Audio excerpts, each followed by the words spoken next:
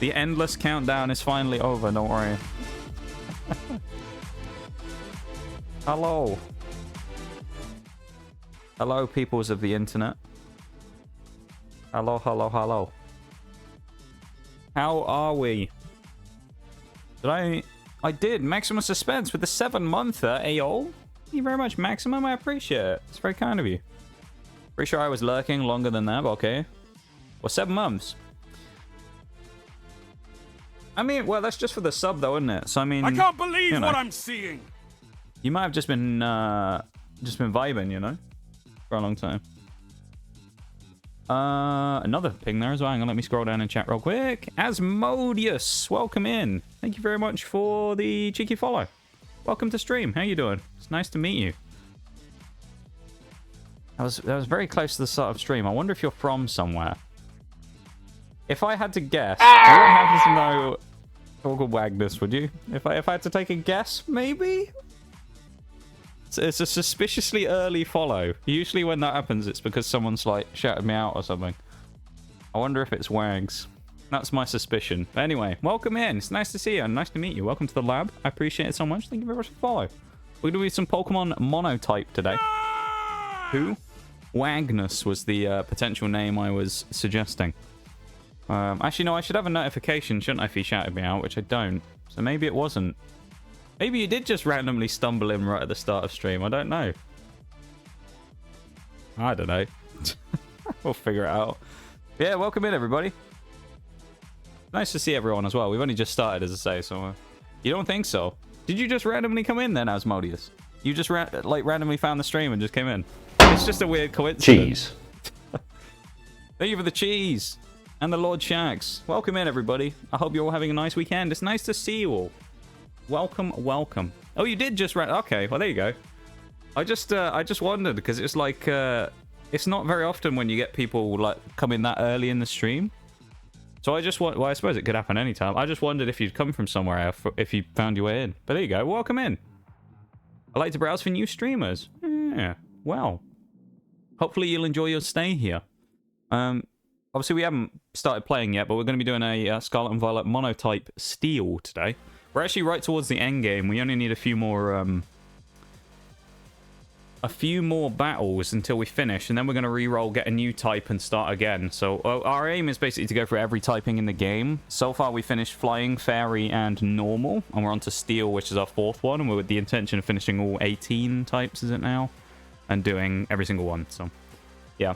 We should finish Steel tonight and then re-roll for our new typing today as well, which should be fun. So, yeah. Yeah, welcome in. You're more than welcome, of course, to lurk and chat at your own free will. No, you don't have to worry about chatting or anything like that if you don't want to as well. We're very much a lurker welcome space. So, if you're not much of a talker or anything, then don't worry about that here either as well. I'm not gonna pick on you in chat or anything. Don't worry. Just shiny hunting at the minute. Hey, which Pokemon are you shiny hunting? Which shunting? There you go. We'll combine the two words. Which Pokemon are you shunting? That's not going to work, is it? I just imagine someone running up and just pushing them, you know? Give them a little shunt. Just run up behind like a poor little cub chew is just sat there, you know? Sat there in the snow and you just run up behind him and just push him in the back.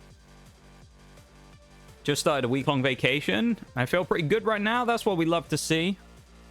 Wayne's is a great dude nonetheless. He really is. He's a phenomenal dude. Mirage as well. Everybody, thank you so much, everyone, for being here. Oreo, welcome in. As I say, it's very nice to see you. 2 Char Cadets. Ooh. The only thing I will say with Char Cadet, though, my general thing is, it's really disappointing because the shiny Armarouge and Ceruledge are so disappointing. They only have a different eye color, don't they? It's a bit of a shame. They are actually really cool mons, though. We did a hardcore nuzlocke in Scarlet and Violet, and we got a Char Cadet, and we got Armarouge because I'm playing Scarlet, so we got Armarouge, and I love that thing. It was really good. And I just noticed that. It's so sad, though, isn't it? Like, I saw a video a long time ago on YouTube where it was a guy who was talking about, like, how would they improve shinies from certain generations, and the newest one was obviously Scarlet and Violet. And they came up with an idea that I thought was really cool, which is they said, why didn't they just invert the colors? So Ceruledge's colors of, like, dark, like, black, purple, those colors go on to Armarouge, and then Armarouge with the yellow and gold just goes on to Ceruledge. It's like, yeah, that'd be way better than just changing the color of the eyes. What were you thinking, Game Freak? How can you call that a shiny? Come on. Shunting sounds like some regional UK slang. It does a bit, doesn't it? Doing a bit of shunting sounds like some sort of drug dealing or something. I don't know. Do a bit of shunting on the weekends, you know? Got a Rock Ruff earlier today, and that was a nice shiny. Ayo. We actually, funnily enough, we found one shiny while we've been doing our Monotype Steel, actually. We found a Mudbray. We were randomly walking down the road somewhere. I think it was outside of Medali? I want to say it was when we were near Larry, and then we just randomly found it on the side of the road. It was kind of cool. We found 2 others in other runs before. In the flying type one, I found 2. I found a Pormo, which was off stream because I was doing some level grinding. And what was the other one? Oh, it was Pormo. Oh, Skiddo. Yeah, there's a clip of it on the channel. We found a shiny Skiddo when we were running around once as well. It's pretty cool that we found some rando ones, full art shinies as well. It's been pretty nice. Anyway, I'm very much like stalling here, aren't I, a little bit? I need to actually start playing the game because that's what we're here for. So I'll get on with that in a minute. Yeah, I just want to say hi to everyone firstly. And welcome into you all. I appreciate you being here and hanging out and lurking and vibing and stuff, and whether it's your first stream or you've been here for a long time. I appreciate it very much. Yeah, let me get the game up. Shunting or shunt, push or pull a train from the main line to the siding or from one train to another. Yeah, I know it's a used term in trains and things for, yeah, moving generally like cargo-y stuff around. Shunting. But, yeah, it does sound... Shags is right, though. It does sound a little bit like a sort of slang term for something, doesn't it? Let's pause that music, and then let's open the game. On the right profile, that would be handy. I almost opened it on my main. Take some YouTube shorts from the Pokemon card streams. Pretty nice stuff. Oh, yeah, one of them I ended up re-uploading again. It was really weird, so I've had issues with one of them. The cloth one... Basically, like... I'll tell you what happened, right? The cloth one, the first time I uploaded it, for some reason the resolution had gone really bad on it. So I ended up taking it down and re-uploading it. And then I uploaded it at a bit of a weird time, so it didn't really get a fair shot of kind of doing anything. So I took it down again. I'm re-uploading it again tonight, just to see. It's like the last time I'm going to do it, but I'm going to re-upload it and see if it goes anywhere. But the Meowscarada one is pretty nice, though. So we just beaten Clavel last time, hadn't we, I think? That's where we were at the end of last stream. Sounds like something girls would say in rejecting me, asking me out, shunting that dude. Does a little, doesn't it? Alright. We just have a weird first-person POV shot right there. Let's go on the roof, because we can. Right, so yeah, Director Clavel we beat last time, and he was a pain in the ass. He really was a pain for us, because his team on paper shouldn't have been that bad, but I don't know what it was. It just really caused us issues, so that was fun. But we finally got through it. Electro Ball, nice. Well, actually, no, I was going to say that'd be good on Magnezone. I still haven't figured out. I don't know if this is a thing. I need to look this up. I swear Magnezone is supposed to get Parabolic Charge from somewhere, and I don't know why we have... I don't know if it's a level up move, or you have to get it from like a TM or something. Hazy Beam, welcome in. What's your favorite Pokemon? My favorite Pokemon at the moment. It does rotate around between a couple. It's sort of a flavor of the month one. But I would say right now is Electivire. That's what I'd go with, Electivire. Out of the Pokemon we have on our team, though, I do quite like Magnezone quite a lot as well, to be fair. Usually the other ones it flips between is sort of Garchomp and Magmortar. Usually, because I quite like them as well. And then there's a few odd ones sprinkled in from other places, but those are the sort of the main ones. Parabolic Charge. I'm sure it... Oh, it's Parabolic Charge Sword and Shield, though. It might be a Sword and Shield move from the DLC. That might be why I can't get it. Can I change the generation on this? Like I can sometimes. Gen 8, let's change it to that. Sword and Shield. Rising Voltage Steamroller. I can't believe what I'm seeing. I'm so confused. I swear, Parabolic Charge is... Am I just crazy and it's actually not a move? Thank you for the, for the follow, KZ Beam. I appreciate it. What is your favorite Pokemon? There you go. You've thrown it to me, so I'll throw the question back to you. What's your favorite Pokemon? Lechonk. You know what? I can't argue with that. That's a great choice. Lechonk. Phenomenal choice.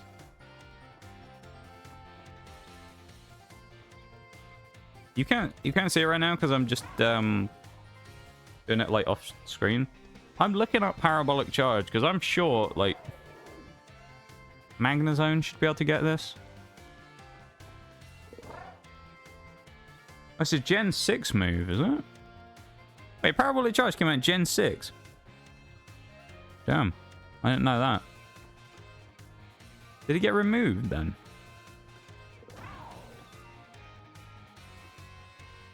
So weird. Lechonk is a phenomenal choice, though, I've got to say. Fair enough. Oh, it's BDSP. What? I'm really confused as to where it actually appears.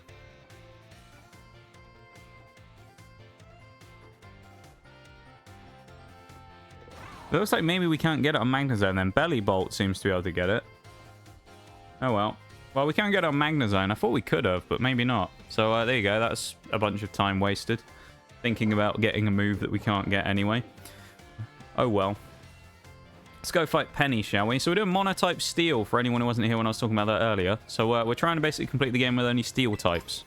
We have a team of only 8 Pokemon to do the entire game with, basically. Thank you for the hello there, Shags.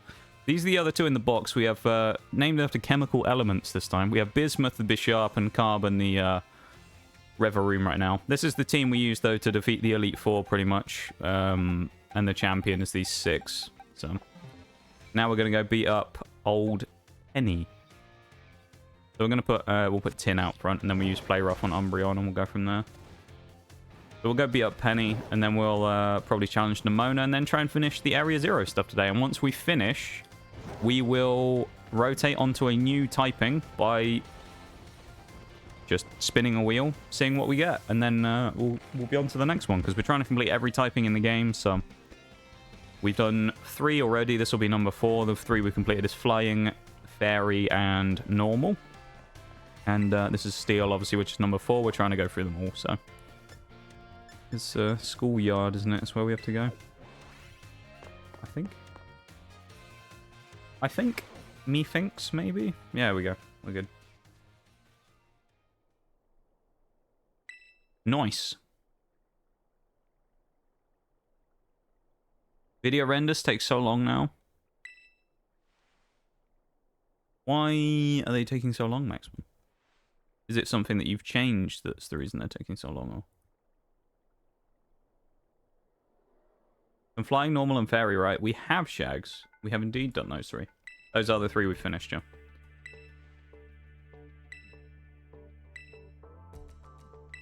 They are indeed.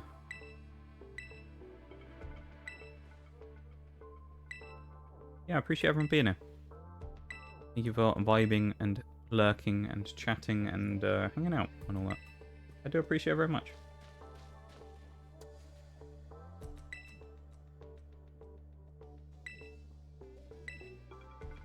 Spam through the text. There's a lot of text to spam through in these.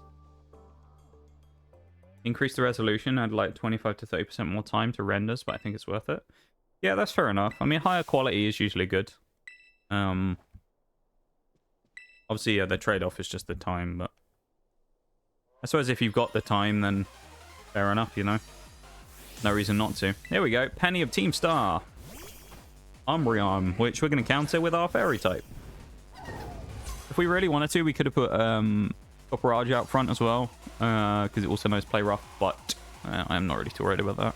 I think probably the most reasonable thing that will probably happen here is Umbreon will get switched out into Flareon, probably. That's what I'm predicting. We'll probably get Flareon straight after, which will be good because it's really the only threat to us in the entire fight, I think. So getting rid of Flareon will be nice.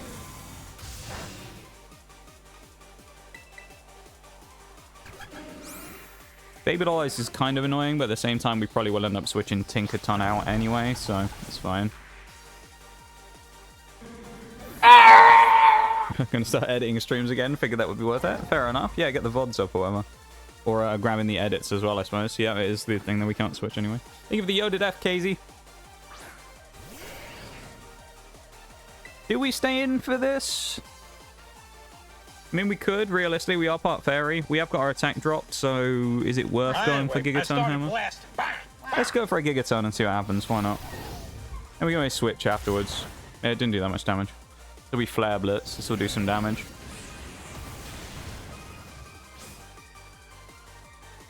Well then.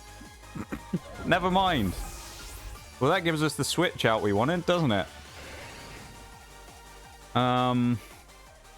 Okay. Not quite what I was expecting there. Maybe the Yoda Death was like a... It was, you know... It was like a vision ahead of its time of what was about to happen. We should have listened to the Yoda Death sound and known that we were about to get destroyed. And the started blasting. Because that's what Flareon just did. Vaporeon, probably not that scary, actually, against your boy Orthworm here, to be fair. I could switch into Magnezone, but they'll just end up switching straight into, what's it called anyway? Well, that didn't... Oh, it's Steel, isn't it? I would have been better off going for the Ground-type move. This will actually hurt, I think. Oh, Orthworm, no. Alright, switch into Zone then instead. I'll just switch Leafeon in on me probably next, which would be annoying, but I can Volt Switch out of it. It'll be fine. Thank you for the KW and the Spinal Correction. I appreciate it. Yeah, just I appreciate everyone being here. Thank you for... Whoa, that did a lot more damage than I thought it would. Over 100. Holy. Well. Oh, we got lucky there. I thought we were going to outspeed. This is going to have to kill then. Thank you for the Hydrate as well, Katy. Oh, no. Well, actually... It's going to be close. It's going to come down to a roll, probably, as to whether we live or not. So, you can die. I'm going to Volt Switch anyway, because there's no way we want Magnezone in after this. Oh, it's a speed tie, I guess. Yeah, it's rampant on those redeems today. Look at that. Rut roll, indeed. I think we're okay, though. I thought we were in more trouble there than we were, but I guess we got away with it. What's realistically coming in next? Leafeon, probably. Which I don't really have anything to actually deal with it, so I'll just chuck Fortress in because it's a resist. Right. Double resist. Worst comes to worst, we'll just use Explosion on it for the meme. Oh, it's Jolteon. Well, that wasn't what I was expecting. Okay. AI having a weird moment there. Would you not want to bring the Grass type in to resist the Steel type? Well, okay. Jolteon's fairly fast, so he will kind of be annoying here. I might set up Spikes, because... What's he going to go for? Thunder, probably? He actually hit it as well. Of course he did. Right, never mind. Maybe I shouldn't have gone for Spikes after all.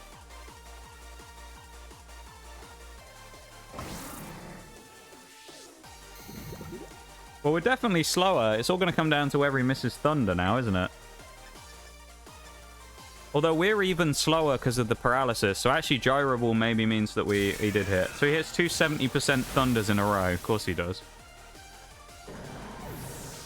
Yeah, I try and hit Rock Slide or whatever on a bunch of stuff and it never hits, of course. All right, then.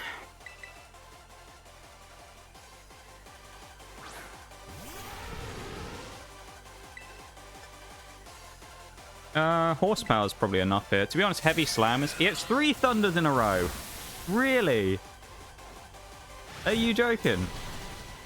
3 thunders in a row. I don't think...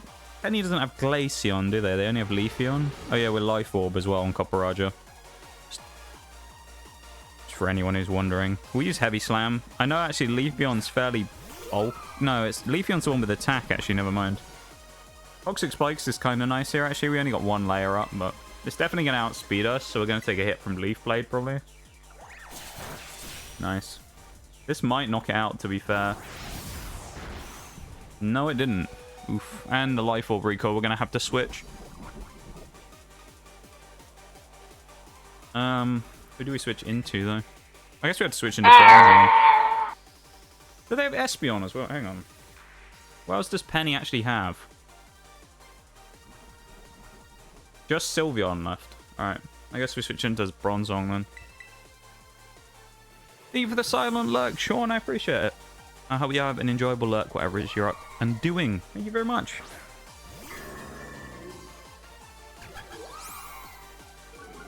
Well, that's fine. Baby Doll Eyes is okay on Bronzong.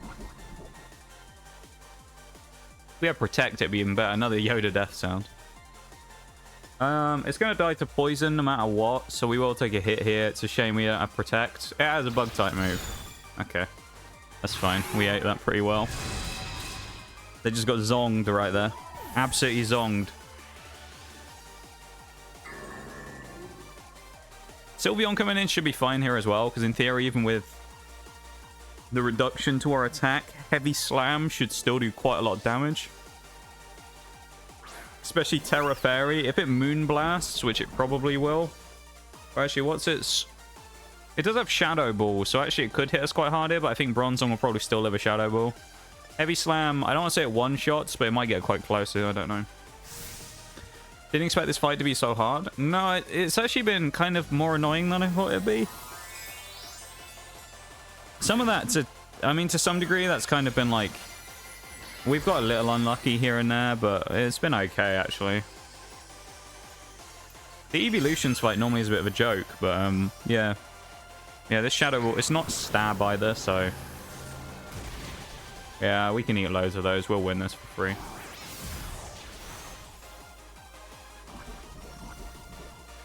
Nice.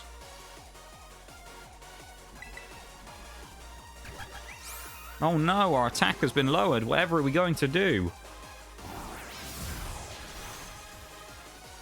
Welcome in, Naps. How's it going? Thank you for the redeem. Let me get my music back up in a minute and cue that up. We'll do it after this fight. But there you go. We did that. We only took, what, two deaths there, which doesn't matter because we're not nuzlocking, so... At least at this current time, we're not nuzlocking, so it's okay. So that's handy.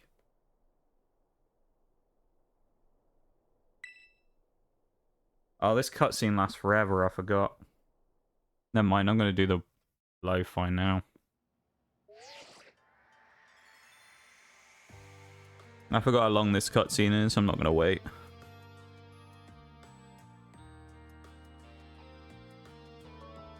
There we go. That's the redeem.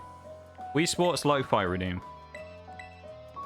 As we continually spam A for the next 5 minutes. Fun part of the game, this, let me tell you.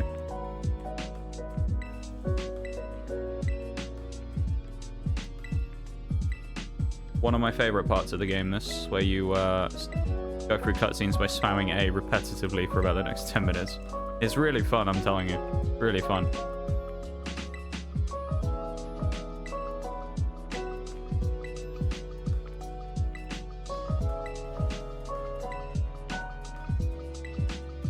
They tried to nail the coffin shut, but you lot just won't stay down. This is yours now. Currently spamming for a cutscene as well. That's what's going on the screen. But welcome in, Madman. How's it going? Go on, Shaggy. Tee it up. You can do the shout out, Shags. Come on. Here you go. Shout out for Shags here. Can he do it? Thank you so much for the raid, though, Madman. I appreciate it. How are you? What were you up to? I hope you're doing well. Oh.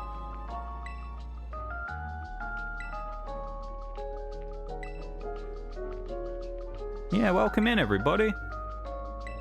Thank you so much for the raid. I really appreciate it. One Shaggy. There it is. Good stuff, Shags. Thank you very much, Shaggy. Wrestling, but I was being the manager. AOL. I've seen some videos of people doing that stuff, and it actually seems kind of fun. I hope you were a successful manager and you were able to book things well. Yeah, how was your stream? How was stream though, man? And yeah, how have you been? I hope you're doing well. Of course, make sure to do your post-stream self-care and stuff like that if you need to, of course. Don't ever feel bad about raiding and running or anything like that.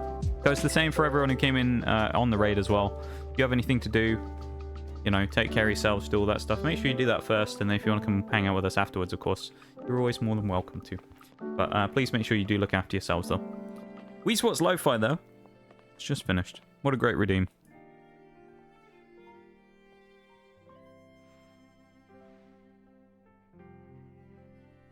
Nice. Oh yeah, I don't have to spam A anymore. It just does it for me in this bit. It's actually a cutscene. It was fun, but I strained my voice with the poor gaming gimmick. I tell you what, I've strained my voice so many times doing stuff on stream. It's kind of unreal. It's one of the most kind of annoying things in the world. Where yeah, I do it all the time when I used to do the Welsh accent a lot more.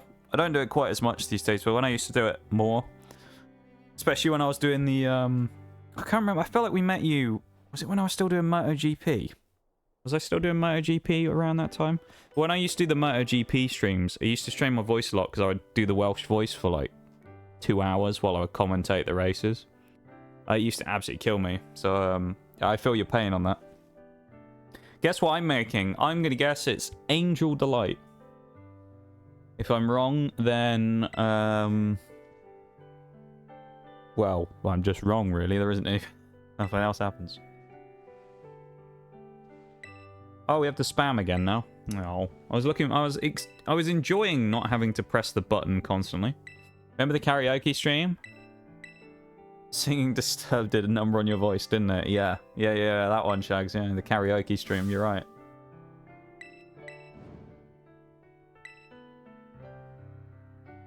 What a day that was, the karaoke stream.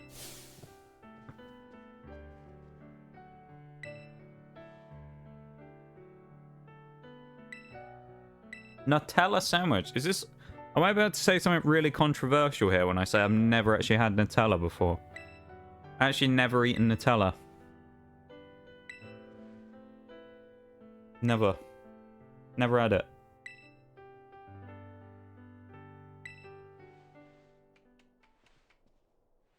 I feel like that's one of those like high up controversial opinions where people are going to be surprised that I've never had it before.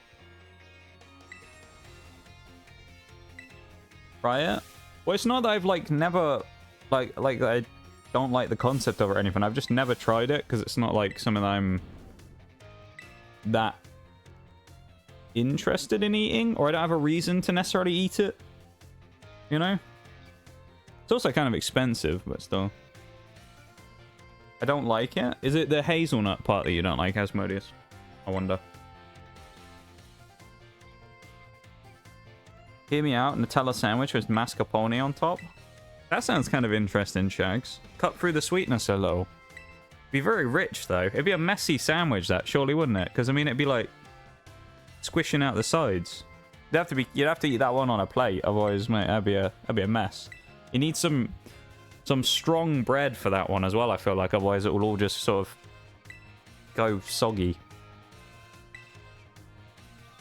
I feel like it would. I don't know. Don't really like sweet stuff. That's fair enough, though. That's a fair enough opinion to have. You know, fair play. Fair play. I'm not the biggest fan of sweet stuff myself. It's okay. Like, I like sweet stuff, but, like, you know, I'm not always going to necessarily go crazy for sweet stuff in the same way that some people would. That's fair. But yeah, Nutella's never something that I've sort of thought about trying. I know there's other equivalent things that we've had over here for longer than Nutella's existed, as far as I'm aware.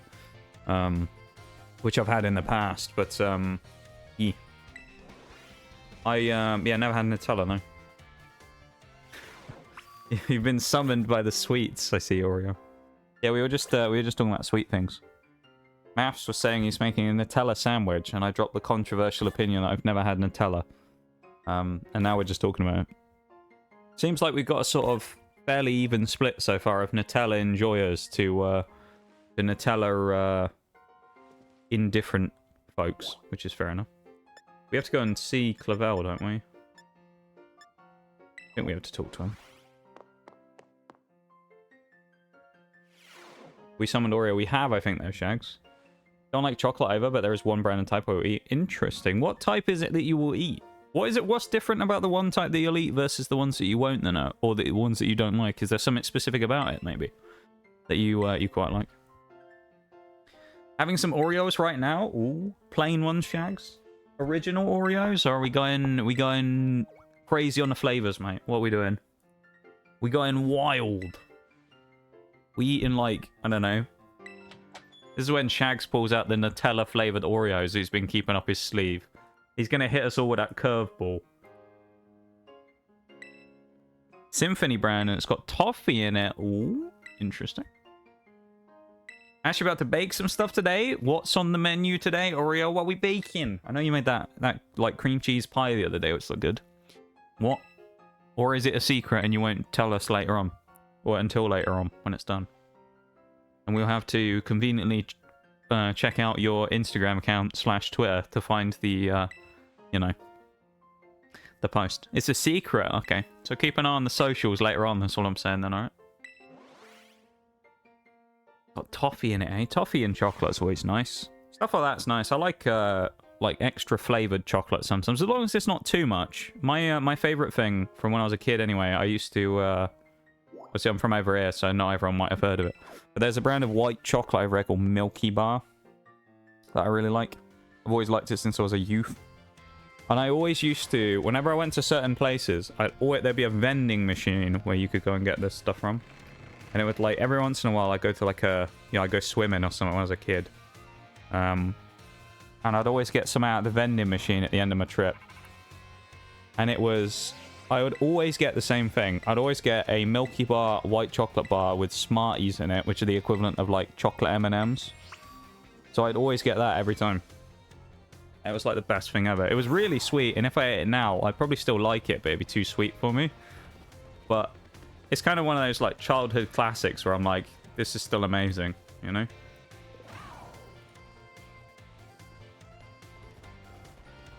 Just know I'm softening butter right now. Ayo. Softening butter, eh? Okay. Would the indifferent ones be the Nutrellas? God's sake, Shags. This... it's got to stop, Shaggy. It's got to stop. These puns have got to stop. Keep going, mate. Keep going. You pun away, lad. Pun away. There's nothing wrong with a pun in moderation, you know? It's like a diet. There's nothing wrong with puns in moderation. That's what I say. That's how I feel about puns. In moderation, a pun is a good thing.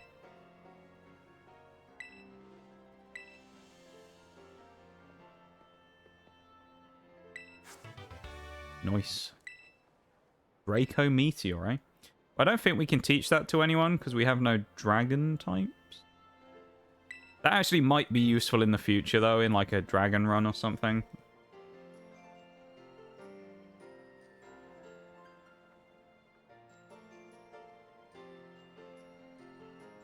How did you do that, Shags? Banned yourself. Love that.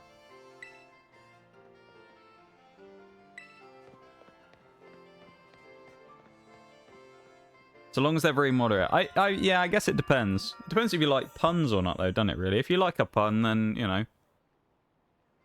then you're in, really. You enjoy a pun. But there you go, Starfall Street is finished. Where are we going next? There's no way that Shag's banned himself? No, because I clicked on his name and he still has the mod icon. It's just like a... It's just a clever thing he's done in chat, and I don't know how he did it. But, fair play, though, Shags. That's a sneaky little move there. Where are we? Oh, we have to fight Nimona next, don't we? That's going to be annoying. But she got Lichen Rock up front? In theory, Fortress is probably a good setup here just to go in front on Lichen Rock. And then Gyro Ball it out. That probably works. Use Fortress up front. Double layer Toxic Spikes. And then Gyro Ball. Which probably prompts Ormot to come in. Maybe she would bring in the Orthworm. Or the Dunsparce. Either way, then we could potentially explode on it. And then make a good bit of, like, chip damage that way. I think we'll just go for it and see what happens. Quaquaval is kind of scary, because it's going to be Terra Water, and we don't really have anything to do with it, but... What if I heard God shakes? He does. He does. He's having a little shake. He was having a boogie, Shags. He was having a boogie. What it was. The battle between two champions. Oh, wow. I mean, it doesn't really matter. How can there be two champions, though? You know? I guess it's champion, like, rank, but... I feel like there should be subdivisions within the champion rank of who's the best champion. Because, I mean, it's clearly us, isn't it? I say as I'm about to get my ass handed to me, probably. But we'll see. Big Larry, look at him. He came all the way over here just to watch this match. Long commute. He's still got his briefcase as well. I love that, you know. Still got the briefcase as well. Well, here we go, I suppose. Let's find out if we're about to meet our maker or not. Nimona. I do like the music in this fight, I've got to say. That's why I actually lose this fight so much when we're doing runs, is because I enjoy listening to the music so much. Yep. Also, other smart choice about bringing Fortress out front here.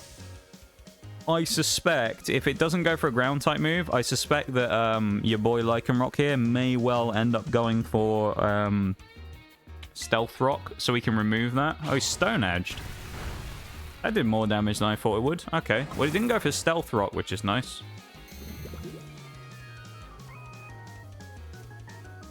I guess we go for a second one and then hope he goes Stone Edge and misses again. Okay, no. We aren't going to live another one, I don't think.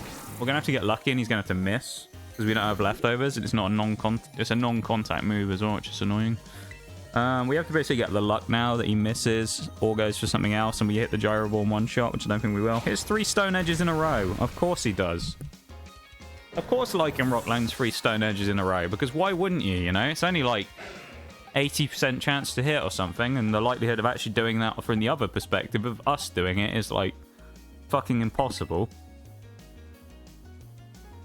We use like 95% accuracy moves and they miss half the time. I guess we just Iron Head instead of EQ here. Yeah, now it sets up Stealth Rock. Such a bitch, Lycanroc, honestly, I hate you. The only good thing is we resist Stealth Rock because we're Steel type, so that's kind of nice. It's going to go for a Drill Run now, probably. So we're going to take a big hit on Orth. Oh, no, it can't hit us with Drill Run. It'll do no damage. It'll probably go Drill Run and then Earth Eater us. No, it didn't. It went Stone Edge. Weird. Oh, I guess that makes sense. Fortress took so much damage because it's neutral, isn't it? Fortress is Bug Steel, so it resists and is also super effective with its 2 typing, so it becomes neutral. We're also going to take a big hit from Pormot here, but I think I'm going to stay in. We'll go for EQ, and that should do something. We have got, of course, Toxic up here as well, and I don't think there's anything to soak up the spikes, so that's good. This is going to hurt. Oh, we lived, though. Defense drop might be enough for us to win this with an Earthquake, honestly. Maybe. Feels like XCOM all over again. Little bit, yeah. God, those were the days. XCOM 2. Long time ago now. Nice. Orthworm, what a unit. Powerhouse Orthworm winning an easy fight there. Prompting the enemy Orthworm to come in, which, what moves do they have? We can't switch anyway, but we'll stay in because why not? Chances are it's not going to go Earthquake. It's probably going to go Body Press, so It's all going to come down to who's faster or whatever, and we can't really do anything anyway, so I guess we'll just hope for a flinch. Yeah, we were basically just going to lose that for free. There was nothing we could really do there. Only thing is now is what do we actually do against Orthworm? Because we don't necessarily have a great team to deal with it, and I think we might have to bring in, like... I guess we'll bring Bromine in. Bromine's probably the best switch here for this. And then we can use that... Oh, extra sensory's not that great though either, is it? It's resisted. Yeah, I guess we have to go extra sensory and see what happens. And then kind of work from there.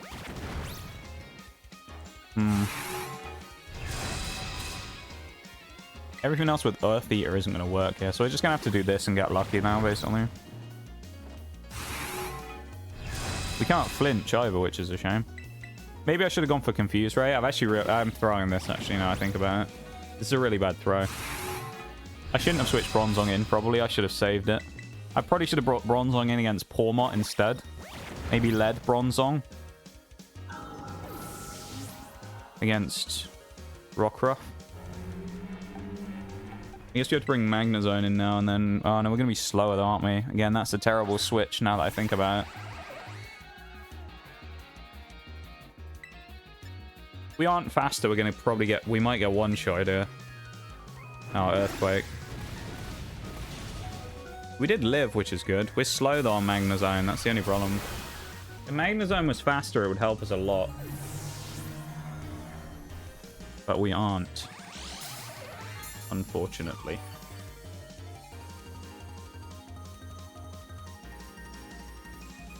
Do Dunsparce, I feel like slow as well, though. 55 speed, so we should outspeed the Dunsparce. There's a 75 special defense, so we probably got in just for the... Well, we could Volt Switch. I feel like we might as well just play our life here on the Discharge right now. Is Quaquaval going to be faster than us in the end anyway? Yes, so we may as well play our life then. Go for the Discharge. Not terrible damage, but yeah. Okay, so we need to rethink our strat here, basically, then when we do this fight. Otherwise, we're going to have issues. Bronzong is kind of the issue to a lot of... or Earth Eater... Orthworm is probably the answer to a lot of our problems here, but it's going to be about getting them in and making them work properly, basically. Yeah. I think what we'll do is I'll probably change Fortress to Assault Vest. That'll help. Because I didn't change any items. Fortress on Assault Vest will probably help quite a lot with the damage that he took from Stone Edge, and it might allow him to get that third hit off with Gyro Ball and maybe knock it out. And then basically any chance we get a free switch will help out quite a lot, so we'll try that. Goodra, bringing in the Dragon type. Not a great switch against our Fairy type, but I think it's only Goodra and Quaquaval left, so...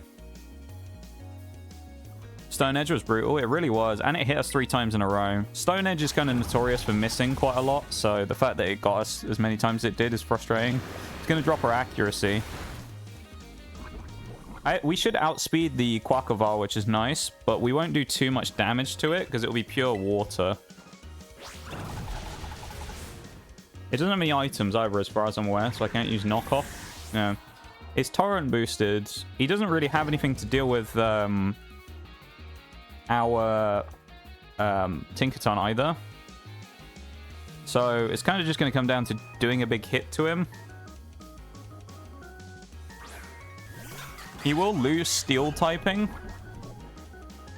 So going for Gigaton... oh, we'll lose fighting typing even. So going for Gigaton might not actually be the worst thing in the world. I think we'll do that just because it's big damage, and then we'll see how it plays out speed-wise as well.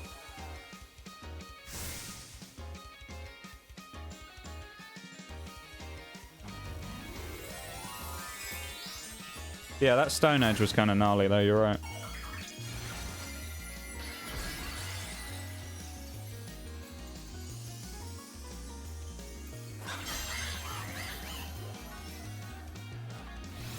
We outspeed, which is nice. I was hoping for more damage than that. That's a little underwhelming.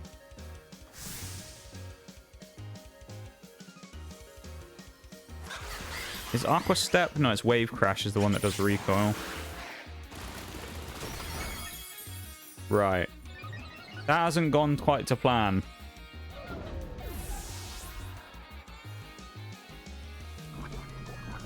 I mean, Toxic is nice here. And it's like... It's all going to come down to basically if Copper Raja can take one hit, not kill itself from Life Orb, and one-shot Quaquaval. Which is going to have to come down to a heavy slam. But that's not very effective. Well, I guess it'll be high horsepower then, or play rough. 95 base, so I guess we... Oh, no, we use... No, Dig is the better option, because it gets 2 turns of poison as well. So if we live this, then we... Oh, okay. So we get the poison build up. Then it's going to not hit us again. So it gets 2 turns of poison and the hit from Dig. So we have to hope that's enough. Which it might be. We'll have to see. It's going to be close.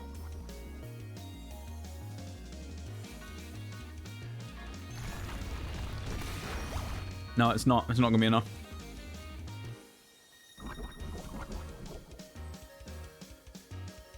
That's unfortunate. I thought we were going to do more with Life Orb Dig. Well, we have to try that again then, because we got a little unlucky at the end there, I suppose. Maybe we should have just gone high horsepower or something. I don't know. Dig, I think, was the right play, but maybe Play Rough would have been better on instead of Gigaton Hammer on Tinkaton.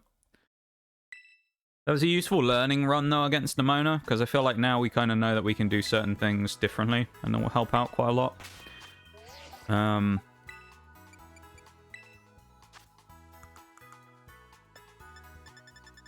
What can we put on Bronzor? Anything? There's probably nothing really good here, is there? Metronome, maybe, because we might end up spamming the same move. I don't know. Sash isn't really that useful here either. Let's go to the box, it's easier to do items there. We did almost get it, but almost, I suppose, though, isn't... means we didn't make it, though, doesn't it? So, it's unfortunate. I think we'll probably just stick as we are, honestly. Everything else is... Well, actually, you know what? I think what we'll do is this. We'll do that, and then we'll sort that out and put that on Orthworm. I think that might make a difference. We'll try that.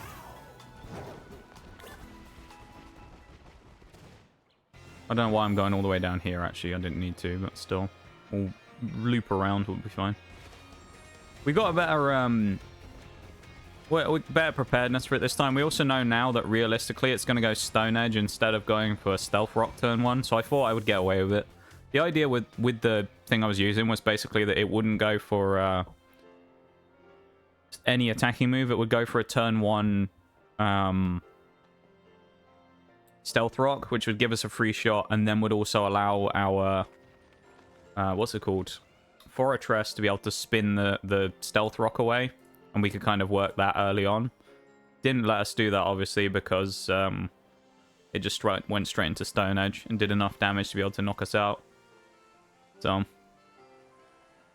yeah, a little unfortunate. This time, though, I think things are a little different. I have a better understanding of how I want to do things. And we also know that, realistically, we can still cock up the start and we'll still be fine. So, yeah.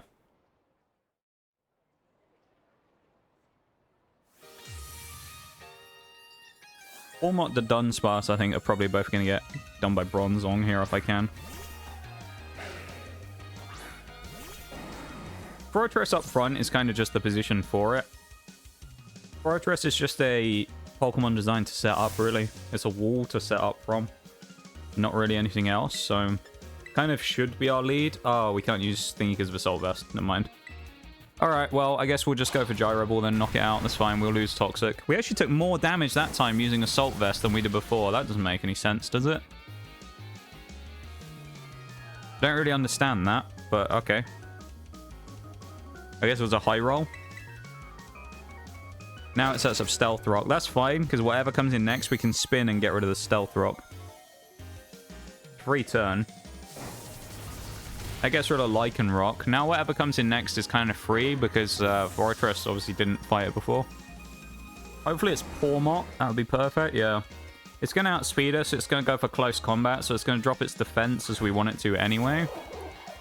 Question is, will we live one hit and get the ability to rapid spin? It went for double shock. Does that thing... I think it means it loses its... Yeah, it's no longer an electric type. It's only fighting now. Speed up won't mean anything, but we've now removed the stones, which is good.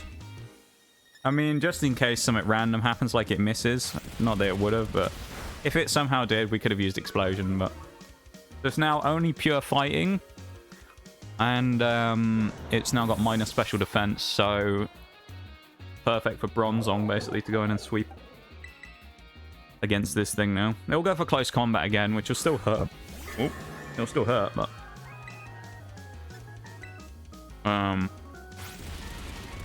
Get zonged, yeah.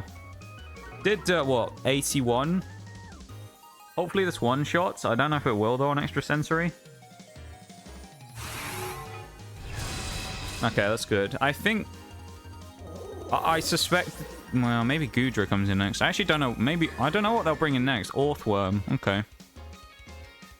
Ideally, I want to switch here, because I don't really want Orthworm fighting... It's going to go body press, isn't it? So... Whatever sits in on it is going to have to take a big hit because of body press. So maybe I just have to stay in with Bronzor, go for the Confuse Ray, and then we work it that way.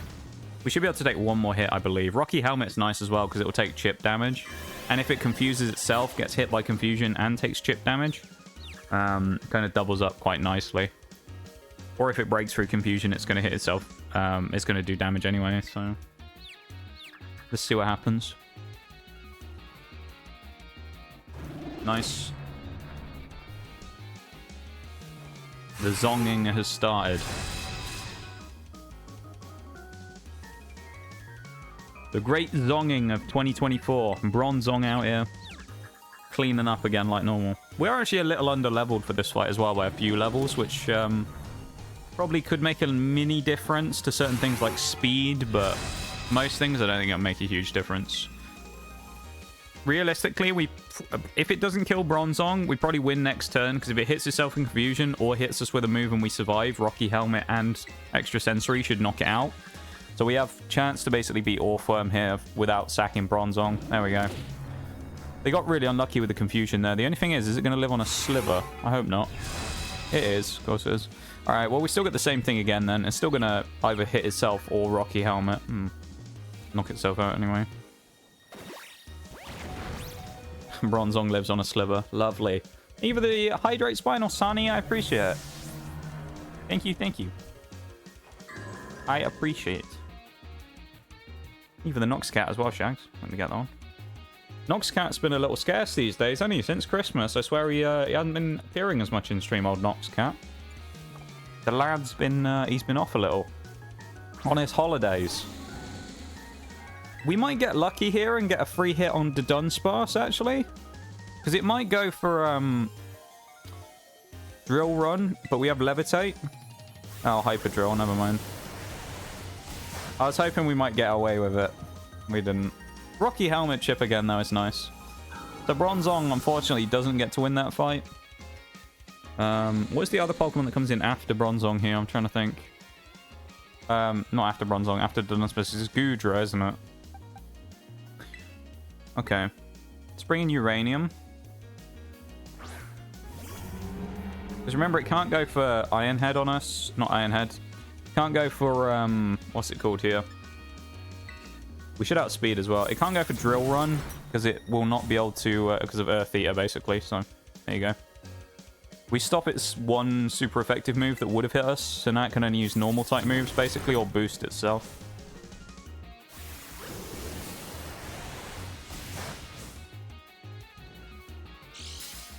Leftovers.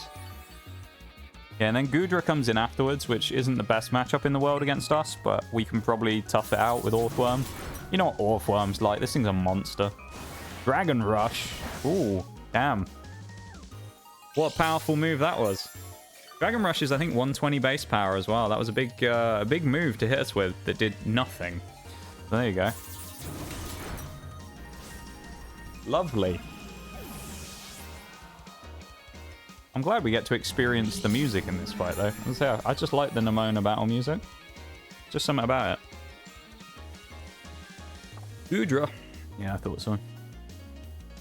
Actually, Gudra might be the only thing left, now I think about it. Is Gudra the only thing left? Yeah, no, it is. We beat Orthworm already. Yeah, so it had to be Gudra then. We could Shed Tail, because do I think it can break our substitute? I actually think it might be able to, so I'm just going to Iron Head instead. Gudra is kind of quick. Oh, hello. That's a bit of a game changer, though. Massive crit is very nice, though. We have a bit of a history of landing crits in this fight. If anyone remembers when Wigglytuff beat Skeledirge before, landing 2 crits in a row to win and surviving on 1 HP. Can Orthworm land 2 crits in a row? Come on, Orthworm.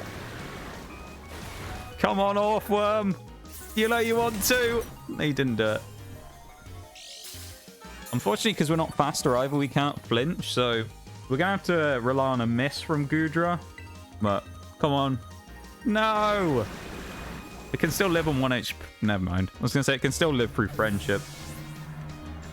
The sack there, you know, is whatever. We have our best Pokemon to deal with Quackleval left now in Magnezone at the back, so we're fine here now, basically. I'm pretty confident that this is just game over. We're also going to go for Knockoff here, not anything else. Because Play Rough has a chance to miss, Knockoff doesn't. So we'll just safely play Knockoff to guarantee the knockout. And we got a crit there, I think, anyway, didn't we? Which is handy. We did. Quackleval coming in. We know that Gigaton Hammer's not that useful, so we'll just go for a Play Rough instead. And from there, we will switch to Magnezone and hit it with a Discharge, which might knock it out in 1 hit. We'll see. So we go Play Rough, which will be against water, so it'll be neutral. Nothing crazy, but also nothing terrible. Yeah, nice and simple.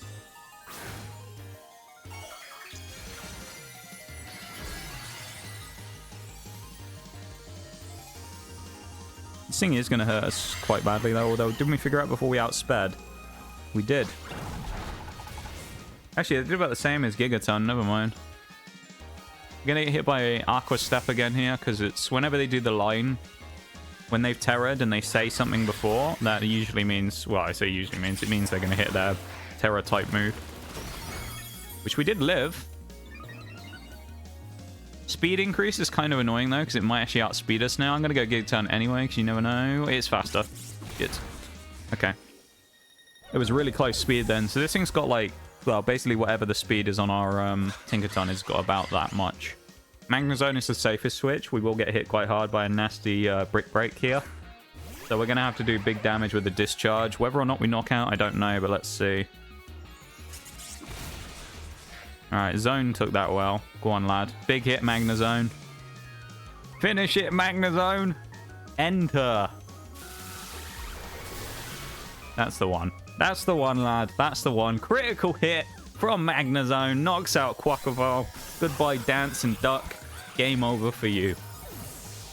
Looking forward to Hell Let Loose tomorrow, mate. I am as well. I've got it all downloaded and ready. I'm looking forward to it as well, mate. It looks like a fun game. We'll do our usual couple of games of Ranked Siege, get, you know, slapped around for a bit, and then we'll play some Hell Let Loose. We might do that, do a bit of Battlefield, we'll figure it out. But yeah, it should be a fun time, though. Should be good. Only trouble's trying to find the server? Alright, is it because... is there not a lot of people playing? Is that the problem? Ah, we'll be right. I mean, realistically though, mate, we've played Battlefield 1, and you know how hard it is to get into a game on that on that bloody thing these days. It's hard to get into a lobby. Oh, there's tons. It's trying to find a server with space. Interesting.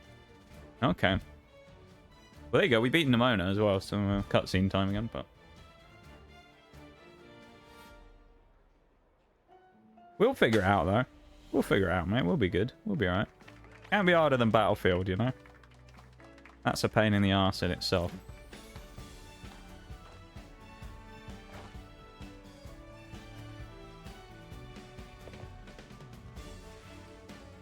But I'd be down straight away to battle again. Be easy, you know?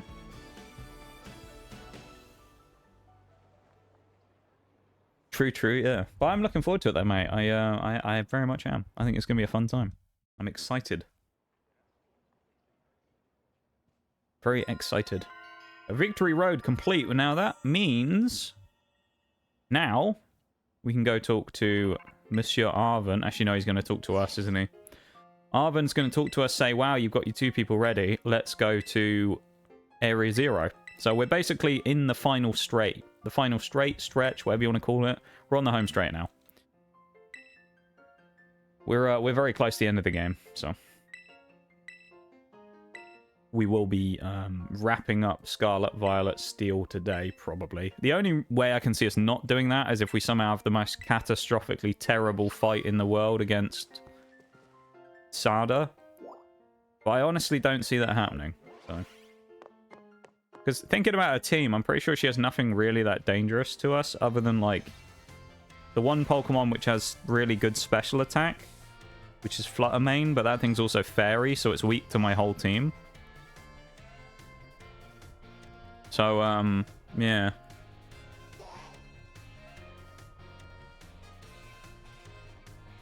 Let's just have a look. I just want to look at the team and remember. Because I think Roaring Moon is actually going to be a bit of a joke. Because it doesn't have any moves that I think can really do much to us.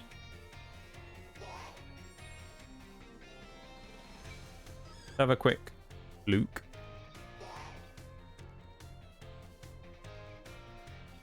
I just want its movesets.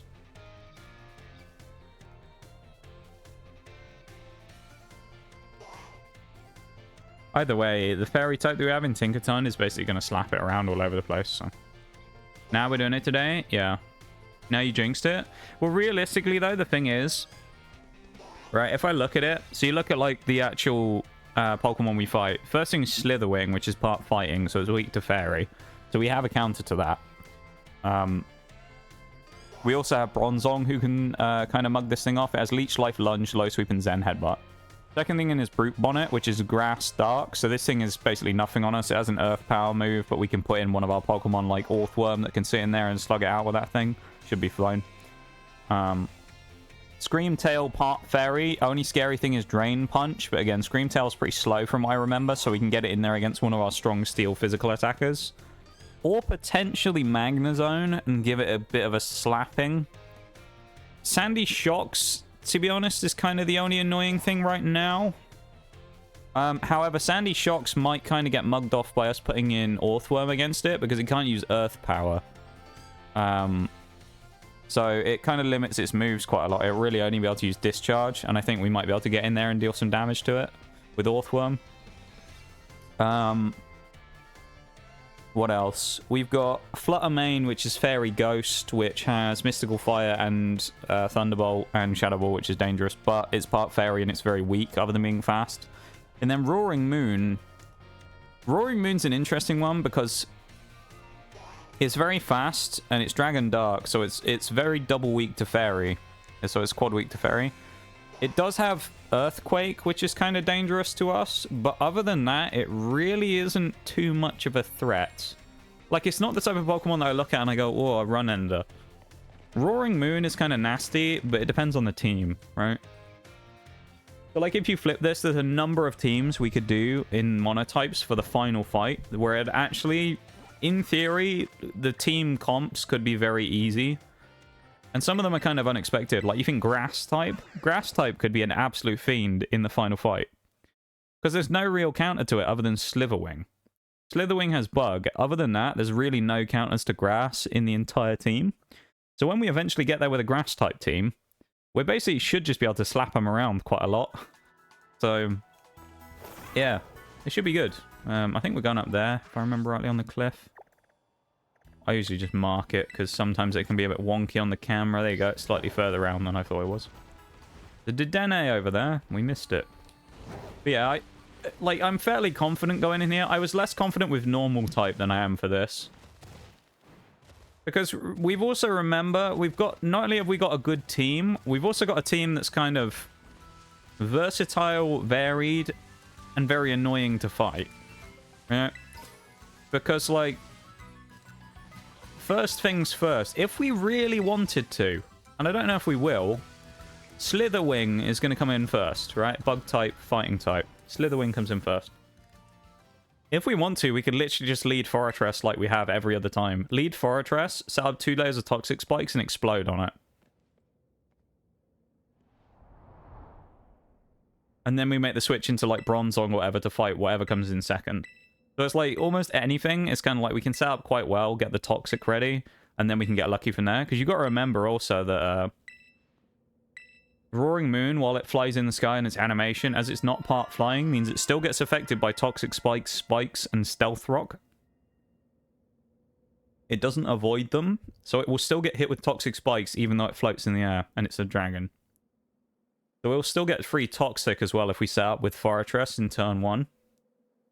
Brute Bonnet as well, which potentially is something we'll have to fight. I'm even tempted to put a bug move on Fortress just to counter that because it'd be quad effective. So I'm tempted to remove one of Fortress's moves just for the final fight, purely so we can do that. Which were Fortress's move? Gyro Ball, Explosion, Toxic Spikes, and...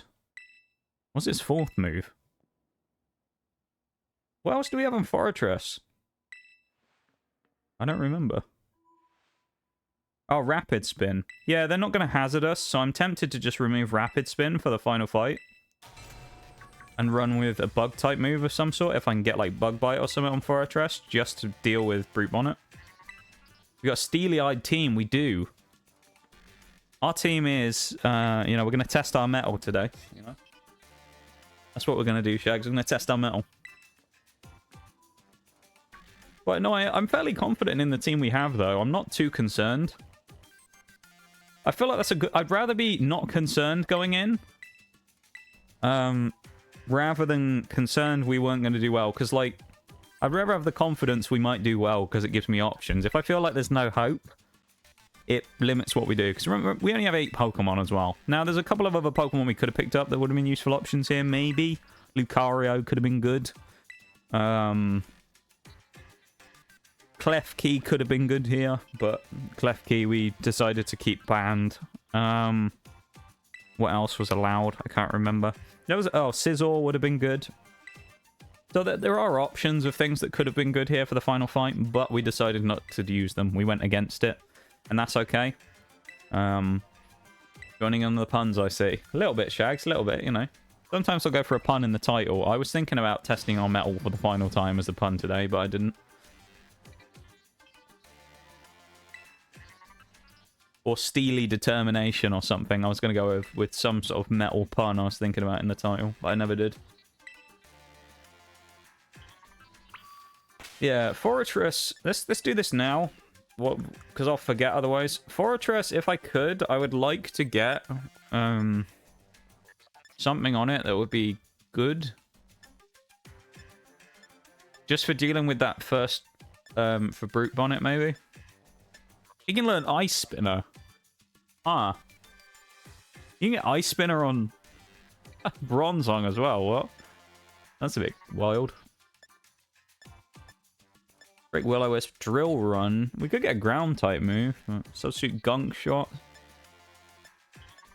Toxic Spike, Spikes, Arrest. Dazzling Gleam, Light Screen, Electro Ball, Bulk Up, Foul Play. Shadow Claw, Brick Break, Dig. Sunny Day. Flame Charge, Metal Claw, X-No, Poison Tail, no Facade. Fire Spin. Oh, we'll have to take Assault Vest off as well, otherwise we won't be able to use our thing again. We could have Struggle Bug, which Brute Bonnet I think is a physical attacker though. So, from what I remember, pretty sure Brute Bonnet is a physical attacker. Maybe not actually, it has 3 special moves. Actually, it's a pretty mixed set, to be honest. Now I look at it. Brute Bonnet stats. Its attack is 127. Special attack is 79. Interesting. Oh, weird mixed set then. We can drop his attack with anything we could. We can also check the moves, obviously, in the summary as well. Fortress might have had something that was able to learn that we passed up on. There you go, like Bug Bite. That might be the play here, Bug Bite. Yeah. We'll run Bug Bite instead of Rapid Spin for the final fight, because nothing's going to hazard us. Let's just do this now, as I say, before we forget. Anything else on here we want to bring on?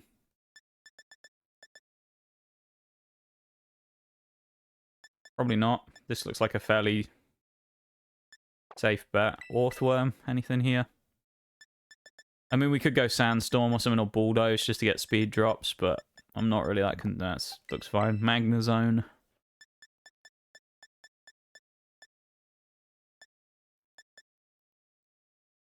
Can you imagine if we set up Mirror Coat? Go for a Mirror Coat kill on someone.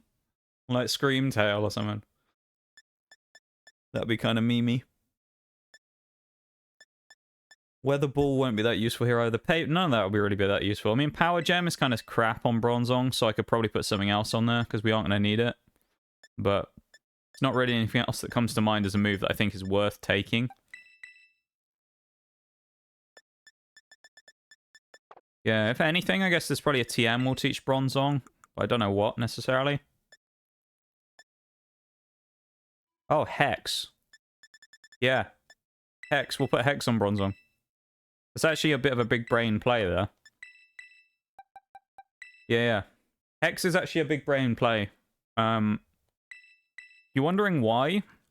So, keep in mind, our plan here is to set Fortress up turn 1 with double Toxic Spikes to poison everything. So if we poison everything, then it gives us Hex double damage on everything. The Bronzong can effectively come in and kind of like smash everything really hard then. At least for a small amount of time. Need to focus on clips? Me too. Yeah. I make a lot of clips for YouTube Shorts and stuff. I say a lot. I make a couple a week. But, we talked about this before a little while ago. I feel like as a channel, I'm not that clippable for the most part. I don't have that many clippable moments. So, I kind of just, clip stuff myself every once in a while, basically. I just don't think I have many of those, like, crazy moments, you know, that are worth clipping. That's kind of just my feeling on it. So, yeah.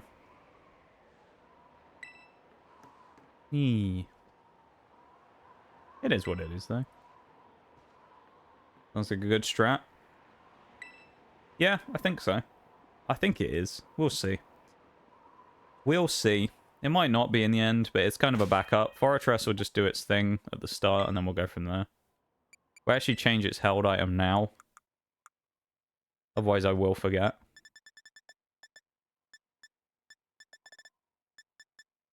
It's already got Sturdy, so doing that is kind of pointless. Leftovers on Fortress might not be the worst thing in the world. We'll figure that out. We can't have double leftovers on the team, so... I don't know, we'll just put that on for now. We'll put the Assault Vest back on later. We'll do the items, but I'll just do it now so I don't forget. Because I feel like it'd be too easy for me to forget otherwise and accidentally stay on... and not be able to actually hit Toxic Spikes. Just need to play Dark Souls. Well, that's how you get good clips, is it? To be fair, Siege works really well for me for clips going well on various platforms. So if I want to get decent views on a clip, from what I found out, Siege seems to be the way to go. Which is why I've actually started clipping regular gameplay that I do as well.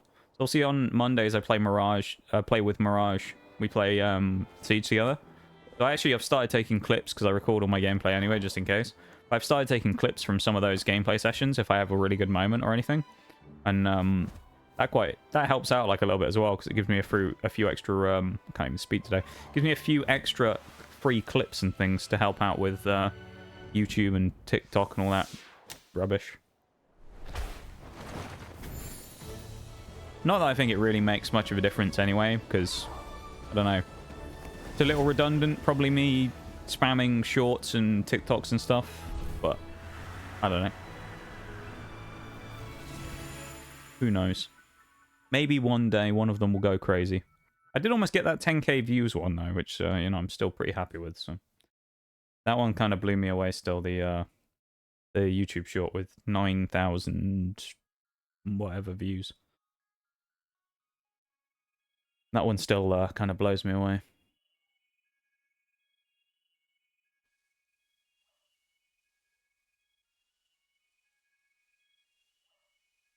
I forgot how long it takes to an Area 0. I often don't think about it much. Shorts aren't full-fledged videos, you know? Aren't like full-fledged videos. Yeah, that's true. I want to get back into making some more long-form content as well. Feel like I probably need to. there's part of me that's tempted to, when this is all said and done, with all of the VODs from this, to make a giant series of 18 videos of can you beat Pokemon Scarlet and Violet with Steel type, and then do all the individual ones and take like clips from all of the runs and make like a 10-15 minute video of us finishing each run and doing each run.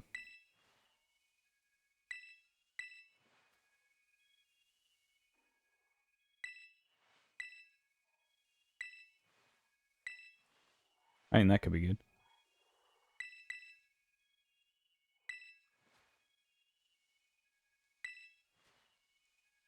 Who knows, though? Yeah, when it comes to YouTube, I'm kind of out of my depth. Also, I kind of want to start learning how to edit stuff as well this year a little bit. That would be good if I could do some of that. By the end of the year, just be like semi-competent editing things, because right now, I have no idea what I'm doing. So.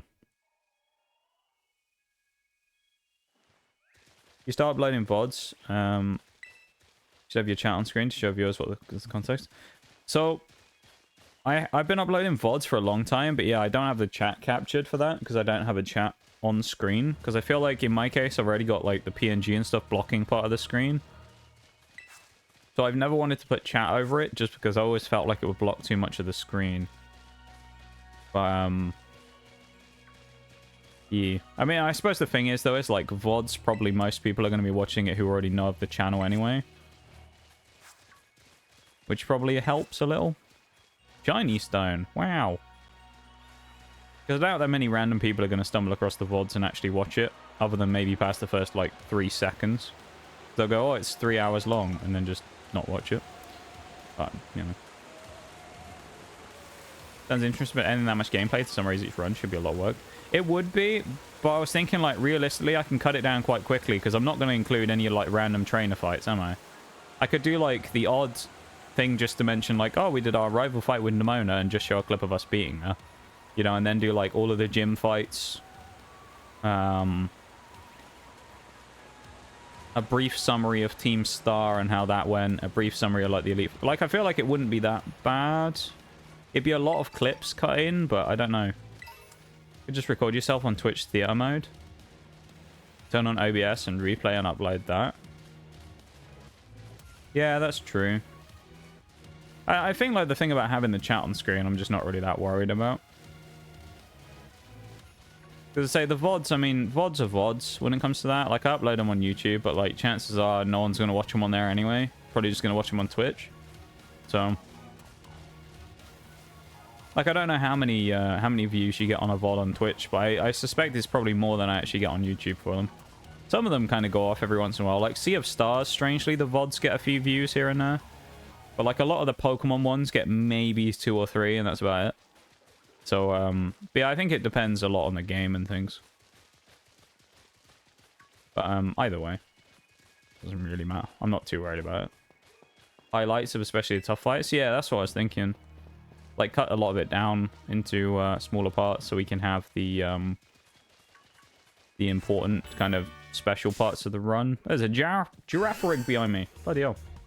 Which deletes the VODs after 14 days though, right? Depends. So, from my understanding, that's default, yes, it does. However, if you have Prime, it extends that to 2 months. So a VOD will last 2 months instead, if you have Prime.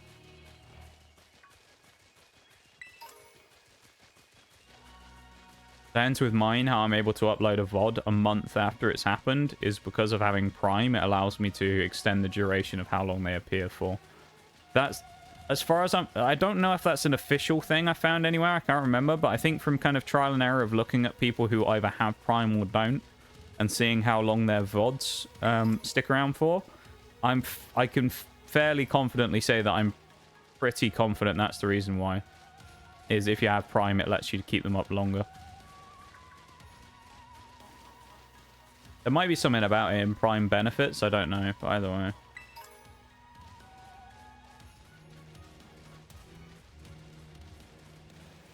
Like the idea of having a Twitch archive. Oh, I'll still upload them. I mean, I'm not going to stop uploading the VODs. I'm still going to upload them every week regardless. I was just thinking about actually making some, like, putting a bit of effort into the YouTube stuff and doing some slightly, like, long form stuff as well. That's kind of just better, rather than me just uploading VODs and then putting like 3 YouTube shorts up a week. I was thinking about actually putting more effort into doing the other stuff as well. We'll see though, I guess.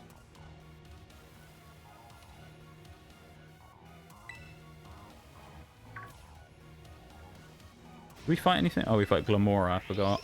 Doesn't matter what we do here as well, because Glamora gets one-shotted by Drill Run from Lichen Rock.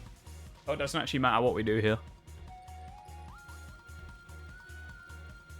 We aren't going to outspeed anyway, because we got Foresters up front, so it doesn't matter what we do. We can go Gyro Ball and nothing's going to happen, because Lichen Rock will one-shot it, which makes this a bit of a pointless fight, really. It happens like clockwork. I don't think you can miss either on Drill Run, so it's guaranteed to knock out Glamora for free every time. It's a bit of a weird one. Glamora is actually a Pokemon I'm looking forward to using when we eventually get around to it as well. Zap Cannon. That thing's bad because its accuracy is terrible from what I remember. Yeah, 50% accuracy. Guaranteed Paralysis is very nice, but Magnezone hitting that is just not worth it because of 50% accuracy. Unless we could guarantee it would hit. There's no point. Yeah. I think I'm going to take a BRB now that we finished that fight. So I'll go and do that quickly, I think. Yeah. Yeah, editing and things like that, I'd imagine, just takes a long time to get used to, and I would like to try and get into it, but it's not something that I'm kind of crazy about. It's more if I get into it and it kind of is helpful to me, then that would be nice. Drop a save anyway, just in case anything happens while I'm gone. Not that I expect it to. You never know. Switch to the BRB, of course. Thank you for being here, everybody, as well. I appreciate it very much. We're going to go to a quick BRB screen where we are going to have a quick drink and a snack and a stretch and all that stuff. And we will be back just after that. So I'm just going to put the Pokemon music playlist back on for a second, and then I'll get back to everything from before as well. So, okay. Just start small is all I recommend. Practice, get things going faster in time. Yeah, I'll maybe I'll do some little mini things. I've got a few projects and things I've been thinking about for this year to do with YouTube stuff. So, we'll see when we get there about what I want to do about that. I mean, worst comes to the worst, I can always just find someone to edit for me. But I suppose the problem with that is it's kind of expensive, and money's is hard. So, yeah. I'll figure it out. I suppose it's easier to justify things like editors and stuff for YouTube channels if you're making enough money to be able to pay them in the first place with the money generated from the video. So, I don't know. Either way, I'll be back in a bit, okay? Everyone have a quick stretch and a drink and a snack and all that stuff, and we'll be back in just a few minutes.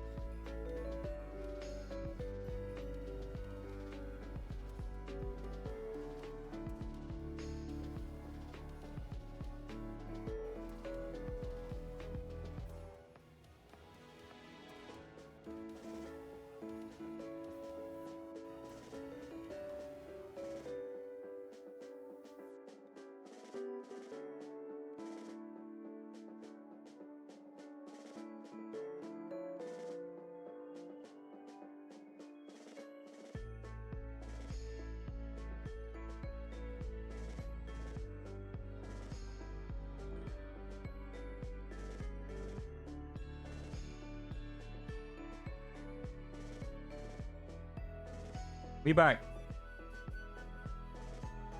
Oh. Thank you for the silent alert, Bevan. I hope you're having a good one, whatever it is you're up to. Appreciate it, my dude. Thank you for being here. It's nice to see you. My cat ears. Yo. An hour and 35 minutes into stream. Hour and 34 if you want to split hairs, but hour and 35 if you round it up.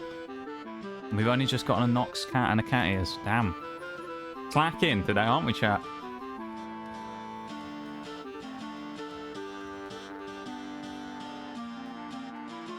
Right.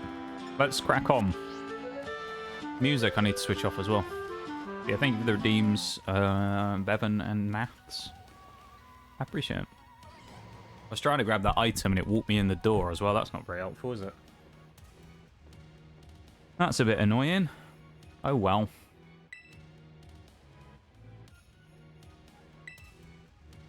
Noxcat wasn't on the BRB. Yeah, none of those appear on the BRB. I guess, like, no one's ever noticed that before. All of the other assets don't appear on the BRB, you know. It's only the PNG that appears on the BRB. The rest of them aren't even added onto the source, onto the scene even. It's just because usually for the BRB I'm not sat there talking. So I keep the PNG up, but that's about it. Because I never really spend too long on BRB screens, you know. Redeemed it a bit before, but Royal Mail lost the package. Oh wait, did I not transition the scene before though when I put Noxcat up? Like when that first happened 30 minutes ago or whatever. Did I not switch this? I probably just put it up and then didn't switch the screen, did I? To it's because I used the so when it comes to OBS, I use the preview window as well, as opposed to the regular one. So I know a lot of people just have the one up, but I use the preview one, which shows what's about to come up on screen and then what is up on screen. So that's why sometimes with things like that, they don't come up straight away. Is because I have to manually transition the screen from the screen preview to the live screen, basically. So that it shows what's appearing. So sometimes with that, it won't come up because I'll click it on so I can see it. But I haven't transitioned the screen yet. So it makes it look like it's already up. But if anything ever like that happens, like if anyone redeems Noxcat and I don't put it up, just remind me in chat and I'll do it.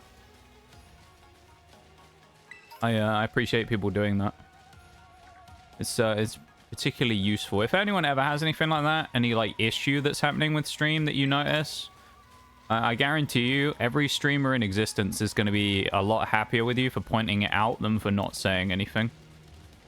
Like if there's like major lag or, you know, you haven't changed screens or whatever it is, pointing it out to someone is a very handy thing to do. So if anyone ever, there's just a general Twitch tip for you all. If you ever notice anything, always useful to mention it to the streamer. We ran into another draft rig again. Bloody thing. It always stood behind us. Go away. Apparently we can't zoom out either. But yeah, not sure to be honest. If it was or it wasn't, I guess well, it's too late now anyway, isn't it? But yeah, Royal Mail lost the package. I love it.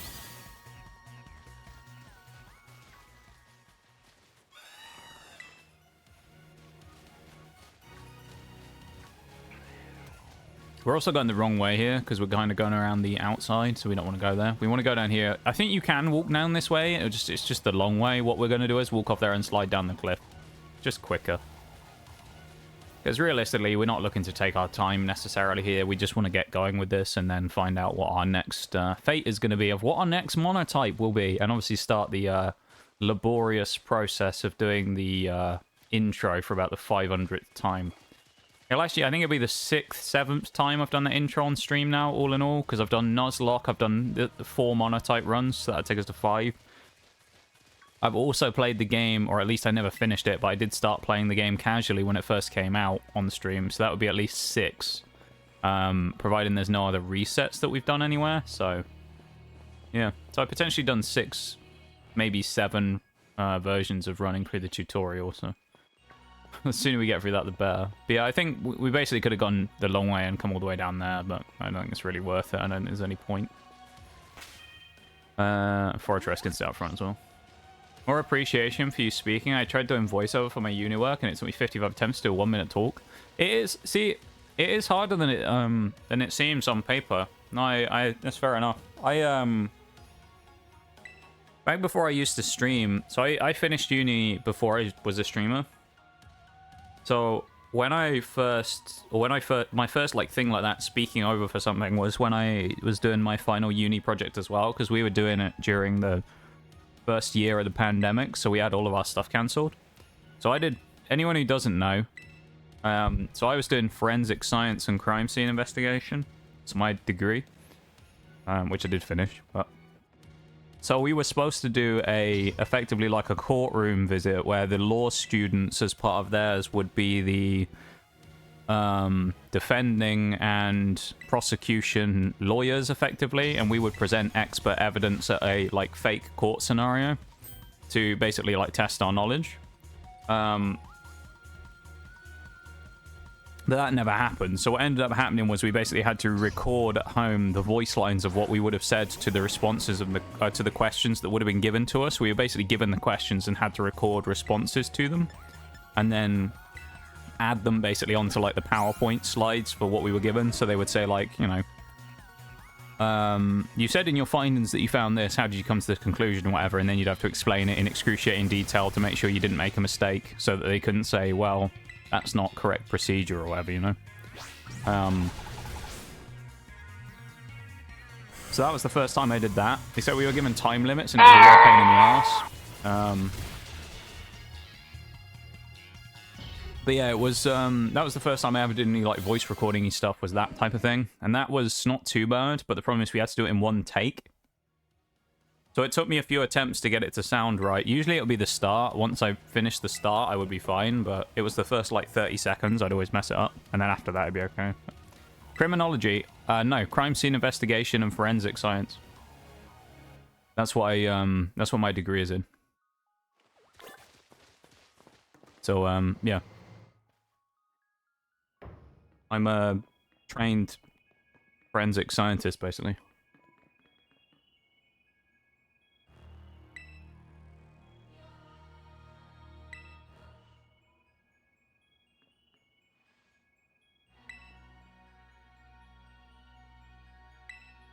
Need for the hydrate. Back and baked goods are in the oven. Ayo. Let's go.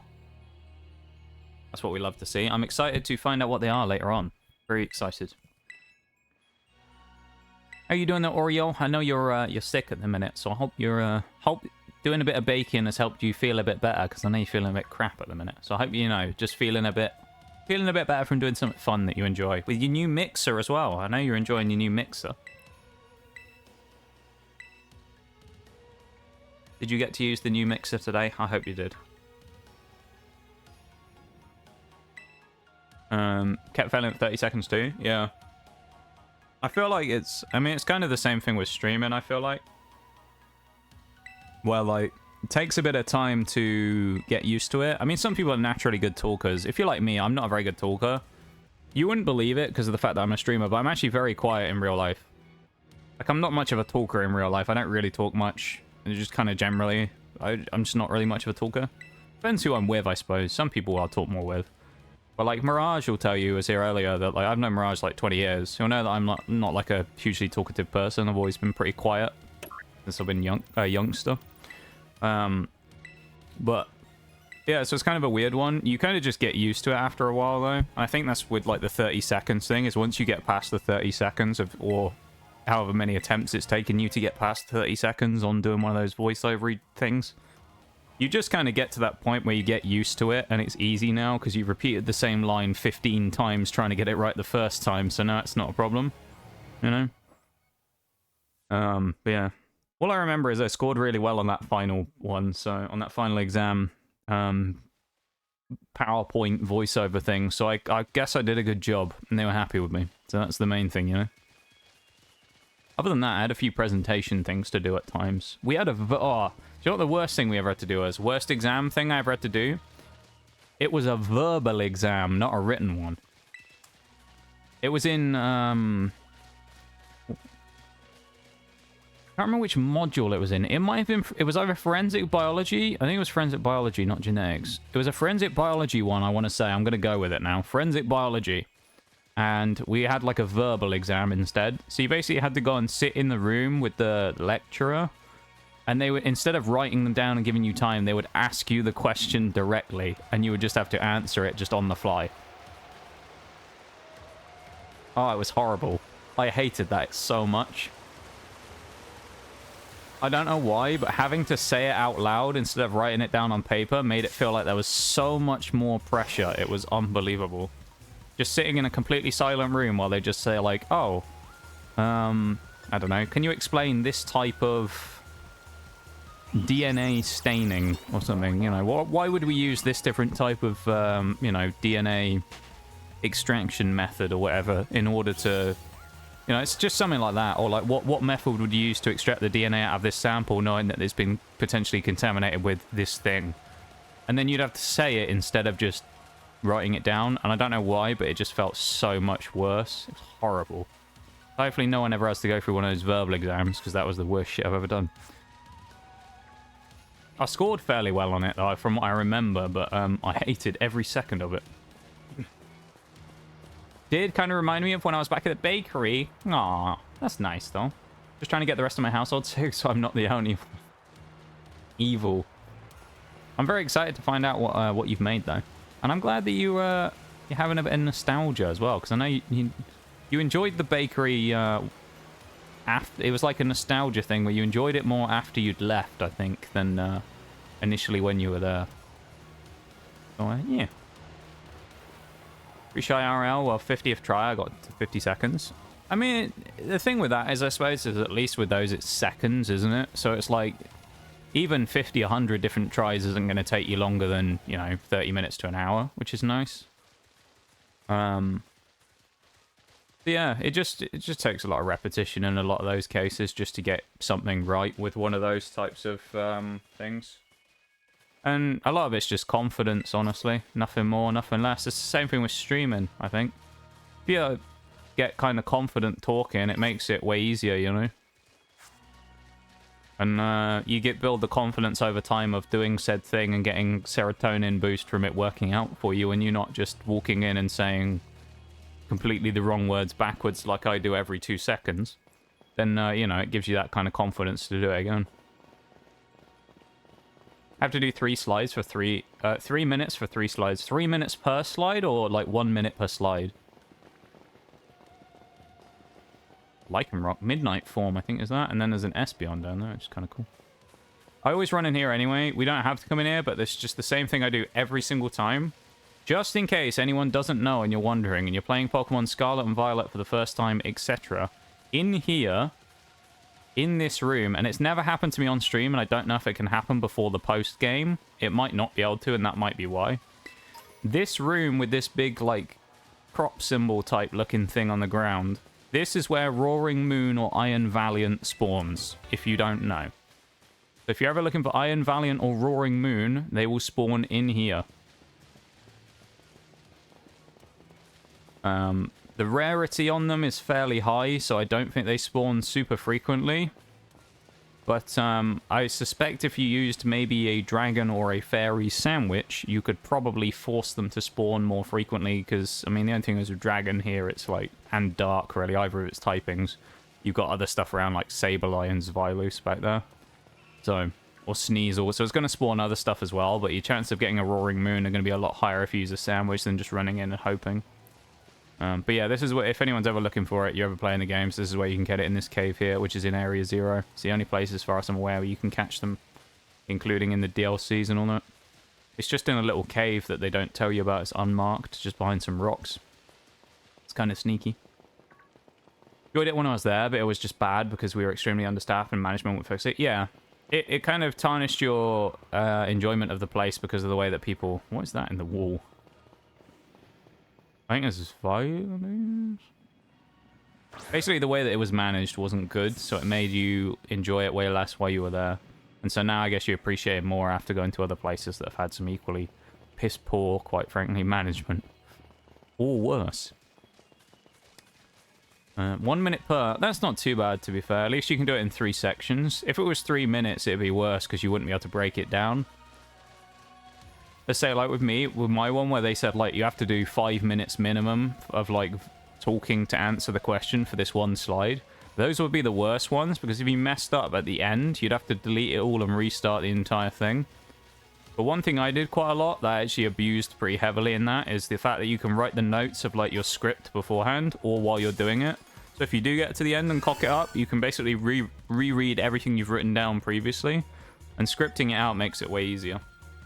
Because then you don't have any situation of not knowing what you're going to say. Because you already know what you're going to say. You've got it written down in front of you. So the script kind of helps build the confidence. And you don't have to worry about, like, getting caught in the middle and going, oh, I don't know what I'm saying. My fortress is in the wall as well. That's fun. But yeah. Either way, those type of, like, verbal exam-y things are just kind of terrible. Can't look like you're reading off a script. Yeah, but that's not that hard to do, I think. I would argue I don't think that's that hard to do. Because the thing is, like, you're not doing video, you're just doing the actual presentation, talking through it, right? So they can't see you while you do it. The way I look at it is like this. You write the script in a way that doesn't sound like a script. Therefore, it negates that problem completely. You write the script as if you were just reading it. And therefore, the script doesn't sound like you're reading off a script. Cheese. See? That's what I say. Thank you for the cheese, Max. But yeah, that's the way I kind of see it. Is like, you imagine right now, everything I'm saying to you right now here in stream. Imagine it was all scripted. Okay, and I'd written this out beforehand, and I knew exactly that Maximum was going to use cheese at that very moment, and all this stuff is predetermined, okay? It doesn't sound like I'm talking off a script, but if I'd written it to sound like this in the first place, you would never know. That's kind of my point with it. Maximum with a Guts theme. Thank you for the cheese and the Guts theme, Maximum. I appreciate it. Thank you very much, my dude. Thank you for supporting the channel and feeding sound alerts many bitties over the few months I've had them. Sound alerts is always hungry, and you fed it well. I appreciate it very much, my dude. They're always good for a laugh, those sound alerts as well. I like the cheese. The cheese one is probably my favorite, I think, in a minute. But yeah, hopefully that's helpful, though. As I say, I feel like you can write it to sound not like a script if you write it in the way that you just naturally would anyway. And it makes it not sound like that, I would argue. I don't know. Oh, that was awful. He's going to use knockoff on me, probably, isn't he? Yeah. No, he hit my boss diff. Okay, weird. Yeah, no, that's just kind of the way I feel about it. Like, I'm not a great talker, but I think I could probably script something to sound like I wasn't talking off a script. I'm a little bit wily like that, you know? So, it's been a while since I've done anything like that, though. But even just speechy type things, I feel like I can write them fairly well with a good flow and things to them so that it doesn't sound too scripted. Reading them out is a different story. Because having to, like, read it and do that is pretty bad, but... yeah. Got 2 more minutes? Well, you have 2 more minutes you need to do? You mean? I assume you mean you got 2 more minutes you need to do.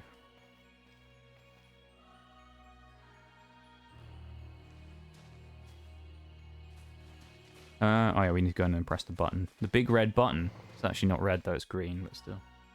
Go and press the buttons. They're not even green, they're yellow or white or whatever it is. Dusty white coloured. Slightly off colour from where they've been abandoned for years. 2 more slides, 1 minute each, yeah. When do you have to have it due in by? What is this? Just like a coursework thing or something? That's a... I actually know this must be like a... yeah, it must be a coursework piece. That credits you towards like the final score.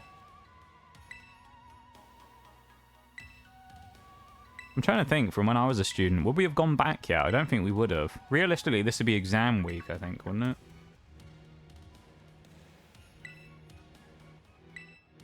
Presentation. Well, yeah, I know it's a presentation, but I mean as in which... I assume it would come down in the coursework side of where your marks would come from for it. Because when it comes to uni courses, it's you have depending on the way it works, is they'll be split into a certain amount of the mark you'll get at the end of the year will be based on exam results. It'll be weighted differently. And some of your final grade will be weighted based on the coursework, like physical pieces you do. So I assume it's a physical piece and it doesn't eat into the exam side of things, is what I mean. Go back Tuesday. I feel like when I was a student, we wouldn't have gone back until the week after that. We would have gone back in like 3rd week of January, because we usually had 2-week exam periods. And then after that, we would get sent back in. I had quite a lot of exams when I was there as well, because I had modules that had multiple exams. I had a few that were kind of gnarly. I think the longest one I ever did was 4 hours, but I think it was genetics was 4 hours. Worst part is you can't leave in the first or last hour, though. You can only leave in the middle 2 hours. So if you didn't finish in that middle section, you were basically just stuck there waiting for the last hour. Just sitting there. It was always boring. It was nice sometimes where they'd take pity on you and let you go. That happened once or twice, where the nice invigilator would walk up to me at about 2 or 3 minutes past when you were allowed to leave, and they'd let you go because you were close enough. I think you were, from what I remember, I don't think you were allowed to go to the bathroom in the first hour or last hour either, if you needed to get up. So you'd always have to, like, pace yourself. It was like you had to go in with a strategy when you went into exam, because you couldn't drink if you had your water, you couldn't drink it too soon either. You had to strategically plan, like, bathroom trips as well, because if you drank too much too early, you were screwed. You would have to sit there for the last hour of the exam. You weren't allowed to move from the desk, and you would have to hold in that pee for an hour. I became a master at, you know, drinking water very slowly, basically, over that period of time. Otherwise, it was a problem. Need a new PC? You having PC problems, Maximum? Or is it you're talking about the rendering stuff from earlier? You just want a bit more power to get it going, you know?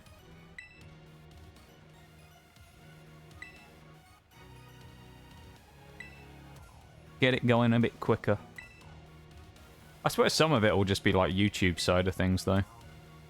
I suppose, well, my problem anyway on like the upload, because sometimes the actual processing of YouTube uploads takes like ages, and it's really annoying. Then again, that's on the side of things when I'm doing like VOD uploads, because obviously it's 4 hours of footage that it's trying to process and upload. So. Just need more power. Can't even play Baldur's Gate anymore. Having to play it on the PS5. Never played Baldur's Gate. I know won a bunch of stuff at the Game Awards and everyone was going crazy about it, but I just don't think it's my type of game. Loads of people seem to really like Baldur's Gate though. I'm always kind of like, I feel like that tends to happen with every game these days. Is it's a game that gets hyped up a ton and I'm just not interested in it. And I feel like I'm just being one of those people for the sake of it, or I'm like, no, I don't like it because it's popular. But I'm not. I actually just am not really that into most of the really popular games these days because they just don't really interest me very much. It always just feels weird.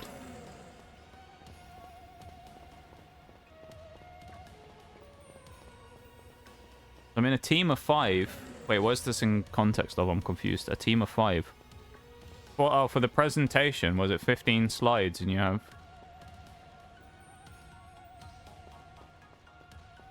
If it's a team thing, though, I guess it would make more sense to just physically present it. Or was that a choice that you lot... Did you make the choice to do it as voice lines instead of presenting it physically?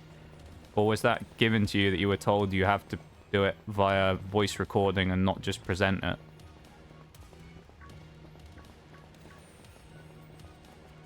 Was it... Wait, is this the one we don't want to go this way? I can't remember. There's one... Call out to boulders, team basic. Assume the comment. Oh, basic games. Okay, there's just the misspaced space. I'm starting to have issues. Yeah, that's kind of frustrating though. I know for a while I was having issues with D2, but then I managed to fix a lot of that stuff when I made the changes to my RAM and stuff. That helped quite a lot. D2 is a heavy game, and the thing was I was running streams and stuff in the background, so the RAM on my PC was getting really, really choked up. Because I would have, you know, my streams open like normal as well as whatever else I might be doing in the background. So I had like Steam running, Spotify running, streams open, whatever else was going. And then my PC would get super chugged up by like Destiny or Siege didn't do it very much, but D2 was a big one for it. Monster Hunter chugs up my PC quite a lot. Well, there's a few that really clog up my PC. Yeah, there's only a TMS, we have to run all the way back. We were told, okay. It just seems like a bit of poor organization, if you ask me. I think it would be easier in a group presentation to just ask people to do it on the fly while they were there. And it's just a personal thing. It doesn't make sense to me why you do it as voice recordings, or why they would want you to do it as voice recordings if you're in a group of 5. If you're individually, it makes sense, but kind of no need for it these days. It's just easier to do the 5-person presentation, just stood up at the front doing it. Although it's the less popular one, because I hate doing them myself. I think I would rather do that than do the voice lines.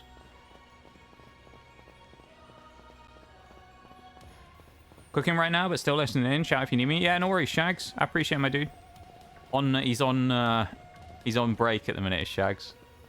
He's on his allotted 15-minute break. He's allowed 15 minutes every 2 hours.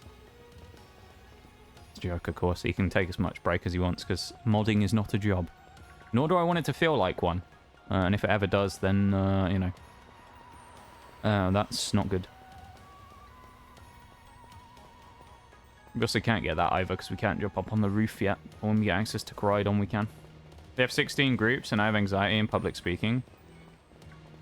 But I mean, the 16 groups thing is like, you're going to have to do it like either way. They're going to have to either listen to it or do it physically. So I guess like that side of things probably doesn't make a difference. The anxiety thing though, I suppose, is like... How do I say it without it sounding... The anxiety part of public speaking is a personal problem. So like, in the side of that, they wouldn't necessarily change the entire course because of a few people not liking to speak at the front of the class, you know?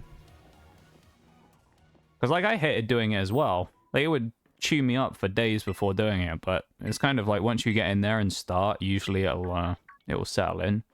But it just doesn't... I don't know. I guess to me, if I was organizing it, it doesn't make sense to do it as digital ones these days. Purely because it's just easier to do a physical one at the start and get it through faster. Because you're also providing that everyone has a mic, everyone has a good quality mic, and they can actually hear what they're saying. There's no issues with the corrupting of the data or anything as well. Rather than you physically say it, you don't have to deal with any of that problem.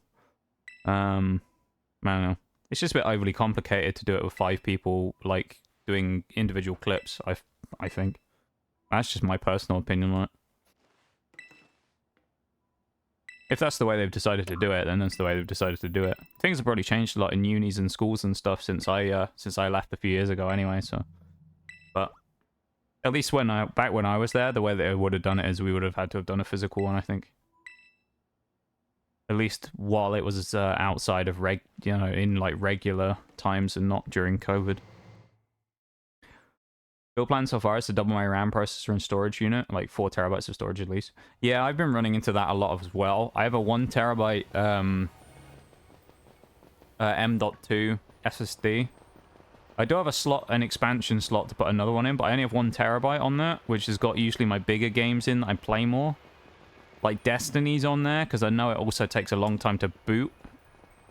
So anything that takes a long time to boot and things like that and do anything for, usually I'll put on there. Big update games as well, because the processing of the updates is way faster on the SSD than it is. Other than that, I have a mass storage, like a 3 terabyte, I think, mass storage hard drive that I had from my PlayStation 4. I ripped out the back and have it on a USB, which I know isn't the best way of doing it, but that's just what I have for dealing with that stuff. So that's just for like mass storage of other games. And then every once in a while I'll mess with stuff or like shift them across. But... Scoob sadly had creative differences and split with us, not on speaking terms.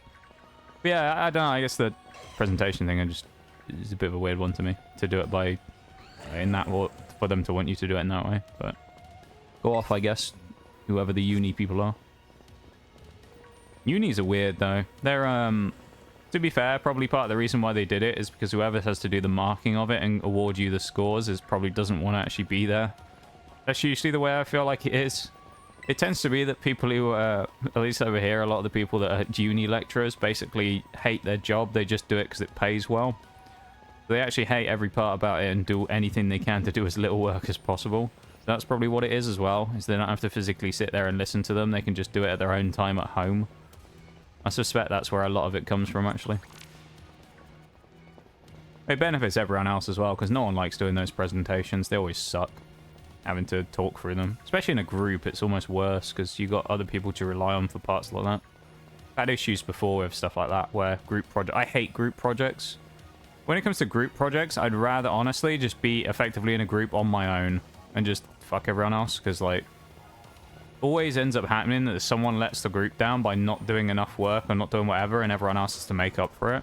I hated, anyway, I don't have to do them anymore, but I hated doing group projects, because there's always one person you get put with, or who joins your group, who just doesn't do anything, and it's just the most pointless thing in the world. Always used to be really frustrating. Especially if you really busted your ass to try and get a good presentation done as well. But yeah. I'm glad my uni days are behind me. I don't have to worry about that stuff anymore.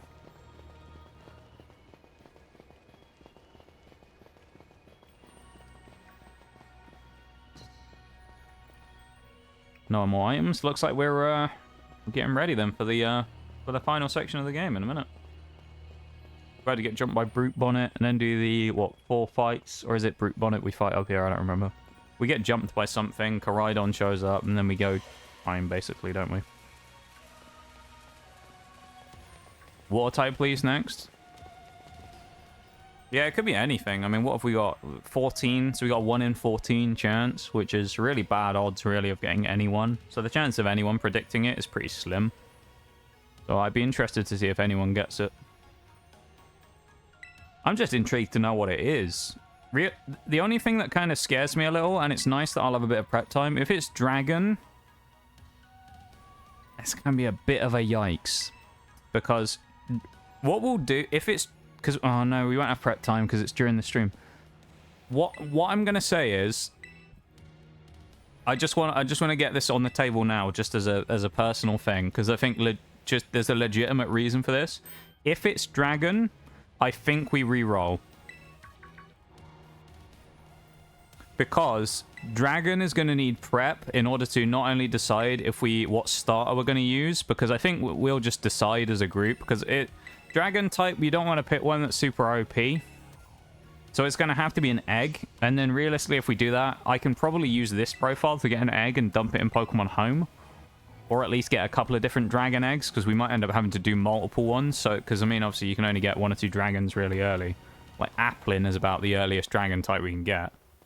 So I might have to basically go out, catch an Applin at, like, low level, breed it, get an Applin egg, and then get, like, a couple of other ones. Because otherwise, there's no other stuff I can do. You can. Well, you can't put eggs in Pokemon Home. Well, in which case, I'll just hatch the eggs and put the Pokemon in there instead. I'll just put, like, the level 1 version of the Pokemon that I'll hatch in there, then.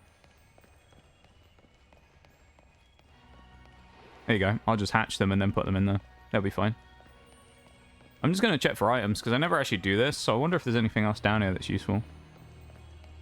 That's if it's Dragon, anyway. If it's not Dragon, we won't have to worry about that, but it's just because I know that Dragon's going to require the setup to do, and it's like, obviously, we can't necessarily do that on stream, so if it's Dragon, we'll just re-roll it. Or if it's... I don't know, we'll figure it out. If it's Dragon, maybe what we'll do is we won't necessarily re-roll it, but we might kind of defer it until the next time we do one where there's time in between finishing the previous run and doing the next one, which allows me to do the other, to do the prep. Because obviously today, if we finish this like in an hour, say, right? So let's say we finish this in 50 minutes. We've still got what would normally be an hour plus left on stream, and it's like we can't... If we spend the whole time just doing prep for the dragon stuff, it's pretty boring just breeding dragon eggs or whatever. So...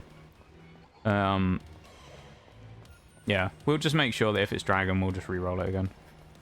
I think that's a fair thing. I just wanted to get out there early so that we don't have to have the discussion when it happens and then someone goes, well, you can't re-roll. Like, if it's Dragon, we will, though, because Dragon has a legitimate reason why I think it would be a problem. Or at least it requires setup in order to get there first. Everything else should be fine, I think. I want to say we'll have to probably plan a little in terms of what we can actually catch early on and find something. Like rock might be an interesting one because there's nothing that immediately comes to mind as a very, very early rock type. So that would be another interesting one. We'd have to find a rock type somewhere. I know we can get Knackley, but that's after the school. So it'd probably be like steel here where we'd have to go and get like a early Knackley somewhere. Dark, I think, would actually not be terrible. Ghost might be a bit annoying as well. Although there's a chance we could get a... Oh, no, actually... There's half a chance we could get a Ghastly somewhere. But then Ghastly runs into the trade problem again, so I don't know. We'll figure it out. We don't have to worry about that today anyway if we get Ghastly, because we aren't going to be evolving it to Gengar on the first day anyway. So I guess this is pointless running around because it's just Terra Shards as well. So there you go. Top tip for anyone. If you're looking for Terra Shards, this is a decent place to go. If you're not, don't waste your time running around looking for items. Because it's pointless. Let's go here, shall we? Little Gibble's down here, though. I don't know where the easiest place... Gibble might be one of those ones that'll be worth doing the dragon egg on for the starter, but then at the same time, I don't want to get a really... Gibble's really strong, They so tried you've got to to be careful nail on the that. coffin Hey-o. shut, but you lot just won't stay down. This is yours now. Fine with Ghost, technically? Why would it be fine with Ghost as well? Is there like an earlier Ghost type that I haven't thought of? How's it going, Probster? How you doing? It's nice to see you, my dude. How are we doing? Let me get you a shout out. Shags is he's off duty at the minute. He's on his allotted break, so I'll have to do the shout out myself here. There we go. I thought it wasn't going to work for a minute. Let me do the big one as well. Shout out at Probster. Usually when I do this, it doesn't work first try, so let's see if it works, shall we? Is it going to work first try? There we go. Yay, it did. How you doing, Probster? How was your stream? I know you were up to Lethal Company, weren't you? I think you were. How was Lethal Company? Hope it was fun. Welcome to stream. It's nice to see you. Just pick Fuecoco. It evolves into Ghost, Fire Ghost. Well, but remember, technically we aren't allowed to use it until it becomes a Ghost type, though. So Fuecoco is only pure Fire. So it doesn't necessarily, like, negate the rule. Because Fuecoco is still just pure Fire. So even though it evolves to a Ghost type, it's like the same reason we didn't use Pineco in this run. We couldn't use Pineco, but we could use Fortress. Because Fortress is Steel, but Pineco is only Bug. So with Fuecoco, we could pick it as the starter, but we wouldn't be able to use it anyway until late game. Or at least we could use it like until we were able to catch a Ghost type. Then we'd have to box it, basically, until level 36. So, I don't know. 2 sec sound is weird. Yeah, no worries, Probster. Tried Lethal Company the other night. Ayo. Oh, yeah, I haven't played it. I've seen a lot of Lethal Company from Bevan playing it. Bevan likes to join the VC usually after stream when we'll talk for a minute and catch up about stuff. And a lot of the time he'll just stream himself playing Lethal Company in the VC. So I've seen a lot of Lethal Company. I haven't played it myself though, no. It's kind of another one of those games where I know it's really popular and a lot of people like it, but I'm just not sort of super into the idea of it. So. Welcome in, Probster. Now you can hear, of course. Streamers chaos. There were 12 people on multiple streamers, so a lot of chaos, but it was really fun. Yeah, those streams are usually pretty chaotic. I've done a few like collabby things like that before, where I played with a number of other people. I've also, of course, I did that. If anyone remembers that, in when was that? Oh, June or something. I did that Super Animal Royale tournament. Well, I didn't stream it, but I was in like a tournament for VTubers that we came third in, by the way. Can I just say, we came third out of like 12 teams. We won a prize. I actually have an in-game item specifically from that, which is a bronze medal around my neck, purely because we came third in a whole tournament. Just saying. Weird flex there, but you know, just wanted to get it in there. I'm proud of that achievement, alright? But yeah, like those types of things are absolutely crazy, because I mean, you've got like 10 VCs of people. And then you've got people doing like announcing stuff as well. It was crazy, yeah. So I feel that. As long as you had a fun time though, that's what matters. If it was carnage, as long as it was fun carnage, that's what you want, you know? Fun carnage is good carnage. The one time Nox would flex would Nox flex would flex it would be weird. Wait, hang on, what? I can't read there. The one time Nox would flex it would be weird. Yeah, I don't tend to be much of a person for flexing things, but that's just one of those kind of things where I'm like, yeah, I'm proud of that. I came third in a tournament full of VTubers playing Super Animal Royale. In a team with, it was 4v4s, I think, wasn't it? That was a fun little event. I really enjoyed that. I also I went off in the last game though. I got like 9 kills in the last round. Won a 1v1 at the end. You know. Your boy clutched up. Alright? Your boy clutched up. It was really fun. There you go. That's the main thing, you know? The fact you had fun, that's a great thing in itself. So I'm glad. I'm glad you had a good time though, Probster. Yeah. And thank you so much for the raid as well. I really appreciate it. Thank you for thinking of me at the end of your stream and hopping over. Yeah. I really do appreciate it. That's 2 raids in one stream. Crazy. Not often we get doubling up on the raids, is it? What is it? There was that one random stream we did in like November where we got 4 raids. Which I still can't get over that. That's so weird. I think 4 raids is the most I may have ever got in one stream. It's pretty crazy. But yeah, it's always funny when that happens. You're just kind of like, yeah, you sort of never expect you'll ever get any raids or anything. So when it happens, it's a bit weird. And then when it happens multiple times during the same stream, it's like, what's happening here? It's like, what? 2 raids. Oh, that's a good sign. Fortress's bug bite did a lot to brute bomb it. That's good news for the final fight against Sada. I actually would like to host tournaments at one point. See, I would love to be in tournaments. The problem is, all the tournaments I would love to be in are all games that either wouldn't work well as tournaments. Like, I talked about this last week, didn't we? Was it Thursday? I think I went on a long tangent about this. I would love for someone to come out and go, do you know what we're going to do? We're going to do a big, like, VTuber type tournament, and it's going to be R6 Siege. Oh, it'd be amazing. It'd be amazing for me. I'd love that. I'd love playing a bit of Siege against a lot of people who are probably not as knowledgeable as the game. It'd be great. Everyone else would despise it, but like I'd enjoy it. You know? So it's like one of those ones where I'm like, yeah, no one would want to do Siege, but it'd be great to do a Siege tournament. I'd love that. But yeah, anyway. Destiny tournament. I wouldn't, to be fair, I wouldn't set foot near something like that. That'd be terrible. A D2 PvP tournament. God. Hope you're doing well and having a great stream. Of course, you're one of my favorites. Hey, y'all. Yeah, we're doing great, though. Pros, it's going very well. We're making decent progress through Pokemon, albeit we're not going super fast today. But we're enjoying ourselves, enjoying the ride, and just chipping away at Pokemon, having fun, and yeah, it's going well. Going very well. I'm doing good. I think chat's doing well. I hope chat's doing well. Are you doing well, chat? Are we doing well? Are we doing well? I think we are. I think we're doing okay. Lurking peacefully away there as well. Salute you, lurkers. Thank you very much for lurking. I do appreciate you. Always have, always will. Back on the grind. Yeah, we are. We're on the grind again, Shags. Grinding away.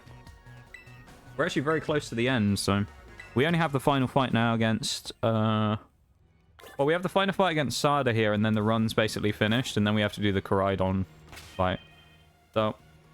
Question is, item-wise, what do we want to set up here? I think what we're going to do is we're going to quick claw Fortress, maybe? Okay, so how do we want to do this? I'm just trying to think of, like, what we're fighting, what we're setting up on. Fortress is going to take big hits, so I think actually we want to Rocky Helmet Fortress. I think that's the play here. Fortress is going to get Rocky Helmet, because Slitherwing's going to go for hits on it. We're going to set up double spikes. Hopefully Low Sweep doesn't do that much damage, and then we can Gyro Ball. That'll be good. Tinkatink with muscle band, I think that is, isn't it? It's good. That's fine as it is. Orthworm getting some recovery is okay. The only other option really is I'd potentially go to the soft sand to boost his ground type moves, but actually I think leftovers is fine. Magnezone with the quick claw. Magnezone's not actually that useful here for his electric type moves. It's more gonna be steel than anything else.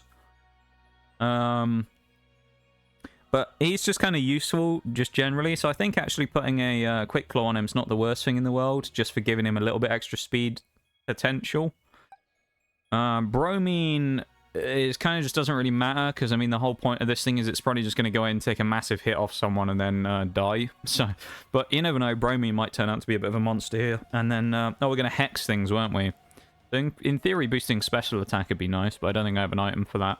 And then Life Orb, Copperaja, I mean, that's not going to change. Let's double check our items, see if there's anything else useful. We could always run Citrus Berry on Bronzor. That's a potential, I think, maybe, we could do. Oh, Assault Vest Bronzor could actually work here, because we're probably not going to go Confuse Ray, so I think we'll Assault Vest Bronzor so he can take extra hits in the specials. Yeah, that sounds fair. Or Magnezone would be good with that. I don't think Focus Sash is that useful here on anyone either. I think that's a good enough team to win this, honestly. We're a little under-leveled, but I actually see this as a decent enough team to win. Who's the toughest we're facing now? What, Pokemon you mean, Shags? As opposed to, like, fight. Pokemon, Roaring Moon, in theory, is the ace of Professor Sada. So it should be the hardest for us to beat from pure level standpoint. However, we do have some type advantages over Roaring Moon. So we do have a few situations where we should be better than it. So I don't really know what I view the biggest threat as in this fight. It's an interesting question. In theory, Fluttermane should be kind of dangerous. I think Sandy Shocks could be kind of dangerous here as well.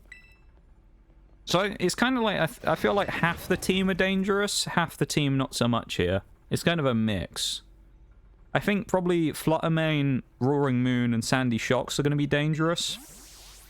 I think Slitherwing, Fruit Bonnet, and Screamtail are going to be fairly easy.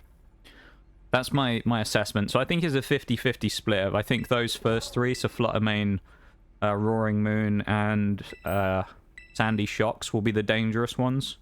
I think the other three aren't going to be much of a threat. I could be very wrong. Could be very wrong. But that just the feeling I get is I feel like that's the way it's going to be, where the other three are going to be not pushovers, but they're going to be a bit easier. A lot of it's going to depend on how things set up, though. You got to remember as well that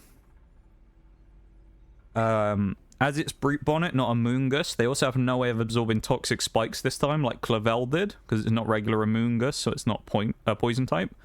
So it actually benefits us greatly to go for double toxic spikes at the start. All we really have to hope, though, if we go double toxic spikes, is Fortress can take enough damage from Slitherwing that it's able to live 2 hits, potentially 3. And then realistically, if we can use Explosion on Fortress on turn 3, amazing. We set up double toxic spikes and then explode, we'd be right in there. Because then we should have something that's able to come in and beat Slitherwing. In theory, I think Sada's high. God's sake. Not again, Maximum. How many times is that now? Like every character at this point. It's just slipped out. Unbelievable.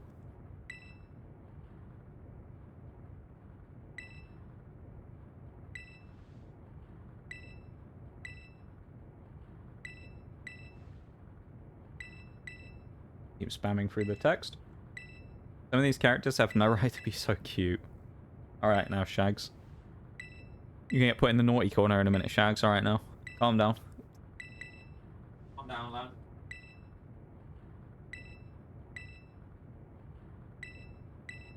Yeah, to be fair, you didn't know Grusher was a dude. From like looking at it from the outside, you wouldn't think Grusher was a guy, you know. Everything about Grusher in this game screams that it's actually just a snowboarding like girl, but it's not. Timing myself out, yeah. I think just regularly in-game, I don't think it actually says anywhere. I don't remember why. There's a way that everyone found out, but I don't remember what it was. But I think in-game it doesn't actually mention it anywhere, particularly, that Grusher's actually a dude. The eyelashes. Yeah, the eyelashes make it look a bit like that as well. The hair as well, like the hairstyle, I feel like works with it. It's just something about it. It just, yeah. You wouldn't think twice if someone had just been like, yeah, that's a female gym leader. I suppose from that perspective, it's kind of really well done that they managed to make like make it ambiguous, I suppose. If that's what they were going for, then like fair play, I guess. Watch it actually be though that it was just some last minute design decision where they decided that there was too many female gym leaders, so they didn't have time to change the art. They just went, nah, he's a dude instead, and actually changed nothing about the art for Grusha. Honestly, it wouldn't surprise me if that's the reason why.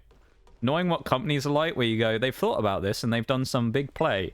That's usually what actually happens, is they didn't have time to remake a whole new character or have anyone they thought would fit, so they just went, well, fuck it, he's a dude now.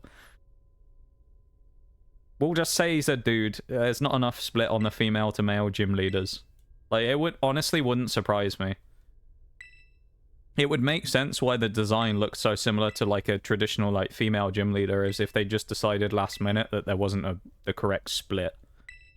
Because I don't know if they look at like the Elite Four as well, but what the Elite Four has 2 dudes to 2 female trainers, and then you have the champion Gita, who's a female. Let's actually just go through it. See what Katy.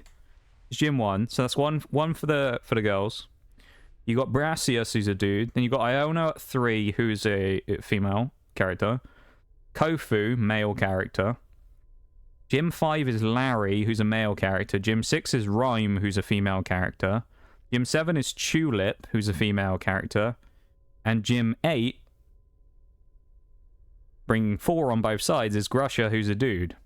Then you've got 2 of each in the Elite Four, and then Gita. So you have 1 extra female character. And then in Team Star, you've got Ortega and Giacomo. Then you've got Penny, Eri, Mela, and... Am I missing one? Oh, Atticus is a dude as well. So you got 3 to... Yeah, so it makes up for it because you get 1 extra in Team Star. So it's about equal, yeah. That's probably what it was. I suspect maybe they thought it was too weighted towards one side. I don't know. This is just like from big companies like that. I can't... It makes me think that there's probably something like that they did, where they just decided that there was the wrong split of female to male characters, and they just changed it last minute. It honestly wouldn't surprise me. It's just kind of the way that these types of things are. Usually when you think they've done like some extra special move that was actually quite cool in the background, it turns out it was just a mistake. And they got kind of lucky with it. Really don't mind a game full of attractive women, just saying. Yeah, I mean, when it comes to me, it's like, I don't really care about, like, any of that stuff. Like, I don't really care about, like, who the characters necessarily are, or, like, whether it's a game full of male or female characters, whatever. As long as they're a good character, that's what matters. If they seem like a decent character and they don't just feel like a piece of AI code, then that's what you want. You know? Yeah. What do you reckon, chat? Any predictions? We gonna do this first try? What do you reckon? We beaten Sada first try? I think so far we have a 1 in 3 record of beating a first try, which is normal type, where we used Monkey, didn't we? Old Monkey knocked it out in 1 hit with counter. Monkey. The Yoda death isn't filling me with confidence here. I'm gonna guess you guys don't think I'm gonna do this first try then. We are under-leveled a tad, so... I can see it going either way. I mean, Steel type are a strong unit, so I wouldn't surprise me if we won this first try, but I think it's going to depend on this first fight. Slitherwing doing low sweep. Oh, it went for lunge. Why would it go lunge and not low sweep? Dropping our attack isn't really going to make much difference here, really, because we're only setting up with Foratros. Interesting. Weird. The eyelashes are looking scary right now. Yeah, the old AI eyelashes. AI lashes, that's what we'll call them. AI lashes. Goes for a leech life, gets a tiny bit of HP back, but it's also going to lose it in Rocky Helmet Chip, so it actually doesn't matter. There you go. I guess we'll... Because we can, I guess we'll Gyro Ball, because, like... It doesn't really matter. I would probably prefer to keep Fortress alive if I could. So I'm almost tempted to switch and bring in someone else like Bronzor here, but let's see how much Gyro Ball does and figure out how much damage we can do off it. Zen Headbutt. It's trying everything. It's trying all its moves because it doesn't know what to do. It's like, what do I do? No, we got flinched. I love that. The AI is just like, what do we do? 20 damage is what it can do there. Hurt Rocky Helmet. Time to zong it up. I'm thinking about zonging. Okay, we're actually going to win this then with Fortress. With the Rocky Helmet... Alright, it's going to get the health back now. But the Rocky Helmet chip, if it doesn't use Leech Life again, it's Rocky Helmet chip plus the Gyro Ball will knock it out next turn in theory. Never mind, Rocky Helmet did so much damage. Fortress wins round 1 against Slitherwing. The battle of the bug types and Fortress takes the win. You know what that means, chat? Come on, Brute Bonnet, Brute Bonnet, Brute Bonnet, Brute Bonnet. Fluttermane. Alright, we're going to die to Fluttermane then. Fluttermane we can't explode on either because it's a ghost type. So this thing's just going to use Mystical Fire, so Fortress's run is done in this fight. It's not going to matter. Unless we switch, yeah. Which we could, and then bring it out later on. Do we, is the question? Yeah, I think we're going to. We're going to bring in Bromine. I think this is the player. Thank you for the lurk, Shaq. I appreciate it. Keeping that watch streak alive. For the meme, yeah, we're gonna give Fortress his big send-off. Oh, that hurts still. This could still work really well, though. Maybe. It depends. Special attack drop on Fortress is kind of annoying. Toxic is now starting to take effect on Fluttermane. And losing special attack is going to be big there. But remember, we have Hex now. This is going to hurt, but we have Assault Vest. This is what Bronzong's job is here on the team. Lives the hit. Bronzong going for the Hex. How much damage will it do? Not enough. Nowhere near enough. That was not good at all. Alright, so that was a big mistake, apparently. Bringing Bronzong in was a waste of time. Maybe we should have gone for Heavy Slam instead. Oh well. Well, that was a shame. We'll just have to bring in something else that can land a big hit on it then instead. Yeah, I appreciate the lurk, Shaq. I hope you have a good one. So we're not bringing Fortress back in yet. That's the only thing. Magnazone's not worth sacking yet. I think Orthworm... maybe Tinkaton actually is the one here for this. Bring Tinkaton in and go for a Gigaton Hammer, because then it probably... The worst part here is if we get burned. That's really the only thing.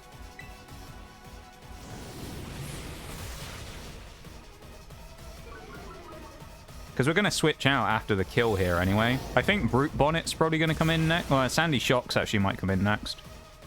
If Sandy Shocks comes in, I'm predicting it's going to be a ground move. So I'm going to make the switch into... is it Sandy Shocks though? Superpower on... No, we don't want that thingy. Oh, Brute Bonnet. Perfect. You know what that means? What's it going to go for on a fairy type? That's weird. Oh, Earth Power. Oh, it's going to hit Fortress really hard though. Fortress might die outright. Oh. Alright, well, we're going to have to... Fortress is going to have to survive a hit here, basically.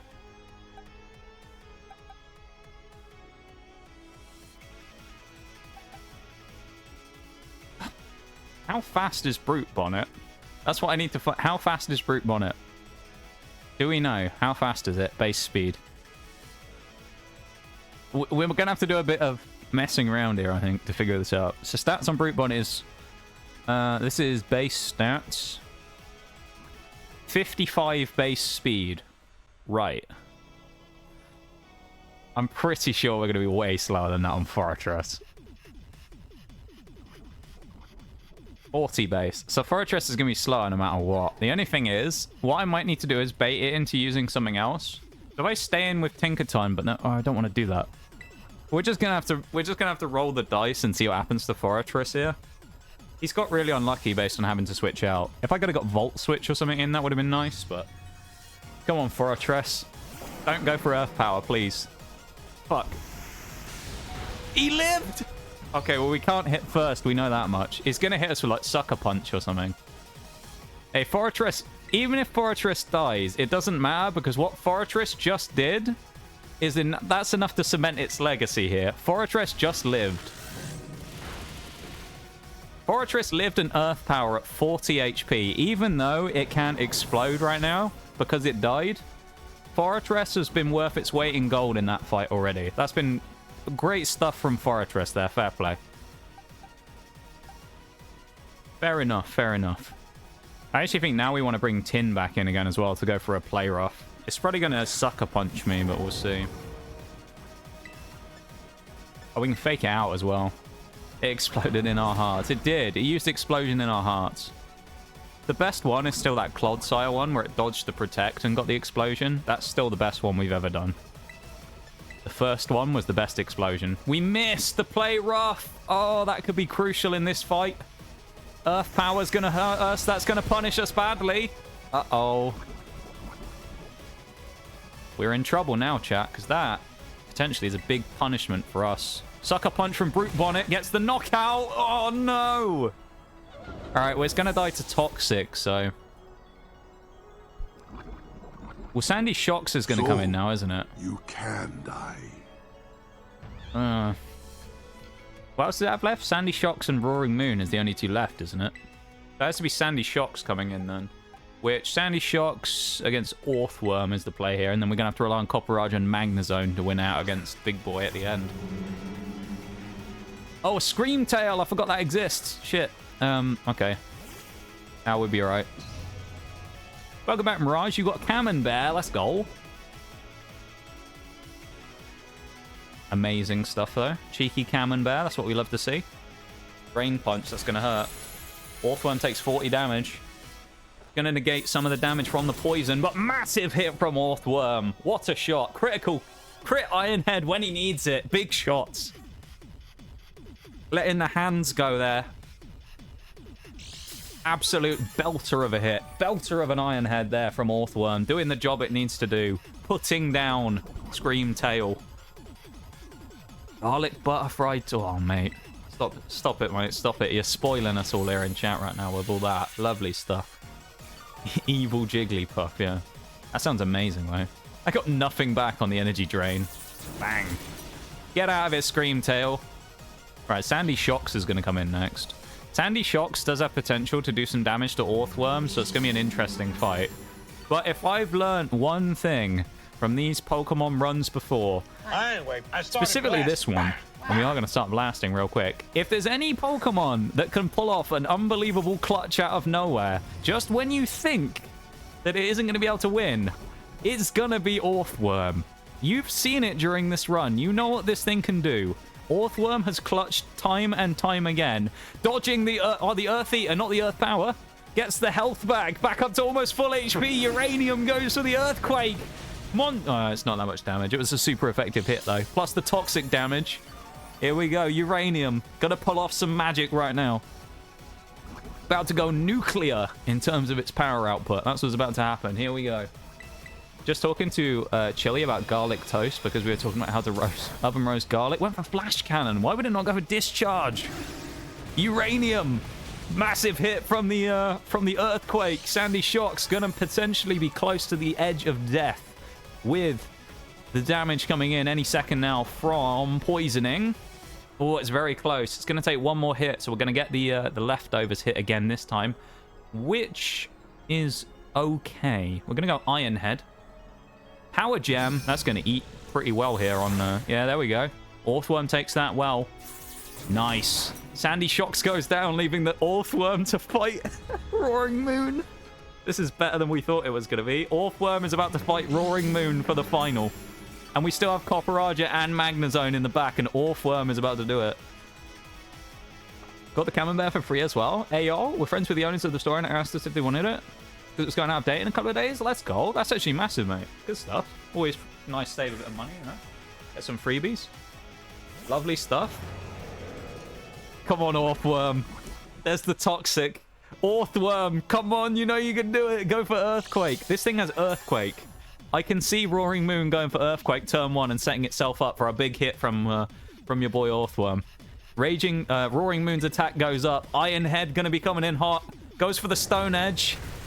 Oh, no damage. Orthworm survives the hit by tanking it like a monster. Orthworm's gonna do it. Look at the damage. Orthworm's gonna win. No way. I think he's actually going to win. Toxic damage takes its effects. Orthworm's actually going to clutch. Night Slash comes in. Oh, no. Huge crit. Orthworm, no. Hit him with a counter crit. Come on, Orthworm. Not a crit. Uh-oh. Remember what I said, though. Just sometimes when you think it's all over, Orthworm pulls off an unbelievable clutch. It might happen. If Roaring Moon goes for Earthquake, he lives. No! Orthworm! It was... You were the chosen one. You were supposed to defeat Roaring Moon. In theory, you could say that Fortress actually knocked out Roaring Moon, basically, because it killed it with Toxic Spikes from the start of the fight. Even if Magnezone dies, we win. Magnezone can die here, and it's fine. We literally win for free. So, he's going to get hit by Earthquake, and we're going to win. So either way, chat. Steel types. We're not even going to use Flash Cannon, because why not? But this is Steel types bowing out for the final time. Even if Magnezone dies, which it does, the run is over. Toxic Spikes Fortress gets the last laugh once again. He may not have exploded during this fight, but he crippled the entire team with Toxic. Game, set, match. Copperaja doesn't even need to feature in the final fight, and we take that dub. Let's go. Celebrations are in order, chat. You know what that means? A celebratory cheese. Cheese. Cheese. There we go. Celebratory cheese. Let's fucking go. I think that was a fairly successful final fight, which actually, if you look at it, it wasn't a very clean fight either, because actually Fortress, if Fortress had something to do with Brute Bonnet, it would have been way nicer. Because you've got to remember that, not Brute Bonnet, Slitherwing, because I wanted Brute Bonnet to come in second, and they didn't. They went for the Fluttermane, which forced me to switch, because Fortress would have just died. Fluttermane was using Mystical Fire, which is quite effective, so it would have just mugged me off. So we wouldn't have been able to do that. But yeah, goddamn. Tell you what, while we're spam through the cutscene here in a minute, I'm just going to take a real quick BRB right before the end, because, yeah. Let's put the music back on. I'm just going to do this quickly because I want to take a look at BRB. Good luck in Tarkov, though, my dude. I appreciate you being here. Thank you for lurking and chatting. And good luck in your games. I'll be back in a sec.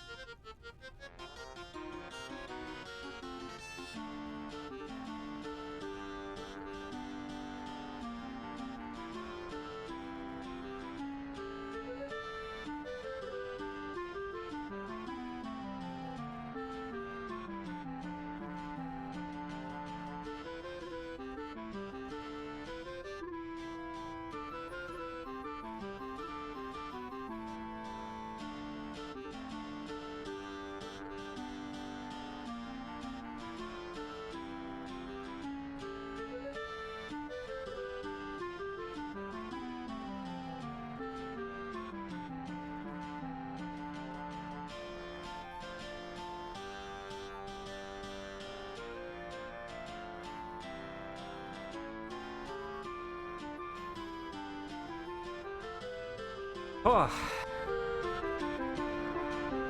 Did I forget to switch? Oh no, I didn't. I actually did switch games. Okay. I can't believe they the Steel type steamrolled the game that fast though. Because really, that end game got absolutely just destroyed. Cheese. Cheese. Thank you for the cheese, Mirage. Thank you for the lurk, Grouch, as well. I appreciate it, and I hope you're doing well wherever you're up to. And enjoy your lurk. Ah. I'm hyped that that's over. Not because like I wanted it to be. I'm just glad that's two. We're 2-2 now for first tries against Sada versus flops against Sada. The last two we've done, which has been normal and steel, we first tried her. So. The only thing about that fight, and I'm not going to nitpick it too hard because we still finished it no matter what, it would have been really cool if Orthworm had pulled off the almightiest clutch in the world, wouldn't it? Like, Orthworm got a bit unlucky because he got critted by Night Slash. But would it not have been the coolest thing ever if instead of Magnazone dying and it ending like that, if he'd gone with like 2 HP left, he'd gone for Earthquake into Orthworm. Orthworm had absorbed it with Earth Eater, gotten the health back to live, and had critted back with Iron Head, and therefore the toxic damage knocks out Roaring Moon. That would have been like the most awesome finish to any run we've ever done, with the fact that Orthworm swept the final 2 Pokemon. If there was a Pokemon that was going to clutch that up, though, it would have been Orthworm. So the fact it didn't work that way that time is kind of funny. I don't know why the AI didn't want to go for Earthquake, though. It's really weird, because they don't, like, scan the abilities. So it's weird they didn't go for Earthquake, though, onto our ground type.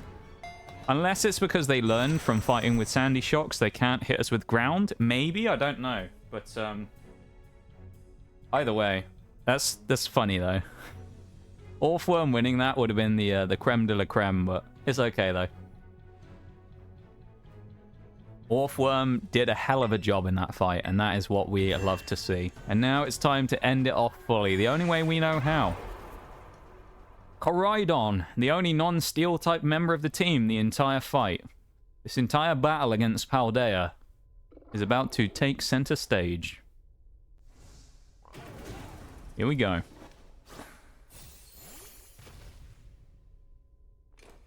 The final fight of the entire run. And it's not even steel type. So the steel type run is over, basically, at this point. We finished. Now it's time to just finish the vendetta. Come on, lad. Finish him off. Koraidon. Of course, we have Koraidon full art as well. Special Koraidon that we got the full art in our Pokemon Scarlet and Violet booster box opening, which was great. Of our 1K celebration stream. It was great. I don't think... Do we have the... Well, no, we do have full art Miraidon as well. We have gold Miraidon. I don't remember. Maybe we do, maybe we don't. I think we got full art Miraidon. Maybe we don't have either of the golds. I don't remember. Either way. Let's do it. I love the music in this fight as well, I've got to say. I love the music in this game, just in general. But this fight as well. Ad break just started as well. It doesn't really matter in this case because this actual fight is like irrelevant. But...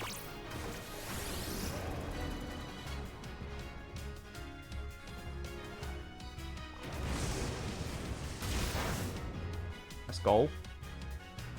Look at the damage. Yeah, huge damage from Flamethrower. Give him some motivation. That's what we want. Get some motivation into our little lad Koraidon.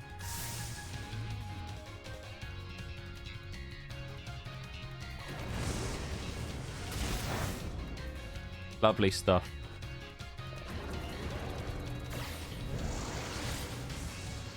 Cheeky collision course. Good damage.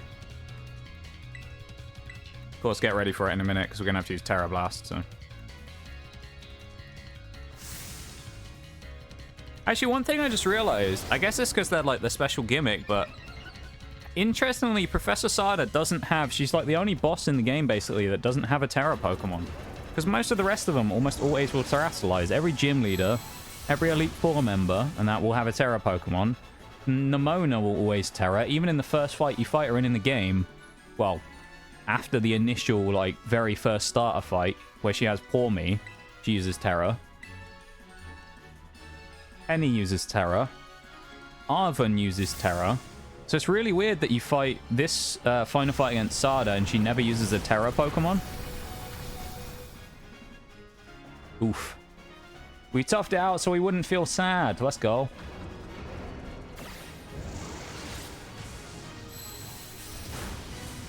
Huge.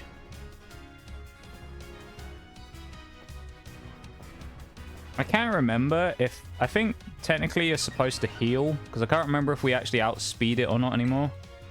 Or anything. Because we're supposed to Terrastallize in there, but for the sake of it, we use a full restore. Leave for the Yoda death there, Shanks. That's the sound that this enemy Koraidon's about to make in a minute when we kick his ass.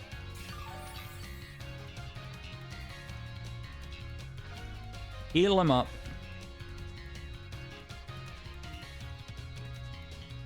What do you mean this doesn't look good? What are you on about?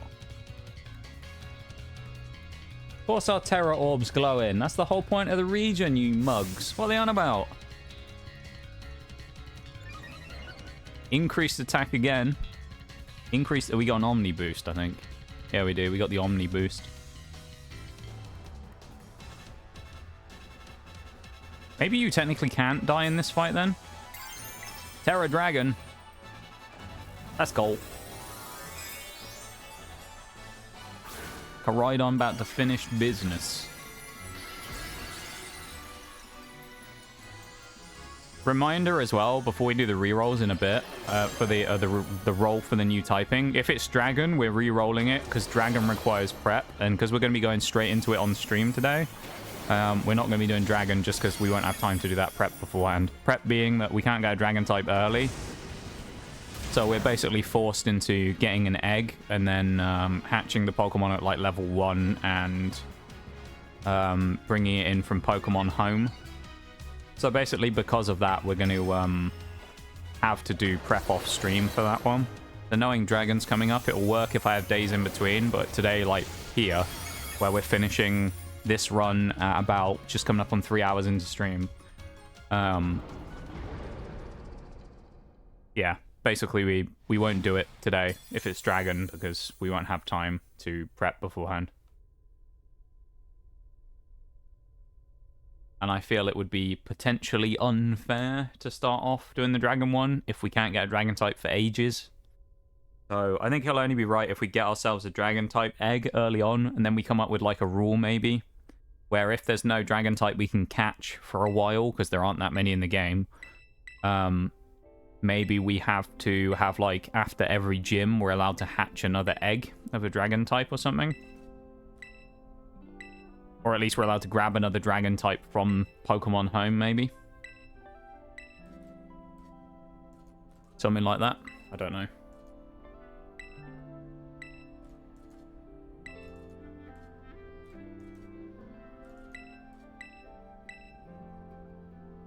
We'll figure it out. We'll come up with the rules when we get there.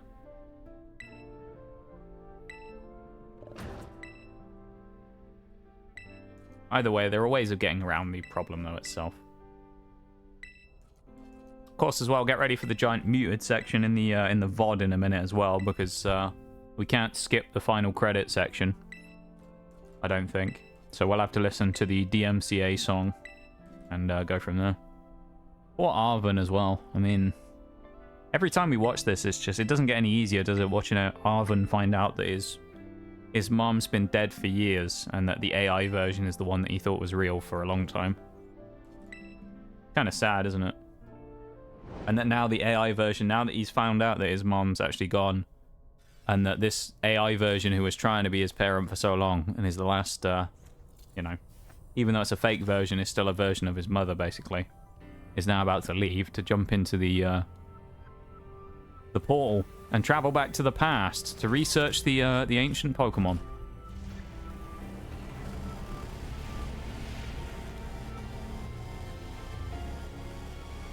Damn.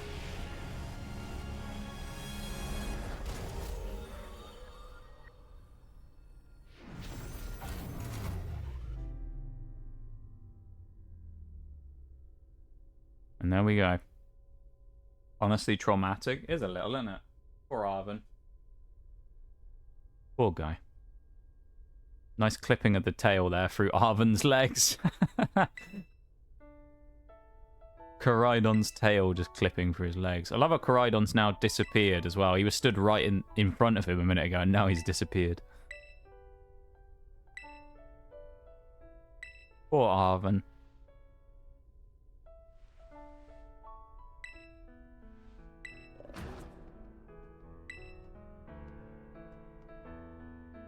There's the boy.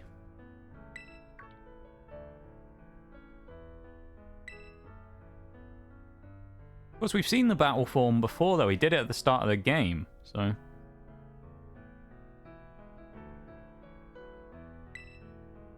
yeah, we have seen it before like this, so...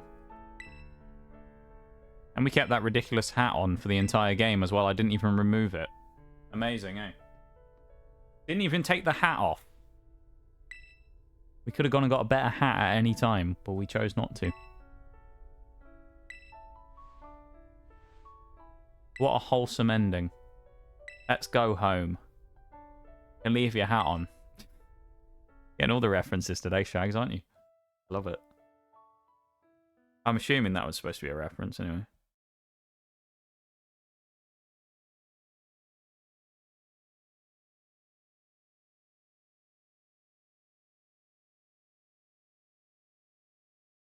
And now we're going to be outside, aren't we, as the credits roll. And then we get ready to re-roll typing. So we'll go to the lab for that while I do it, and then we'll set up for the next one. So such a great great song with no connotation. Yeah. Oh, it's a cutscene, so I don't have to spam B. Nice. I can put the controller down. Lovely. Even better.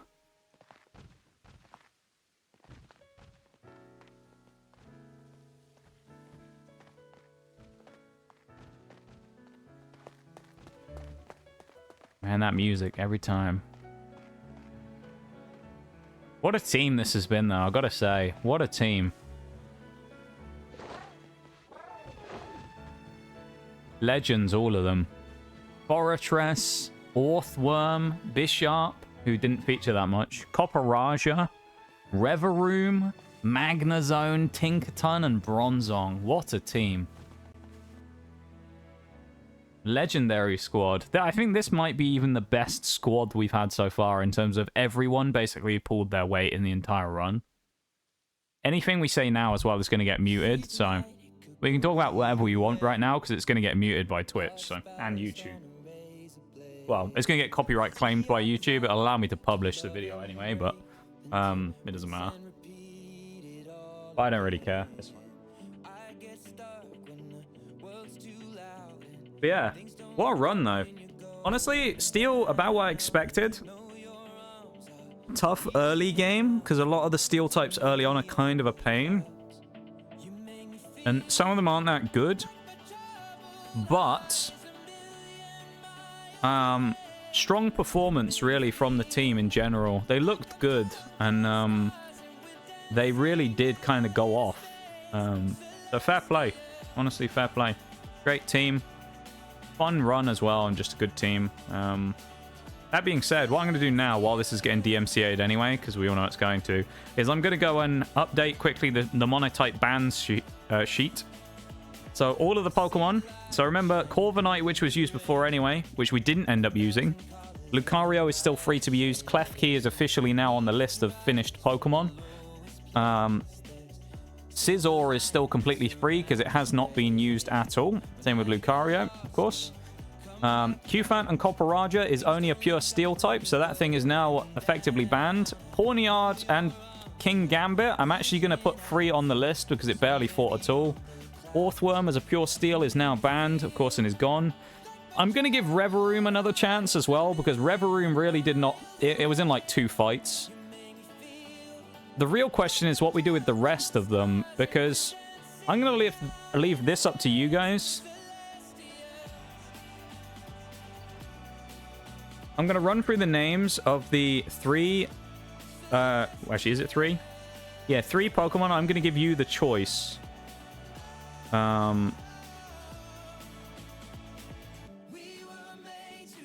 So, first one is Bronzor. Bronzor is Psychic and Steel. Is Bronzor going to be allowed to feature in the Psychic run? Is it going to be free ban? That's the question. Free ban or no free ban? Is Bronzor going to be allowed? I'm going to leave it up to you guys. What do you think? Bronzor allowed for the next one? If it's Psychic, for example?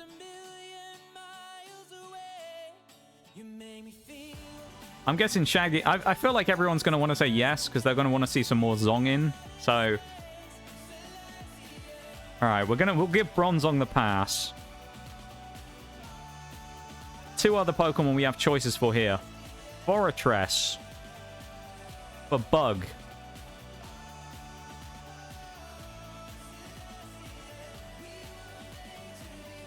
Is Fortress allowed to compete in Bug?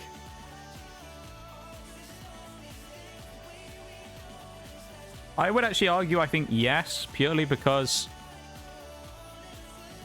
it was too much of a meme to not use again, I think. Fortress was the heart and the soul of the team. And I think on the Bug-type team, it might give us some good utility and things. And actually, I would argue that, although it took place in Steel here, I think it's fair to allow us to use it in Bug. Bug's going to be a tough one. There's going to be a lot of hard Pokemon we need to beat with Bug types, which is going to be tough. And I think Fortress might actually be something we fairly need. So I think I'm going to allow Fortress through. Which now leaves us in a predicament, because if we let Magnezone through as well, we'd have let all of the Steel types, basically, that can still compete again. So it's really going to come down to, what do we think? Because of the nature of us letting these other ones go, does that automatically mean that we sack Magnezone because we've let the others through? What do we think, chat? I think it would be fair if we put a blocker on Magnezone, purely because the other two made it through in Bronzor and Fortress. Magnezone would be able to compete in Electric. There would be other Electric items that we could use. For example, Kilowattrel, I think, is one that I probably will bring back for Electric, because I don't think there's that many Electric types. So I think Magnezone is going to be banned. So there we go, Magnezone is added to the bans list. So the Pokemon that made it through the cut are Pawniard and the King Gambit line, Varoom and the Reveroom line, Scizor makes it through because it wasn't used, Fortress makes it through with Pineco for Bug, Lucario, as it wasn't used, and Bronzong. Those are the Pokemon that make it through the list. I think that's fair. I'll allow them to run through. I think that's a fair group to allow us to run with, to be honest.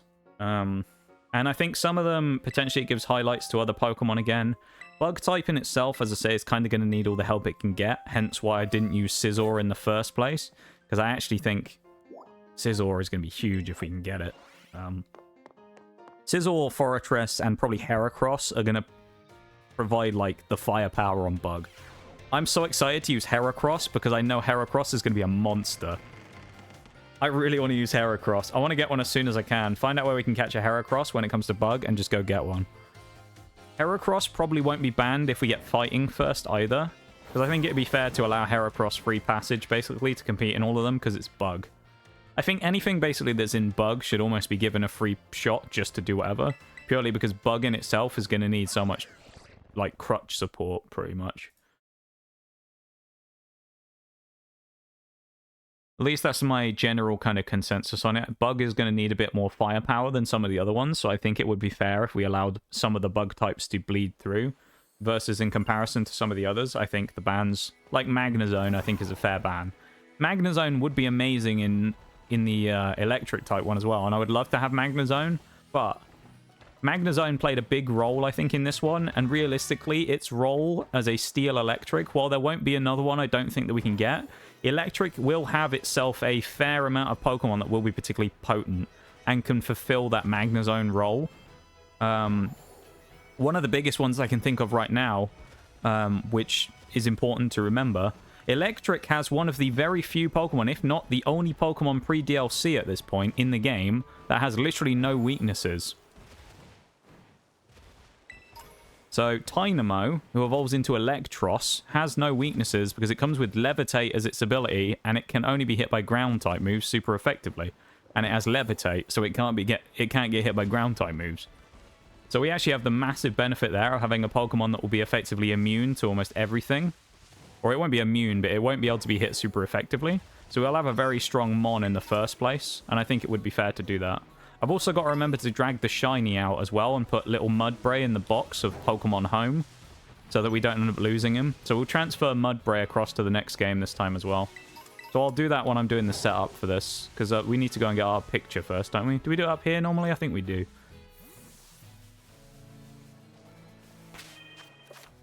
Do the picnic. Here we go. Bit OP in it. Yeah, it might be a little overpowered. Electros might be really good, so I think it would be unfair if we let some of the other stuff get through. Like Magnezone, I think going through with Electros might be too powerful. Koraidon, get out of the way! Half of them are asleep. Orthworm's behind the table. You can't see him. No! Orthworm, come out! Come on. Come out from behind them. Stop hiding behind Bronzor. Yeah, Bronzor moved. You can't see Tinkatink there. Oh, they're all lining up. What are you doing? Bronzor, get out of the way. What are you doing? Magnazone's going over there now as well. Stop running into... Oh, Tinkatink's moved. All right. I've got the screen cap. We have it. I'm posting it in Discord for the recollection for the future. Stream chat is where it's going. Here we go. Steel team finished.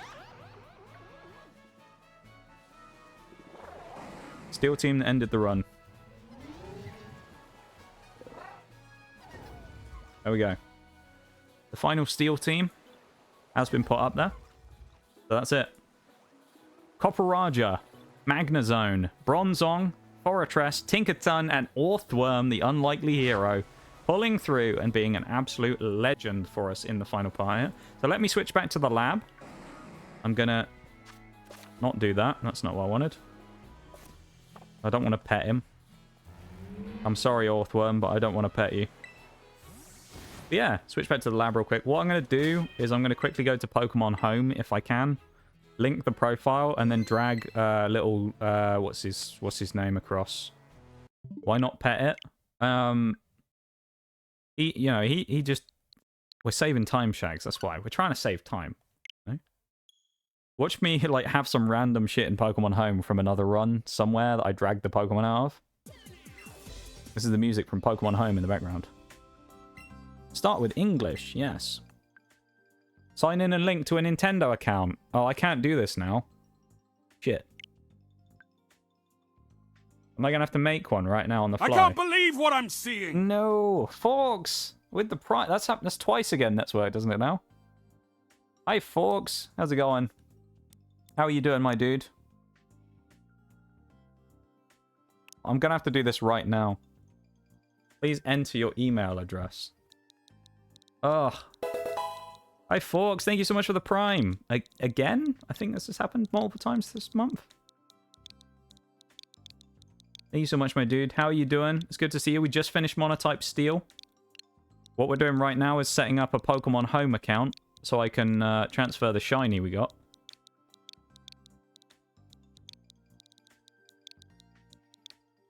Send email. An email has been sent. Right. How you doing there, Forks? It's nice to see you, mate. You'll have to bear with me a minute while I do this.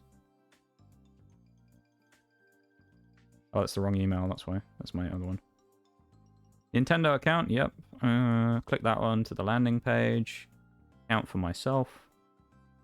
Nickname. Jesus. Email address. Password. Really?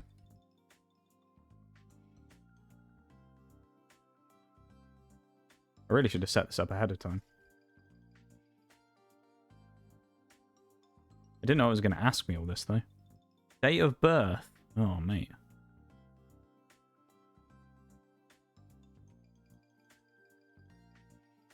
Gender. Country. Time zone. I agree to the TOS. Free benefits. Email. I don't care about emails. Confirm and register. Account has been created. Display verification code. Right, now I have to go to here and put the verification code in.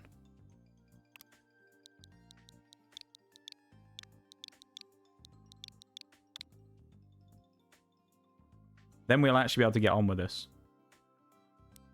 Account will be linked to the Switch. Link. Yeah. This is actually a real resub. Ayo. I'm glad that it worked though, folks. I don't know why it's like busted. Maybe it's the primes. There's something about it. It doesn't like the primes. But yeah, how you doing though, folks? The rest of the run went very well though. Very well indeed. We cleaned up fairly quickly. Nimona was, I think, 2 tries. That was like a bit of a cock up. And then after that, we were basically able to just run through the rest of the game. We beat Sada first try, which was great. Oh god, why have I got to do this stupid like intro shit? I'm just setting up Pokemon Home right now. That's what we're doing. Because I'm taking the shiny out, but I guess you had to set it, like, link it to a Switch Online account, first of all. So I've got to do that before I can switch it over, which works anyway, because eventually I'll have to put the dragons in a box anyway. So once we've done that, we'll re-roll the type and we'll get ready for the next run. But yeah, so we won really well. The final team we won with is the one I just posted in Discord. So it was Tinkatink, Copperaja, Fortress, Orthworm, Magnezone, and... who was the other? Bronzor. That was the team that we used to win the final thing on. Wait, total number deposited. What do I have in here? Apparently I have a Pokemon in here. What? Oh, is there like a free gift Pokemon I have in here or something? I have a level 5 Pikachu. What? Okay. Well, Mudbray is going in there. Mudbray is in the basic box. Weird. Alright, so we got Shiny Mudbray is in the box now. He's safe. Thank you for the Yoda death checks. It says I've still got stuff from other games, though. It says that there's a Sword and Shield, like, profile. Should we see what's on the Sword and Shield one?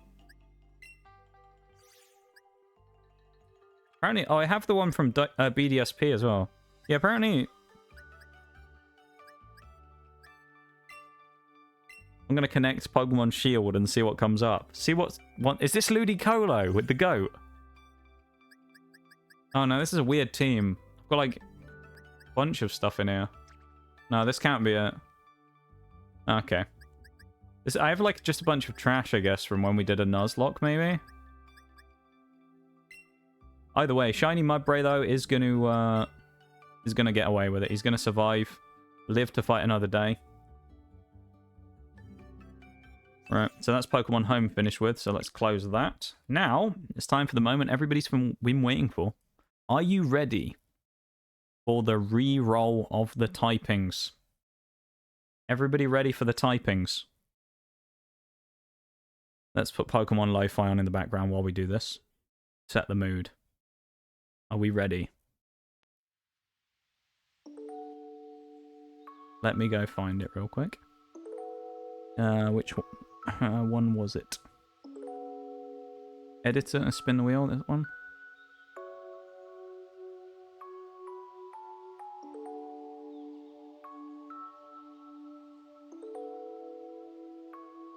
Pokemon type wheel spinner. Okay. Edit the wheel. First thing we have to do is remove normal. We have to remove flying. We have to remove steel. We have to remove fairy. Anyone want to make any predictions last minute? What do you think? We have how many types? 1, 2, 3, 4, 5, 6, 7, 8, 9, 10, 11, 12, 13, 14. 14 to choose from. Shags is going fire. Fox is going water. I do hate the way that none of the typings match up with the color on the wheel. Not that you can see it, but we've got one water. We've got one fire. Anyone else want another one? Bug. So we've got one bug, one fire, one water. I'm going to spin the wheel. Remember, you will have the option of the re-roll again. If it's dragon, I've already said I'm re-rolling it because of the prep, so... Poison from Plague there. Welcome in, Plague. Ooh. Okay. Welcome to stream. Let me just check first to see how much of a pain this one might be.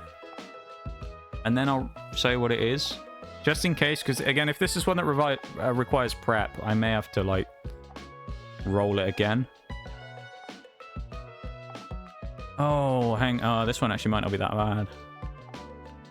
What's the first Pokemon we can catch? Oh, it might be a little bit before we can catch something. It might not be terrible, but... Okay. So, we rolled the dice. The typing that we got on our wheel spinner for our prediction of what it was going to be is... Dark. Which I think we can do. I think we can do Dark. Where we start, though, is an interesting question. Because if we get Meowscarada... So I'll have to pick Sprigatito. The question is, where do we go from there, though? Because we can get Hounder, Mastiff, Stunky. I don't know if we can get or not. I know we can get Murkrow. I don't know what our first Mon's going to be here, really. I don't know what the earliest thing we can catch is. It means Bisharp's going to be coming back again. Yeah, welcome in, though, Plague. I hope you're doing well. Welcome to stream. I hope you are doing very well. I guess Murkrow is probably the first thing I can think of. So let me just have a look real quick and see where the earliest place we can get Murkrow is.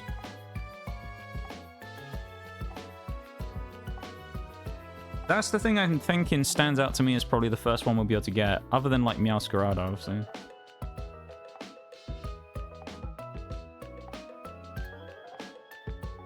Murkrow. Where can we get one? Oh, that's not what I wanted. That's Smogan. Smogan, whatever you want to call it. Scarlet and Violet. Game locations, Gen 9. South Province Area 1. We can get it in basically all the South Province areas. So we should, in theory, be able to get it quite early on. Grafaiai is normal poison, so that won't count. Means we can't get Pooper or anything like that either. So it looks like Murkrow is probably the only thing we can get right at the start of the game. Although I'm looking here and I'm not actually even seeing it. What? The fuck?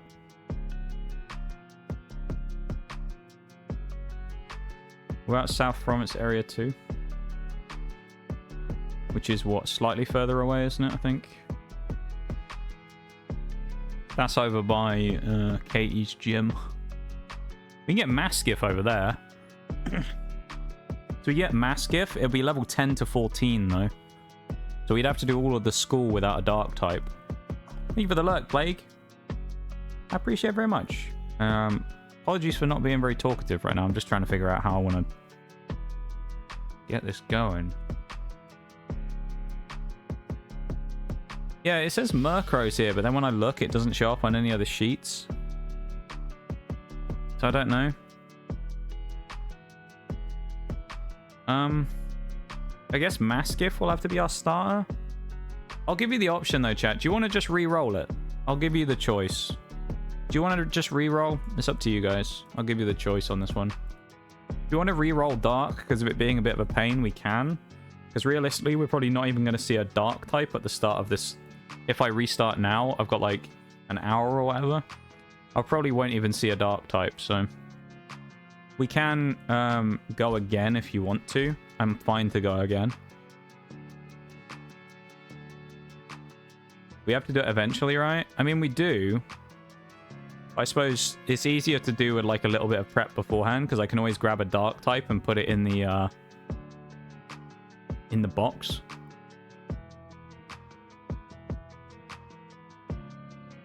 So I don't mind. I'm kind of either way on this. We can do it if we want, but if you guys want to re-roll it and come back to it, we can. I'm fine with that. I'll leave it up to you guys to decide, so I'll put a poll on it.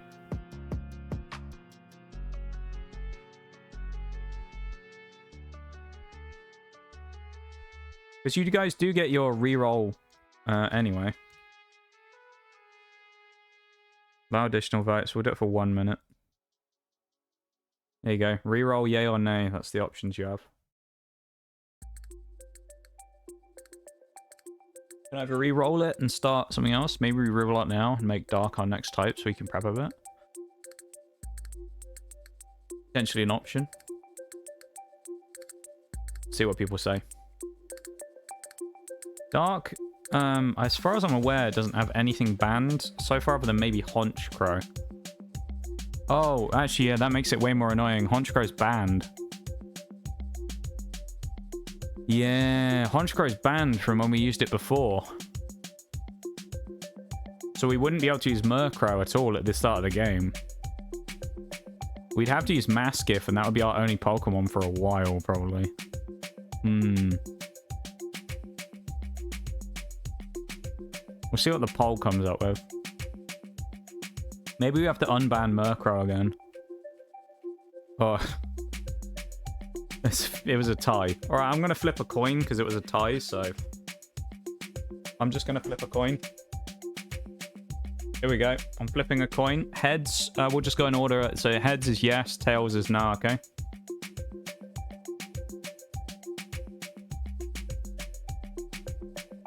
So heads was yes, tails is no. We got... heads. So I guess we'll re-roll it for now. But we'll have to think about the Murkrow situation. The Murkrow conundrum another time. We'll re-roll for now, though. Just so we can get another one going. See what we get. This one's going to be troublesome as well. Okay. Alright, the next one.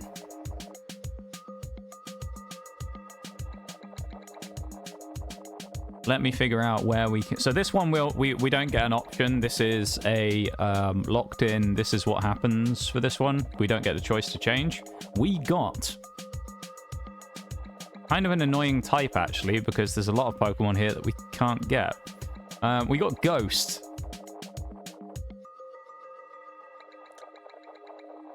So Ghastly is going to be our first option here.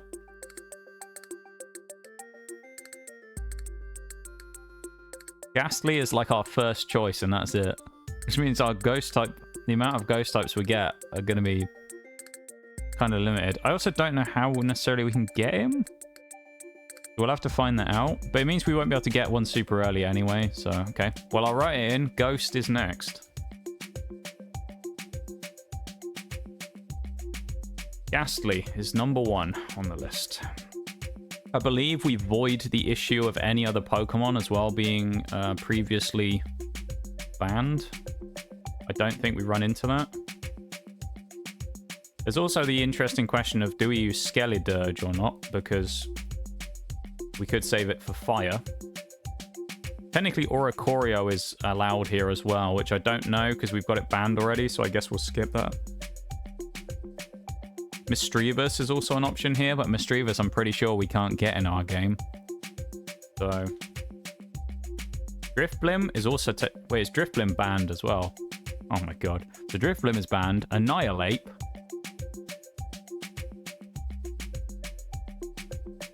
Oh, we can get Ceruledge though. Oh. Oh no, hang on. Can I not get Ceruledge either? Because it's in the other game. Fucking hell, the list is terrible. Alright, so Ghost is going to be a bit of a pain in the ass as well then. I'm going to have to do some prep stuff for that. Mimikyu, which we used in Fairy, I think, is unbanned, so Mimikyu is allowed. Bramblin. Yeah, Ghost is going to be interesting. Sableye is a good one. I'm just adding them all onto the sheet. Shuppet. Spiritomb, though, as well. That's kind of annoying to get. There's a lot of Pokemon. Dreepy, I know we can't get. Maybe we'll have to figure that one out and get some Dreepies. Rotom regular is allowed, so we do get an electric type. Revered. Sandygast, that would be a good one. Frostlass as well.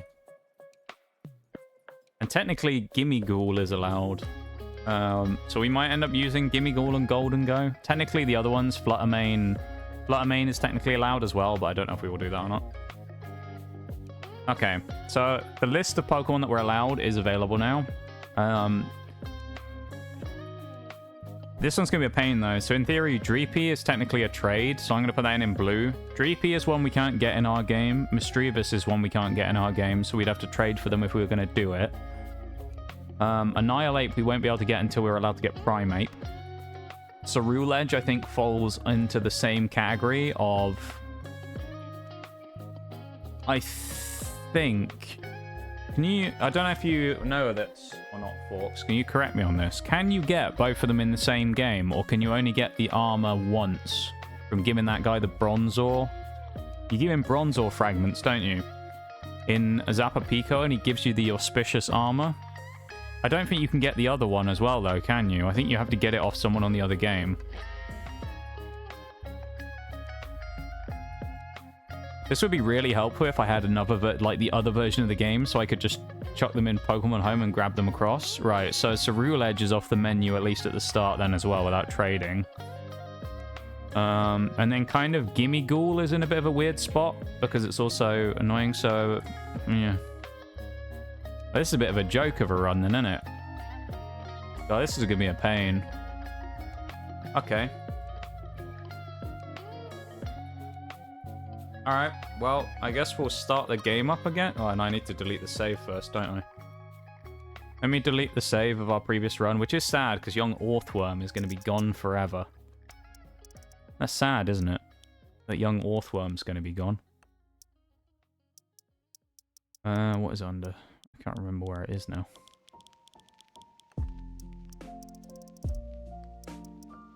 I'm sad that Orthworm, little Uranium's going to be gone. Poor guy.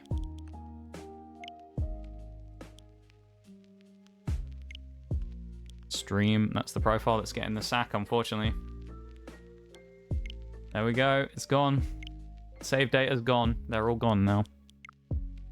It's sad, chat, I know. We're reopening the game. We switch to the screen. Game's coming back up.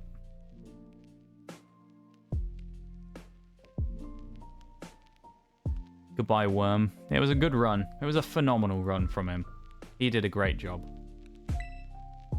So, yeah, this is going to be an interesting one because Ghastly is going to be our only Pokemon, I think, for a little bit, maybe. We also got to find Ghastly first, which might in itself be more of an interesting one. I think we can actually get one kind of early. It's just finding one. Right, we're going to have to find a color here as well. We need, like, purple, don't we? Let's try smoky... No, we don't want smoky pink. Lavender. That might be better for Psychic. Violet, I think, works for Ghosted, doesn't it? Ash purple. Well, that one kind of... That's a little ghosty, isn't it?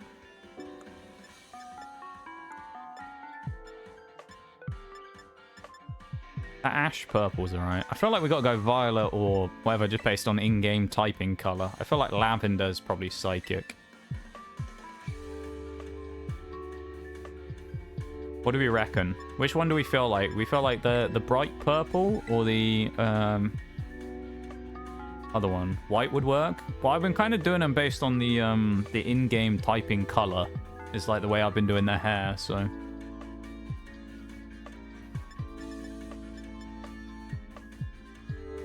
That's just the way I've been doing it to keep it consistent. And technically, we used white for normal. Hence the purple.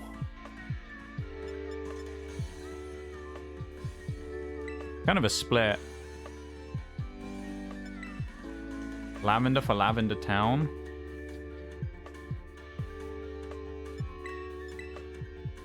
What else can we use for Psychic as well if we were going to do that while we're here? I guess we could use the pink for Psychic. I guess we'll go Lavender then. We'll go the Lavender. We'll just stick with the default hair. We need to change the eyes as well. That's all we need to do. See if we can change them to the same. That's a little creepy.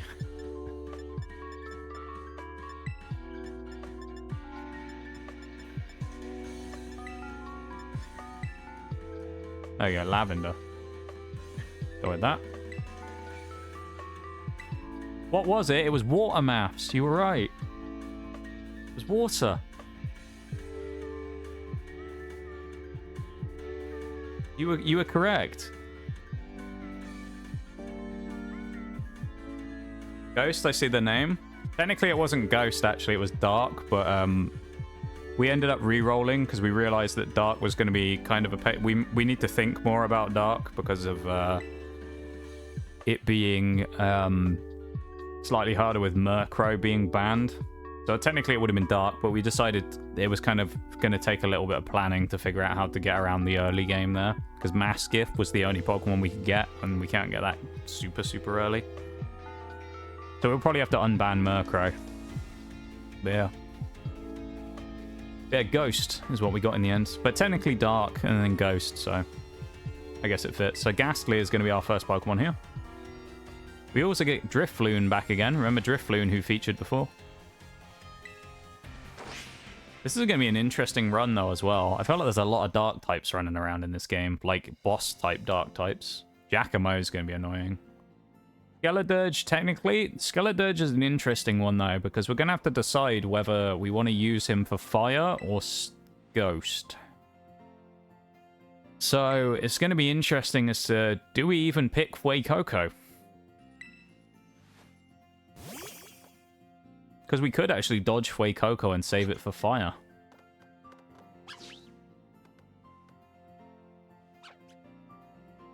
It depends if we feel like the starters should be banned. I don't know how people feel about that. Like, would it be fair to use the starters multiple times? Skeledirge is definitely the best out of the three. Quaquaval will be able to use for fighting and water. And then Meowscarada would technically be an option for dark as well. But we wouldn't be able to use it until it was Meowscarada. So we'd have to get through the early game until we got a dark type and then box it.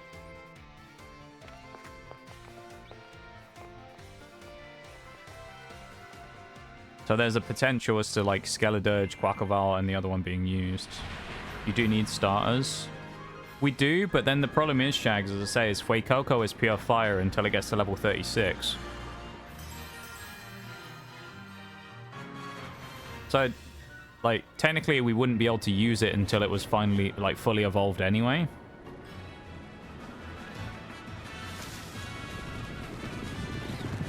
So I don't know.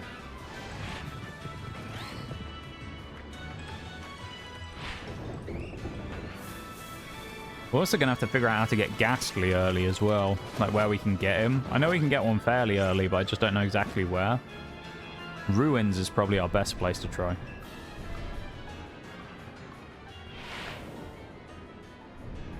Other than that, picking up other ghost types is going to be more annoying. We can pick up a Charcadet early on, but we can't use it because it won't be a Ceruledge. And then we'll have to figure out something for Ceruledge.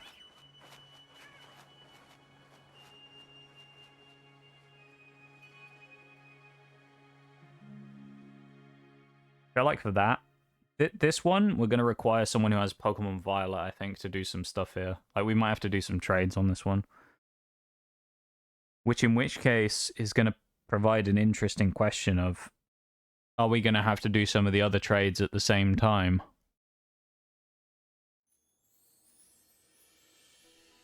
We may end up having to do, like, all the trades at the same time here for all the other types as well, if there are any. So, I don't know. Because, I mean, if I put all the rest of the types out, there's tons of stuff we'd need. And there's all the exclusives.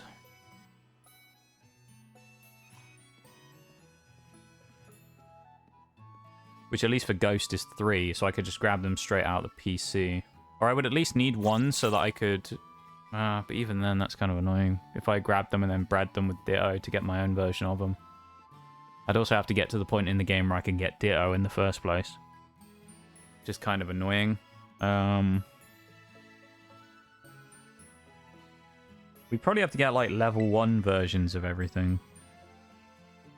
We'd have to get them, like, egged, and then we'd have to get them traded across and use Pokemon Home to... store them. So I'd probably have to do at least a couple of the dragon types as well. I'll need to figure out a master list of like all the Pokemon that are going to need to be traded and stuff like that. Because there's also other ones that we don't necessarily think about that we may have to deal with separately, like Slowking and stuff like that. Like Water and Psychic. Like, we can't really get Slowking early. Because you can't get low-level Slowking. Well, I guess you could. You could get a lowest level Slowpoke, you could find and evolve it, but... some of them we might have to just wait on, or figure it out at a future time. Like Gengar here is another one where it's like we're gonna have to get a Gengar at some point. This is gonna be annoying, this ghost one. It's gonna take a lot of like intricacies in terms of figuring stuff out. I'll have to do all this stuff after stream and figure out a list of everything we'll need. And all the trades and things we might need to do.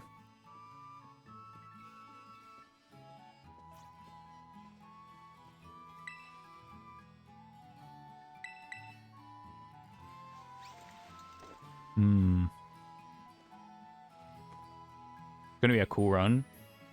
It could be, yeah. Yeah, if I need any help with any of the trades or whatever, I'll post in Discord or something. If I'm like if I'm trying to do it, I'll post in Discord and then I'll figure it out. But yeah. It's gonna be an interesting run. I think Ghost will be kind of fun.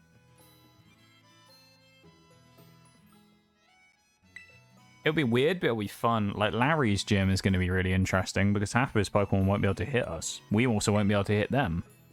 So, yeah, there's a few really weird ones coming up that are going to be interesting gyms, I think.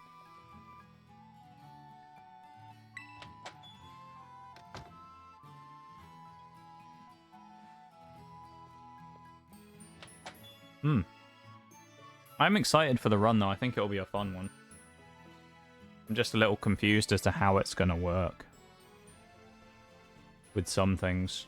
Because like I say, even Ghastly's going to be annoying. Because Ghastly, I'm going to have to do a trade on Ghastly to get Haunter. And then get Gengar.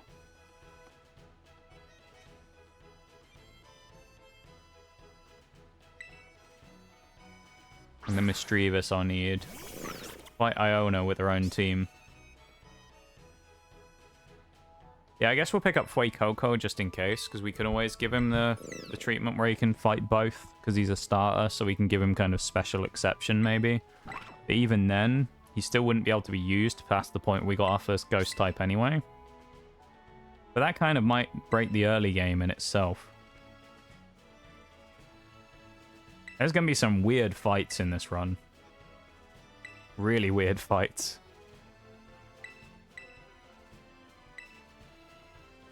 We've got some really interesting Pokemon in Ghost type, though, to actually use. I mean, Sandy Gast is another one that's going to be really cool, I think. Like, Palisand is going to be fun. Gengar, obviously, will be a pretty big powerhouse for the team, I suspect. But it opens up its own issues with things like that final fight that we just did. I mean, a lot of dark types in the end game. There's also Giacomo, who's a dark type, fairly early on as well. So we got to deal with that. We do have our fair share of ones that work in our favor. Technically, we have a Ghost Gym that we're super effective against, but they're also super effective against us. We have the normal type gym, which should be a bit of a breeze. Psychic should be a bit of an easy one. Yeah, it's certainly going to be interesting. I don't really know what to expect, quite frankly, with this one. I'm a little unsure. I'm kind of excited, but also a bit apprehensive. And then it's, as I say, figuring out like all the other stuff of like, let's say we do all the trades, right? So we get all the other Pokemon across. Then it's like, what do you do about certain other things? Because do they technically count as us getting them early in the game, so we're allowed to use like Mischievous, or would I be able to have to, you know, ban it until a certain point in time? I don't know. It's going to need a bit of thinking about how we're going to actually get everything going properly. It's Fuecoco. Oh, there they are. There's this had never happened to me before, but there's these two Squawkabillies which spawn up here, which apparently you're able to catch. So, in the flying type / normal type run, we apparently would have been able to catch those really early if they'd spawned, but we never got the chance. So, nothing that we were able to do about it. But yeah, just a cool little thing there. Apparently they can be shiny as well, I think. I've heard. So, that's a potential as well of getting a shiny Squawkabilly right at the start of the game. Not that we'll go for a shiny anyway, but still. Yeah. Ghost. God, this is gonna be a pain.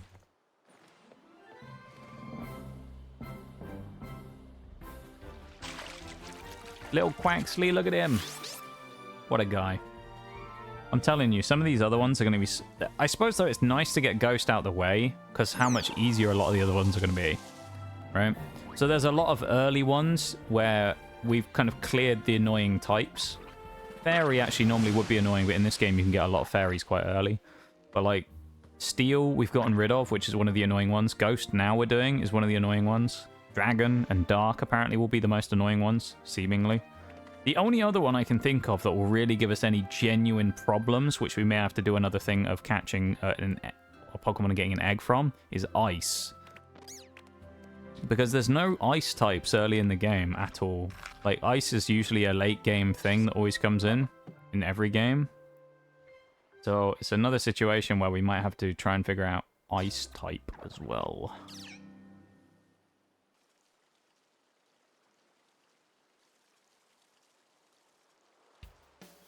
I'll have to figure this one out somehow.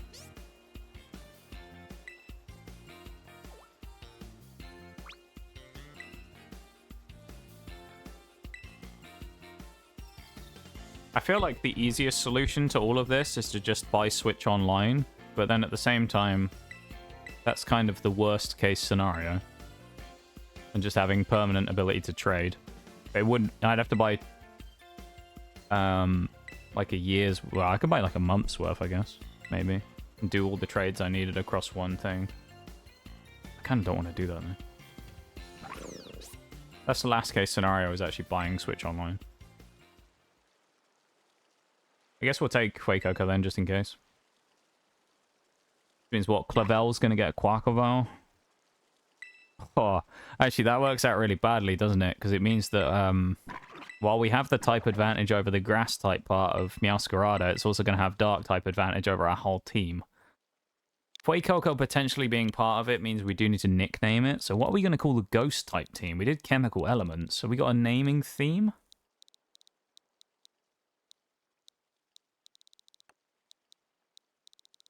I don't really know. We got a theme for what we want to name them?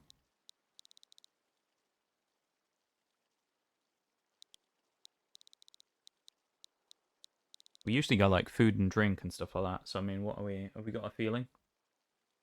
Cryptids. To be honest, I don't really know that much about cryptids, so it wouldn't be so much of me coming up with anything for that. We could do it, but I'd need a lot of help with the names.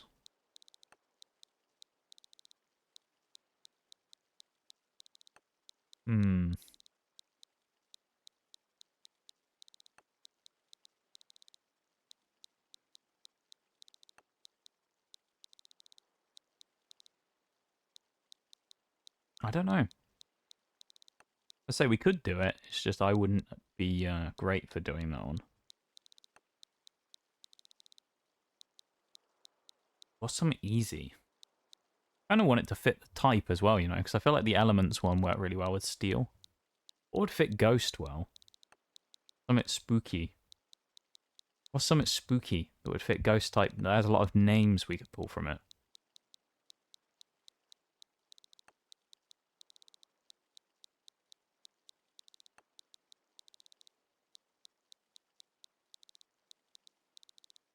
You know what we could do? It's a bit of a long shot. Got a bit of a long shot here.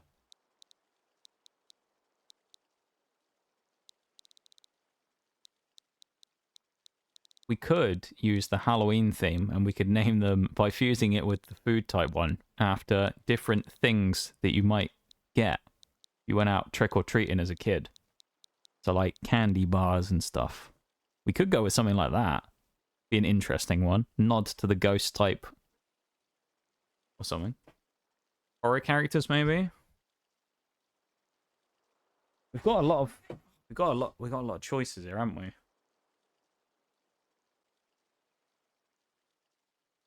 feel like Ghost, there's almost too many options of what you could choose. Some of the other ones make it feel a little bit more like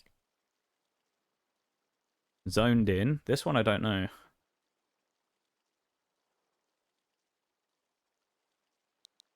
Unless we name them after, like, different... No, I don't think there's enough. I don't know. Spirit Geist? We could go down that road, but what would the category be, I guess? It would be different, like, ghost types, spirit types, I guess. I don't really know.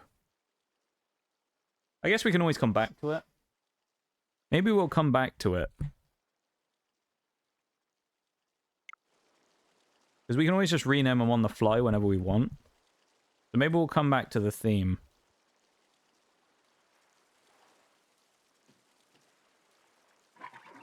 Wraith, yeah. That's a good point, actually. We could do, like, those different types.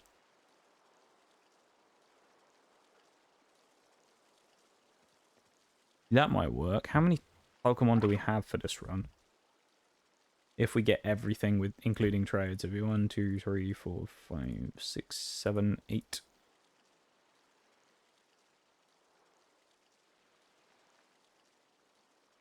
$19. We could go with those, with that name theming.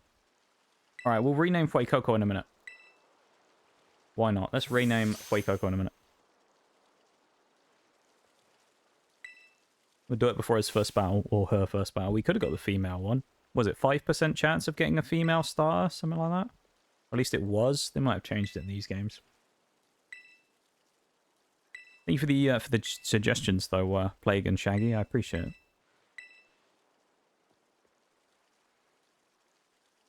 Thank you for the suggestions.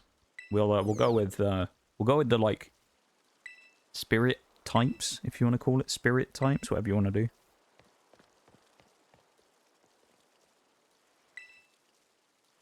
We're going to have 2 different Fuecocos called 2 different things at some point as well, because we'll have our little fire one called something else.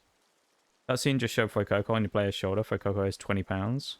Player's got some bulk. Yeah, he's a strong lad. We had a big breakfast this morning, you know. What did we get actually for our Skeledirge? Minus attack, increased special defense. I mean, actually, that's not bad on Ghost, to be fair, because... Well, unless we get hit by, like, physical dark types. Alright. We'll go with Wraith for our first one then, shall we? Wraith. Wraith the Skeledirge. There we go. We have number 1 locked in. I can't believe what I'm seeing! Thank you for the follow, Plague, as well. I appreciate it very much. That's very kind of you.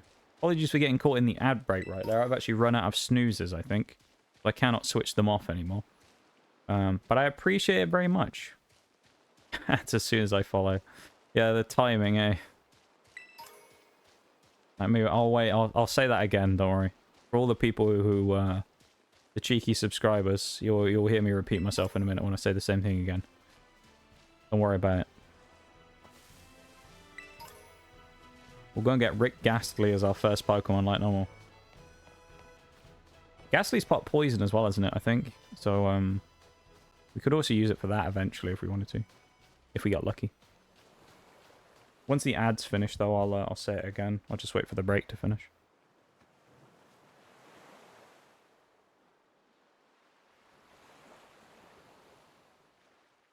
There we go. Back to lurking / painting. Yee! Well, thank you very much for the follow, though, Plague. I really appreciate it. And I hope you enjoy your time here. Welcome to the lab officially. I enjoy the follower emotes as well, of course, and I appreciate it very much. Thank you for being here and hanging out and stream, coming in to say hi. And helping with the naming as well. I do appreciate it. Is everything freezing? No, I think it's just my thing messing up. There's a gimme ghoul. We'll need to go and get those at some point. That'll be an off-stream thing. If I end up doing grinding at some point, I'll end up just going and getting gimme ghouls. Because getting Golden Go would kind of be cool. Especially considering he's not available normally. Other than, well, he won't be available in the future because of Steel being done already. So Golden Go only has 1 chance of being picked up, which is here on Ghost. So we'll do that. Yeah, just in case you didn't hear me because the ad, so I do appreciate it very much, though, Plague. Thank you very much for the follow. I appreciate it very much. And welcome to the family. Welcome to the lab. I do appreciate it. I hope you enjoy your time here. Enjoy the follower emotes, which I do need to add to actually at some point. Thank you for the Yoda death. And yeah, I appreciate it very much. Welcome in, as I say. Welcome to the stream, to the lab. Welcome back, Maximum. Right, we eventually got through that. All we've got to do now is figure out how we're going to get all of the ghost types for this one. And whether we need them all is the other question. Is what? Cerulean is ghost and what? It's like... I don't know if we'll end up doing multiple of those. I need to look up some info on a lot of these ghost types, I think. You're at 3 or 3 videos for the day, so almost done. Ayo. It's a lot of editing you're doing. I guess because you're on vacation, though, so you want to make sure you get through it all. That's fair.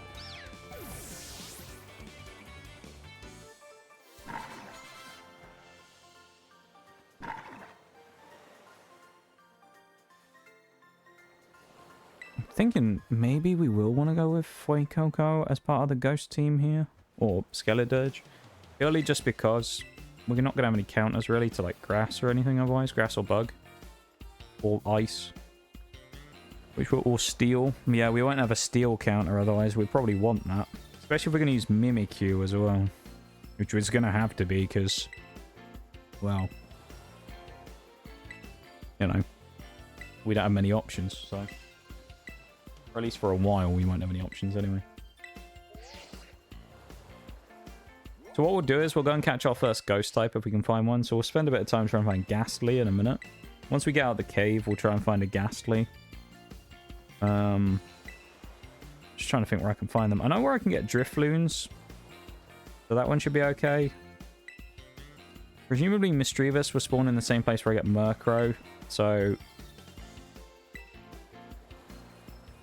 we'll figure that one out.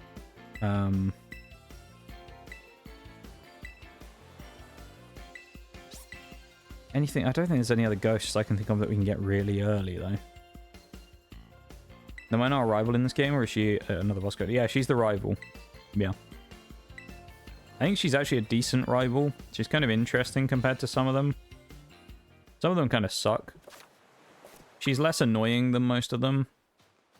I kind of like the fact that she's very, like, constantly wants to battle and stuff. It's pretty good. I think they did Nemona right. It's one of the things that, kind of with the DLC, it's a little bit meh for me. If anyone's played the Pokemon DLC for this game, I don't really like Kieran as the character. I think he's kind of fucking annoying. Don't really like him. But like, I feel like Nemona is like where they got that right, and he's where they got that kind of idea wrong. On like the character rival development stuff, I just find him really just obnoxiously annoying. I know some people like him, but yeah, I don't like him as a character. I find him really annoying. But Nemona's a good rival here, though. She actually, her final fight against us is actually pretty good in comparison to some of the other ones. Some of the other, like, final rival battles aren't that strong. But I feel like hers is a pretty good one as rival battles going in the game. I can't believe what I'm seeing! Oh, welcome in, Tag. Thank you so much for the 8 months. I really appreciate it. Very kind of you. How are you doing? And yeah, thank you very, very much. I do appreciate it. Going for some family time now and Korean corn dogs later. Have a great rest of stream. No worries, Shags. I appreciate you being in, my dude. Thank you for your mod and stuff as always. And I hope you have a lovely time out with the fam, my dude. And we will see you soon. Potentially on Tuesday. You take it easy, my dude. We will see you soon. Yeah, thank you so much for the resub, Tech. I really do appreciate it. That's very kind of you. How are you doing?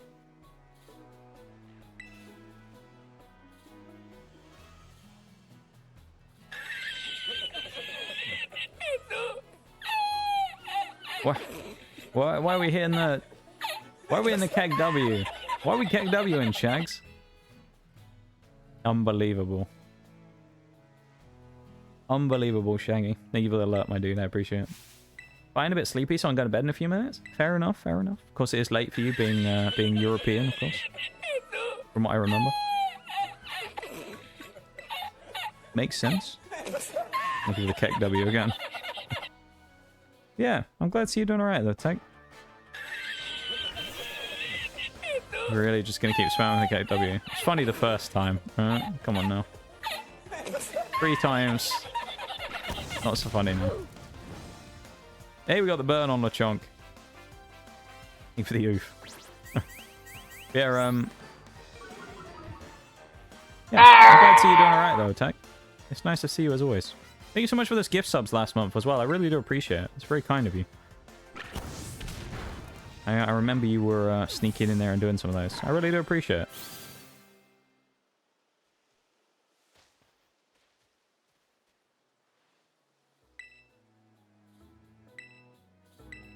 Of course, we aren't worried about catching Lechonk because we can't do anything with it anyway.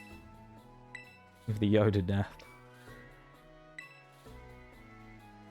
We'll try and get our first ghost type today, and then I think we might look at winding down. So, I mean, I don't know how long that's going to be. I don't think it's going to be terribly long, but I think it's going to be a few minutes still. Because we still need to basically do... Well... Oh, it might be ages, actually, thinking about it.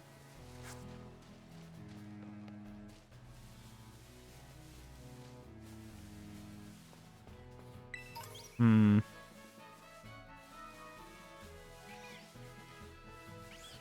don't know. It'll be interesting to navigate through this first part of the game, trying to get a ghost type as early as we can.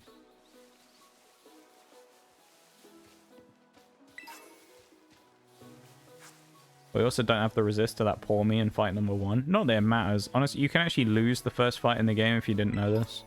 The fight against Nimona, you can actually lose it and still progress anyway. It doesn't matter if you win or lose that fight. We can get a... Oh, we already picked up the rare candy, didn't we, I think? So yeah, it actually doesn't matter if you win or lose. So if anyone's ever doing that. If you're not doing a nuzlocke anyway, it doesn't matter. If you are, obviously, your run ends immediately. So you don't want that, but if you're not doing a nuzlocke, it doesn't matter. The speed through this part of the game, like super early, sometimes losing it's actually faster.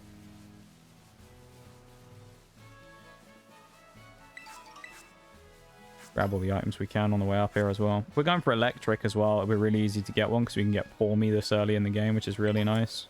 The electric types will be a quick one to get a good start on. Same with bug. We can get multiple bug types around here and grass. So that's handy.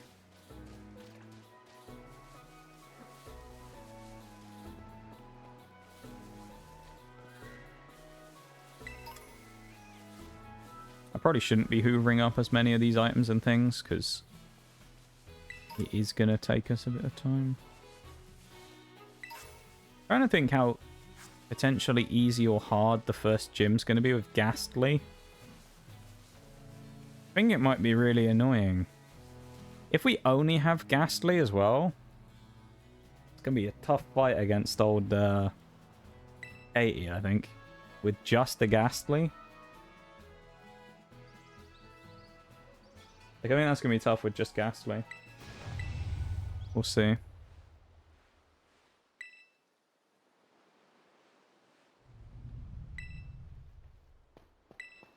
Keep spamming through.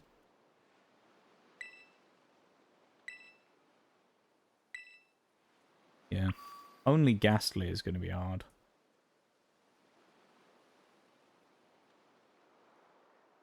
I'm just trying to think of, like, what we're actually going to do. If I can, like, kind of go ahead and think about, like, strats and stuff. If there's any way I can kind of foresee us finding something that might help us or doing something like that. I actually don't know.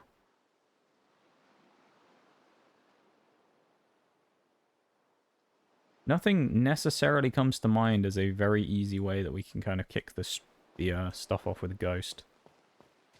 Anyway, we got to go for all the school stuff first. That's going to take a little bit. That's going to be a bit of a pain.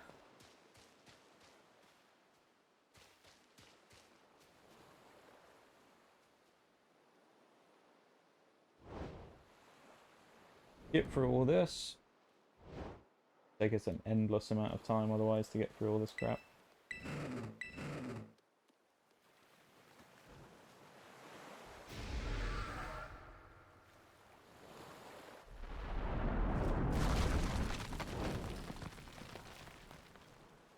Thank you to everyone for being here as well and hanging out and vibing. I do appreciate it very much.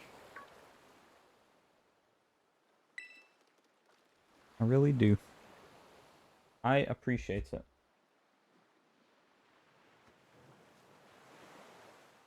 Okay. Right, I'm going to stop grabbing items and extra stuff now. I'm just going to try and speed through the start of the game as much as I can. Because we're going to have to literally do the whole school stuff before we can do anything. No. We're going to have to do the fight against Nimona. Then we're going to have to run up and do the 2 fights against Team Star. Once Team Star's beaten, we then do the chatting with everybody. Then they'll let us go, because we don't have to do any more fights. And then we can go find our first Pokemon, which will be Ghastly. However, I don't know exactly where we can find them. So we'll have to find out where we can get Ghastly. We'll have to find a place we can easily get a Ghastly anyway. Maybe Dark would have been easier after all. Should have just got my Mastiff at the start of the game. Dark's going to be painful as well, because trying to do Dark super early without, well, potentially without Murkrow for Gym 1 is going to be such a pain.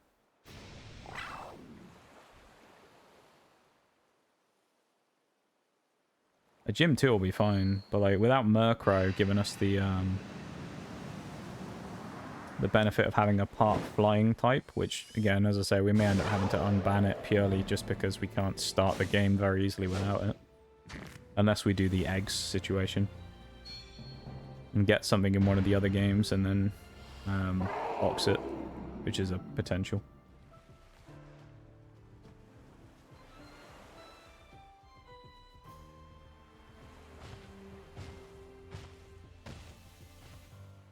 Oh, actually, there may be certain ways of getting around some of the Scarlet Violet stuff now I think about it. Dreepy is one I can probably do in Sword and Shield. I might be able to open my old Sword and Shield profile and Pokemon home it. Mischievous is one though that, again, BDSP I might be able to get around by doing that from there as well. Although I feel like the Nuzlocke profile is the one that I just redid. So I could grab a Mischievous from there, so that's 2 at least. Ceruledge obviously is still its own problem.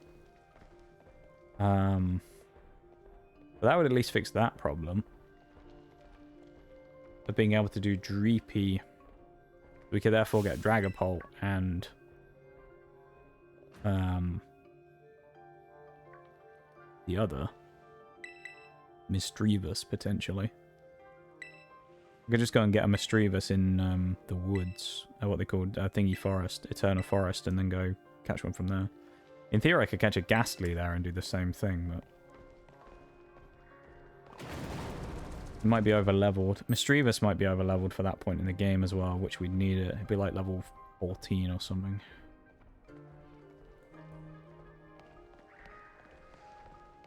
We're not going to grab the items. We just want to go through here as quick as we can.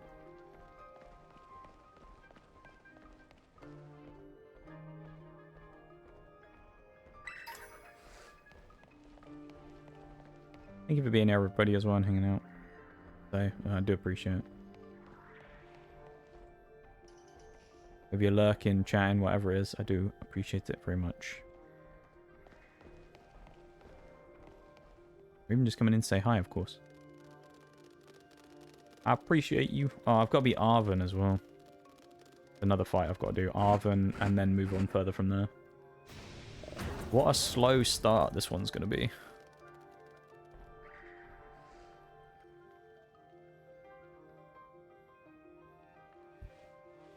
I feel like while we're in some of these cutscenes, I'll try and find out if I can get Ghastly.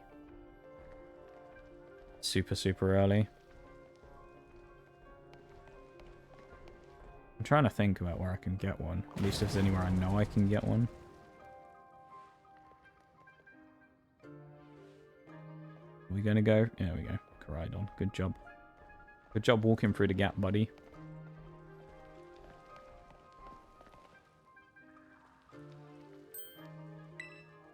Right, now it's a cutscene, so we're going to get jumped. That's fine.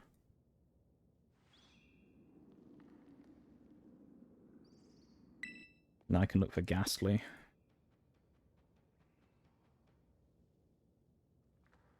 Ghastly can only have levitate as well, which is kind of nice. Ghastly has 100 special attack. Damn. I didn't know that was a thing.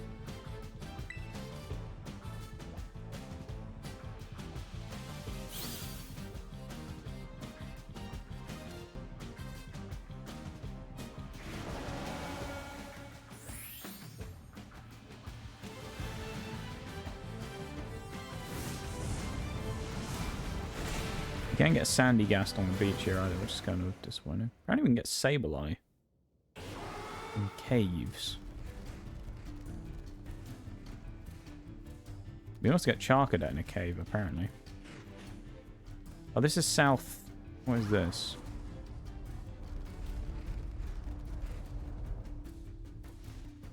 You get Murkrow as well, Winkleon. Overworld Grass, Overworld Lake. I think this is the area I'm in. Apparently there's Miss Magius you can catch as well. Ocean. Ghastly. Scarlet and Violet. Between level 2 and 24. Rarity 8%. And Ruins. So I need to find Ruins to get Ghastly then. Which I know where there are Ruins, I just don't know if we can get it there.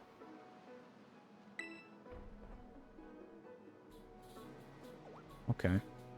This is specifically for Area 2. Or Area 1 or whatever it was.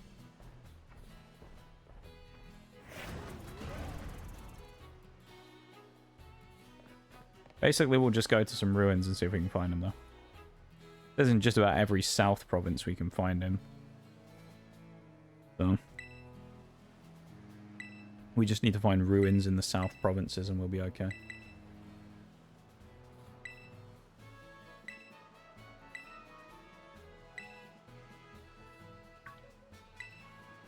Lovely stuff.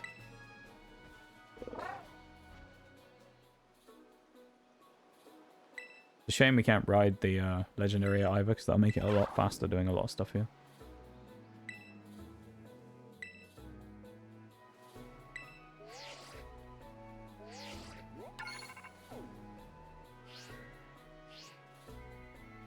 Such a slow start to the game.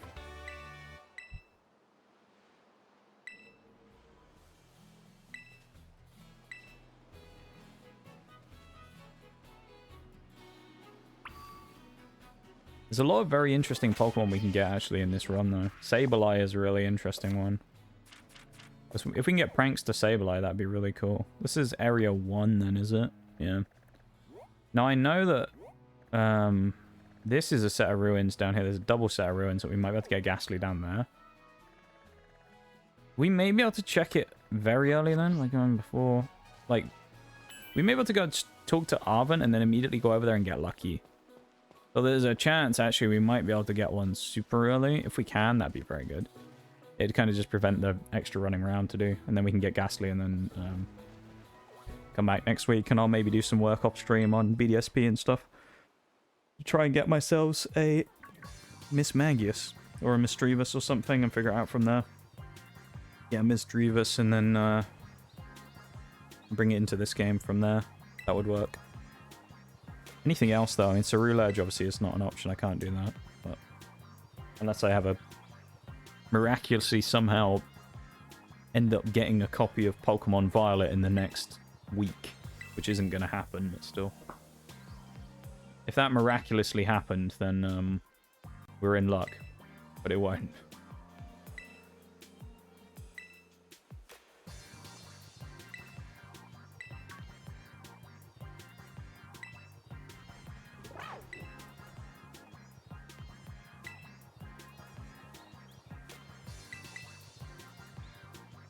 Go on, spamming.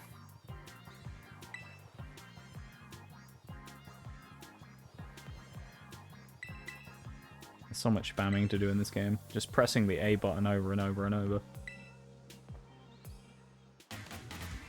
A lot of A button spam to do.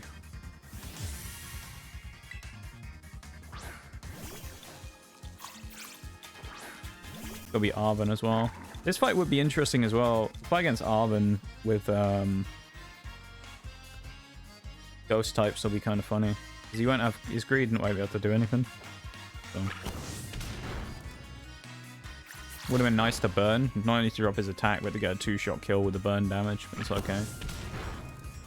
Gonna lurk. Have a good stream and night if I'm not back before you finish. Yeah, no worries, Maximum. I appreciate you being here. Thank you for hanging out and vibing. As always, I do appreciate it very much. And I hope you have a wonderful rest of the night. Regardless, as I say, if I see you again or not. If not, then I'll see you Tuesday, probably. Unless I randomly see you around tomorrow or talk to you in Discord or something. But, yeah. I appreciate it. Thank you for being here, man. I just realized it's just less than 3 weeks now as well, until my affiliate celebration. That'd be wild. Next affiliate celebration coming just around the corner. It's almost in view at this point. So close.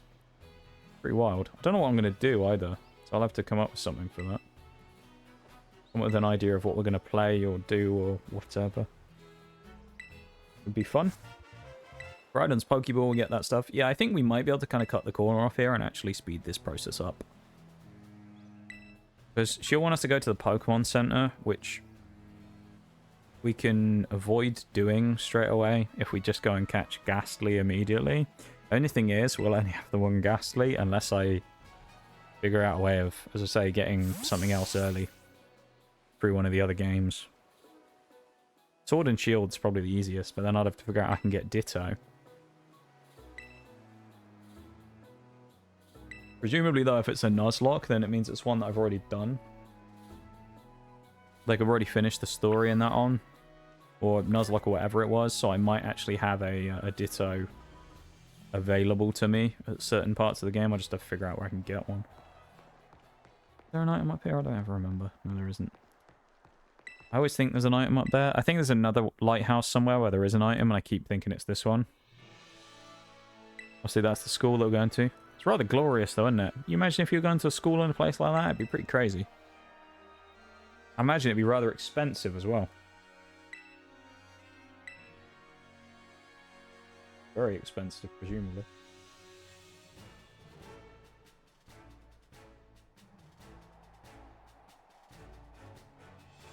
Good old Paldea. I do like the region in general. I think it's pretty good. I'm a fan of the Paldea region. I'm a fan of these games. I know they got their problems, which I'm not going to, you know, say they don't. These games got plenty of problems, but actually, when it comes to just general gameplay and stuff, I think they're pretty decent. I enjoy them, if nothing else, which I suppose is really all you want.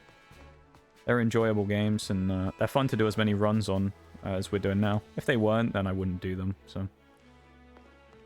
Right. Yeah, she wants us to go to the Pokemon Center, which is down here. Straight ahead. You can see it from there. We're not going to do that. We're going to hang a right up here and try and get up onto the area where Flamigo is. So I think it's... Is it just down here? I think it's over this little ridge and over that direction. You can see the ruins from there. You can see a big grey wall. That's where we're heading. And then we're basically going to run around until we find Ghastly there. So... I know normally you can get a lot of Drowsies to spawn there, and I don't know if there's specific ruins where specific Pokemon will spawn. That's the only other thing. If it is completely random, I actually will be a little annoyed, because I remember we spent ages trying to get Bronzor and Tinkatink at the start of the last run. And if we could have actually just grabbed them here right at the start, it would have been a little annoying. Because it took us a while to actually find them before. It'd be a bit sad if we could have got them here all along. Either way. The start of a new fun run, though. What is that running? Oh, it's a scatterbug. Running a bit, like, quick for a little caterpillar. I wonder what it was. Yeah, Ghost type. Should be a very interesting run. A lot of wild card picks in this one. Ceruledge, I'm really looking forward to using and reuniting with my old buddy again. Kind of. Not quite Armarouge, it's the physical version instead, but I think that should be really nice. Should be really good, just purely from the fact it will give us a physical attacking ghost type, which is kind of hard to come by a lot of the time. I think that would be nice. 2 Gimme Ghouls here early on as well. That's handy. Gives us some coins to start building up towards gold and go. I'm only seeing Drowsy, which is a little disappointing. I'm hoping it's not only Drowsy that spawns here, because... if it is, I may actually just have to go to the other one instead. There's a lot of Drowsies here. We've been swarmed by them. You get assaulted by a bunch of drowsies just mugging me. Look how many there are. Oh my god. So many drowsies, it's unreal. I wonder if we can do the old picnic trick. Can we actually do the picnic table stuff yet? I don't know if we can. No, we can't. I was going to try the picnic table trick where you put the picnic table down and then pull it up. Alright, so it looks like we actually might not be able to get one here at all. Because it's only drowsy spawning. I wonder if it is locked to certain ones where you can get certain, Oh, come on. If it is, that's a bit awkward because it means we're going to have to do a bit more work to get our first mon now. Well, we do know at least, though, that when it comes to Psychic, we can get a Drowsy here right at the start of the game. So there you go. Well, that was a bit of a waste of time, wasn't it? Alright, well, we're beelining it up the hill again, then. It doesn't matter if we lose to Nimona again. We just need to do whatever. We'll just speed through it, because we got to now do the, probably the whole school arc, I think. I don't think you can leave the school until you've done the first talk. And done, like, the whole... You're going to be sent out on your adventure to go and find the treasure. So it's kind of going to force us to have to do that, I think, now as well. Which is really annoying. It's never going to happen, but on the random off chance that we just so happen to find another ghost type, that would be amazing. Just do a quick sweep as well and see if there's any other ruins we can find. So let's see, there's that and there. Any other random ruins around? No, there's these up here, but I don't think we can get to those yet. Because this is all cliff. We can't get up the cliff. We can get to it from the other side. Oh no, we can't get from there either. The one I'm thinking we can get at, I mean, there's some up here, but I don't know if we can actually get them or not. The ghastly there. There's also ruins in... I don't think it's in here. I think it's further on. Here. I think this is the one we normally go to. There's these ruins here that I'm pretty sure that's where we've got Tinkatink and Bronzor, or Tinkatink and Bronzor from before. If we can't get one there, the only other option is to go all the way to the other side, presumably run here, go up around here, loop back around, and then get up onto here. So, yeah. It'll take a while, I think. We'll kind of see. If it's, like, taken forever and we still haven't got a ghost type, then maybe I'll just bank it in for the day. We'll see.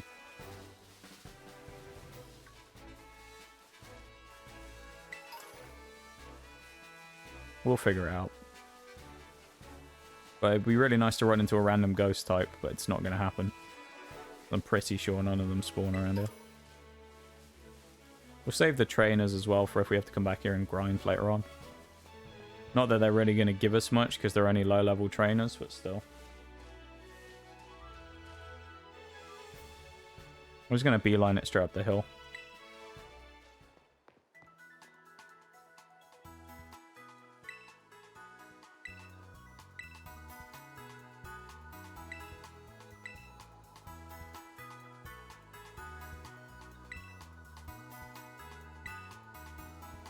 I do despise the start of this game, though, to be fair. It takes way too long. Like, I understand why they make it take a long time for people that are playing for the first time, so they understand the game, but I really wish there was just an option to just start straight from the school. It would be really good.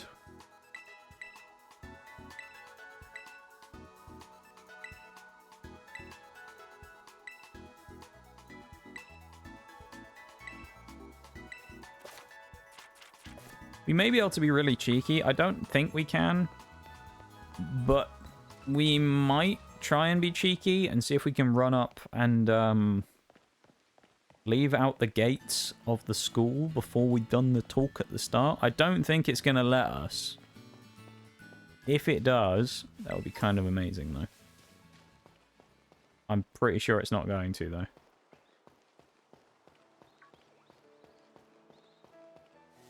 And we'll leave all these trainers. Ghastly's going to need to fight some, like, real crap stuff super early as well, because although he's got special attack, Ghastly's going to suck. Ghastly is going to be really bad. Because it's probably only... Its only ghost type move is probably going to be Astonish and Lick or something like that. Which are both going to be really poor moves, so... Again, it really doesn't matter if we lose this here, and I'm kind of planning on it because it'll be faster. Although she'll have Sprigatito up front, so hopefully we get one-shotted by Pour Me when it comes out, and we can just speed up from there. Because it's going to be a long one otherwise. Of course, we are keeping level caps in place again here as well, which is an interesting thing. In the last one we did, Steel...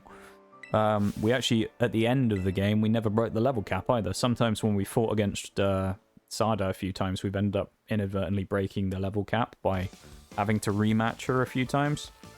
But that never happened this time. We beat her first try. So we were actually under-leveled. We weren't even at the cap. We were under-leveled when we fought her and we still won. We won with a Pokemon in hand because Copperaja, remember, never even got involved in the fight. Copperaja was never involved in a fight during the end of that round. So, that was pretty cool. It's just quicker to lose to Pour Me if we are going to lose here. So it's like, I'm just going to spam Ember at everything, and then what happens, happens, basically.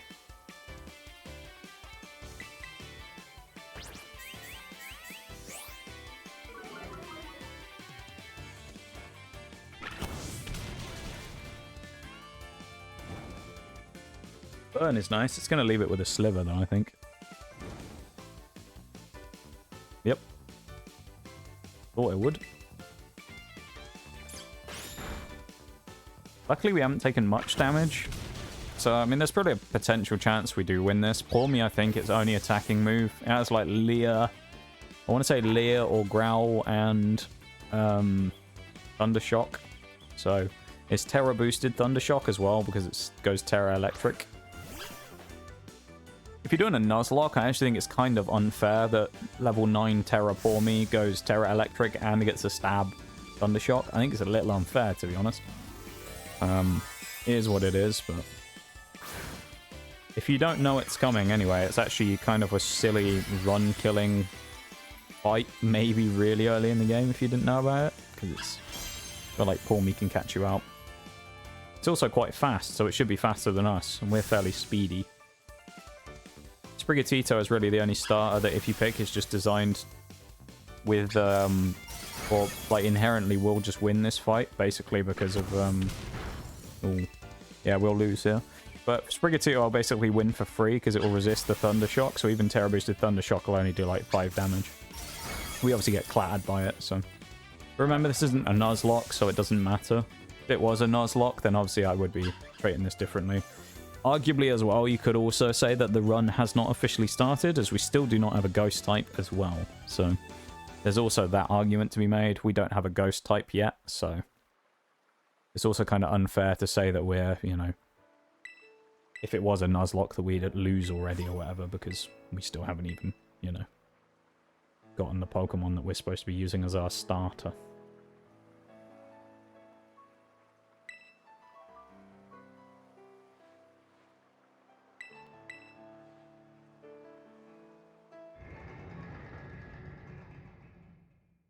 Right. I know what the game wants us to do. I'm just going to see if we can do something else. I don't know if we can. I honestly think it's probably not going to let us. I think it's just going to tell us no and just say the gates are closed and we're not going to be able to do anything. If it doesn't and it actually lets us go, then that'd be amazing. But I don't think it will.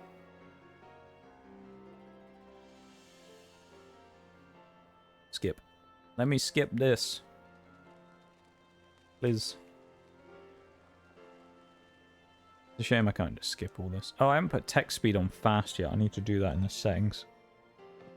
That will help. Might save a tiny bit of time.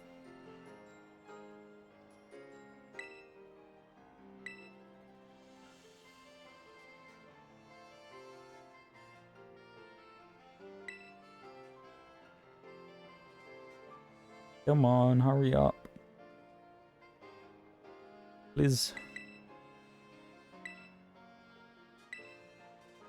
We're going to get rid of the hat at some point as well, and we'll get a better one.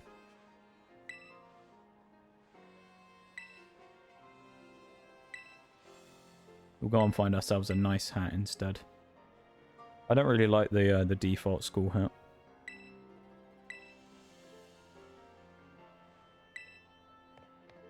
And I'm assuming if we try and run out of here, it's just going to say no, but you never know. If we can do this, tech speed. All we want right now, I think.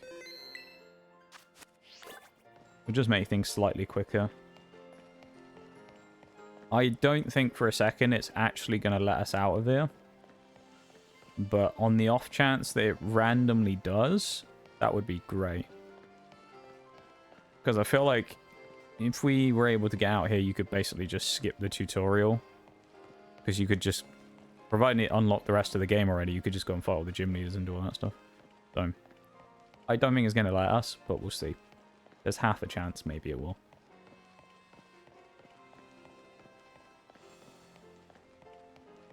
I don't know which chance is our best one of getting a Ghastly either.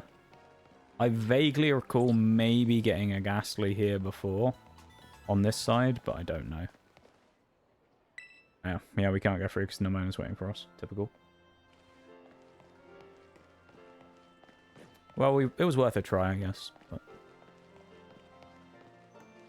now we got to beat the 2-team star goons, and then what else? Talk for a bunch of dialogue, and then we're good to go, I think. Then we should be able to just run and go get Ghastly, hopefully. Actually getting to Ghastly and catching it should be quite an easy process, I think. Providing, of course, anyway, the Ghastly is where I think it is. If it's where I suspect it's going to be, it shouldn't be too hard of an issue to figure out.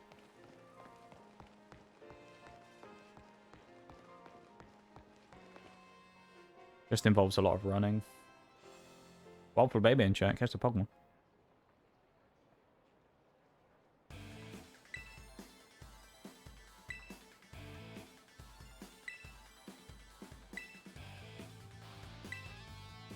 I don't think it makes much of a difference here, this fast text speed, but like, it's a tiny difference. What do they have here? Shroodle, I think, and Young Goose they pull out on us, I want to say. So.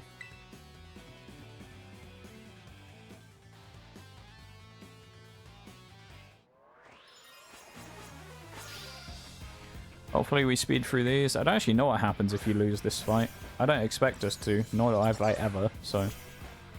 I don't know what happens, whether it actually just makes you re-challenge them or not. I hope not. 6 damage. That could be dangerous if it crits us. Depends how much damage we do in return. Yeah, pretty good. Could hit us twice with 2 crits and we'd be safe, so... It's now impossible for us to lose, because it can only crit to maximum double damage. I went for Leer anyway and through the fight. Nemona want us to terrestrialize in the next fight, but we're obviously not going to do that either. Win the first one, get the level up as well. All these levels are kind of nice on Fuecoco. Gets us chipping away a little closer to getting Skeledirge, but obviously Skeledirge isn't going to be until level 36, so...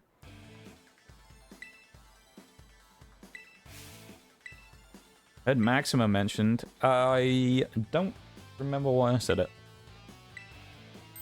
Oh, a maximum damage is what I said.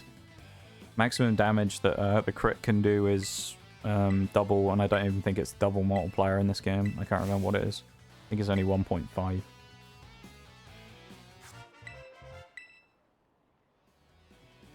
That's where it came from.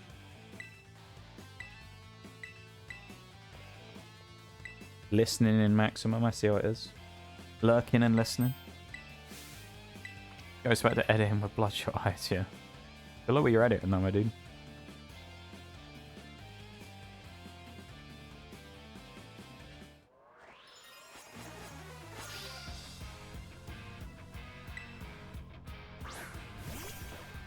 Young Goose. We're not going to terrestrialize. We're just going to spam Ember. Terrestrialization will just add seconds that we don't really want. Oops. Hopefully it doesn't flinch us. That would be annoying. No, we're good. If we got flinched, it may have put the fight in like a bit of a 50-50. Yeah, he's throwing with a Leah. That's fine. I feel like the AI does go easy on you this early in the game because it does make some really questionable decisions, like leering there. Don't really know why. Actually, with my first of the year stream, one of my guys mentioned my IRL name, so I'm editing it out before throwing over to YouTube. You check copyright.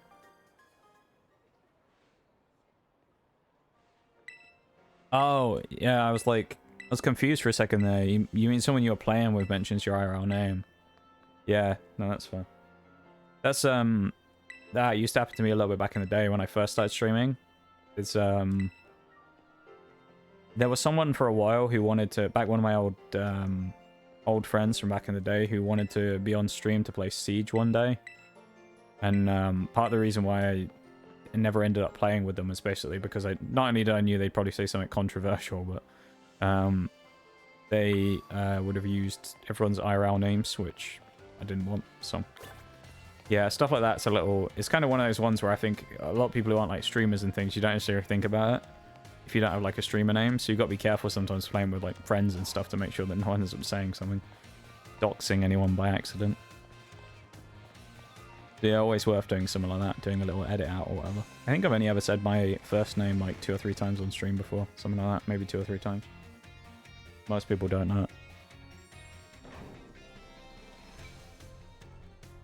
For a while, I was kind of just like, screw it. Like, I might as well say it anyway. But then I just kind of didn't realize there was no point. Kind of like the face reveal thing. It doesn't change anything. So I never did. Never revealed it properly. Getting them used to calling each other by our gamer tags while we stream is almost there. Yeah, it is weird doing that. First of all, it's weird for like us as well, though.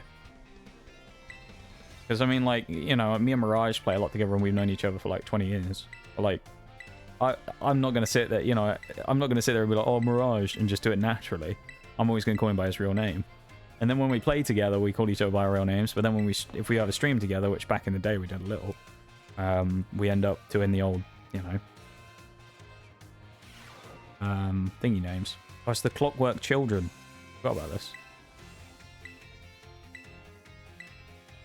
Let's just spam through. I don't care about all this. I'm just going to spam through it all because we don't care, quite frankly. The sooner we get out of here, the better.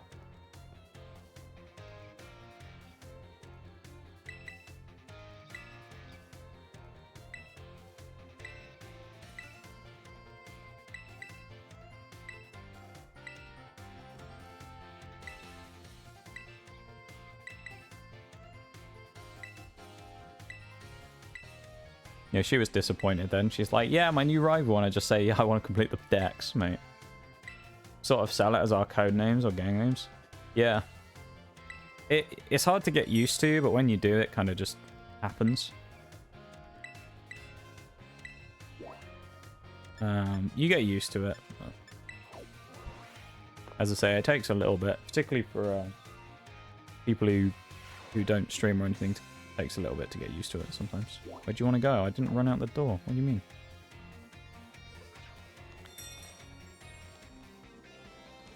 Nothing we can grab in there. Although you can actually get food, so you can get mini buffs there. We'll talk to Arvin already.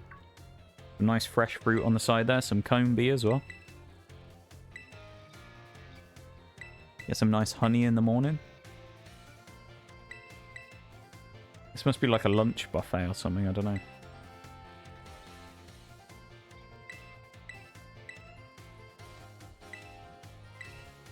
In a minute, we'll find out about Team Star. So this is obviously setting up the story beads for Arvin. Thank you for the Yoda Death Plague. I appreciate it.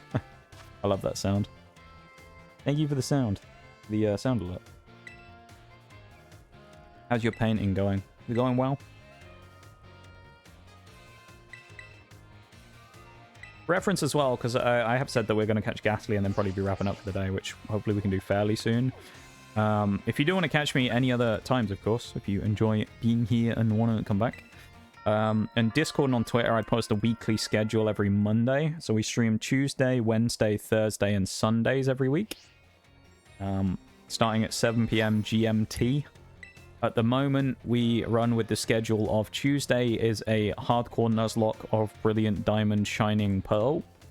Wednesday, I've been playing Monster Hunter World with Bevan, who was here a little bit ago. I'm not sure if he's what he's up to today.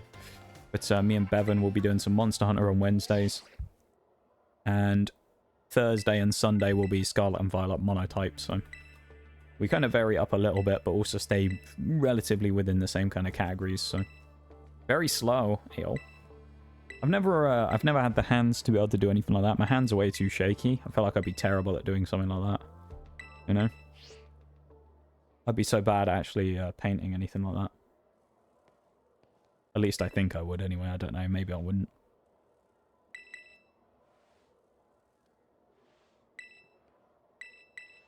Takes a lot of very intricate movements and things though, so very cool. I think it's something that's easy to kind of appreciate.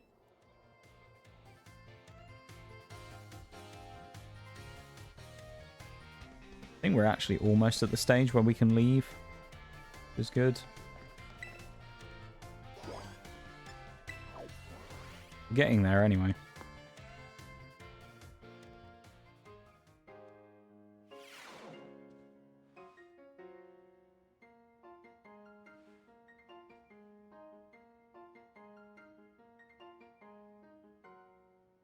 Good old Gita.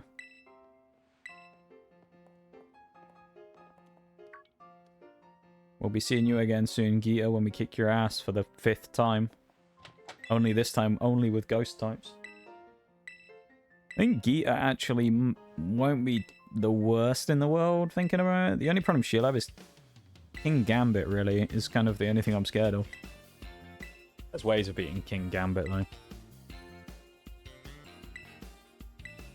Especially if we have something that can learn Earthquake or something like that. I don't know if we can. We'll probably have stuff that outspeeds it as well, which will be nice. Or if we had something with access to fire moves would be kind of cool, which we probably will, having a ghost team. We're all going to be special attackers apart from Cerulege, which maybe gets a fire move. I don't know.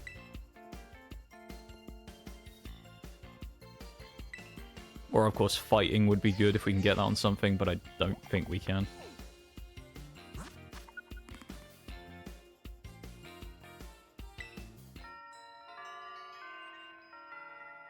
Now we got to talk to Clavel. He has to give us the spiel from Professor Sada, I think, and then we're good to go. Then he does the final cutscene where he's like, yeah, go out and get your treasure, do all that crap. We talk to one more person, which is Namana by the gate, and then we go.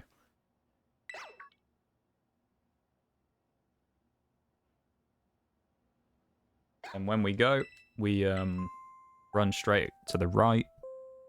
Run up the hill, go up to the top Pokemon Center, drop down over the hill to the right, and there, or no, actually it should be to the left, I think. And then there should be a set of ruins nearby, which I'm praying we can get Ghastly from.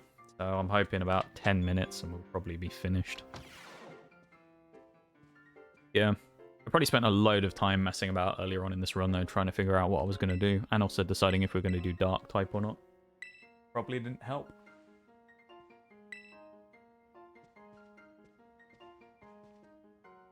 Wasted a lot of time today.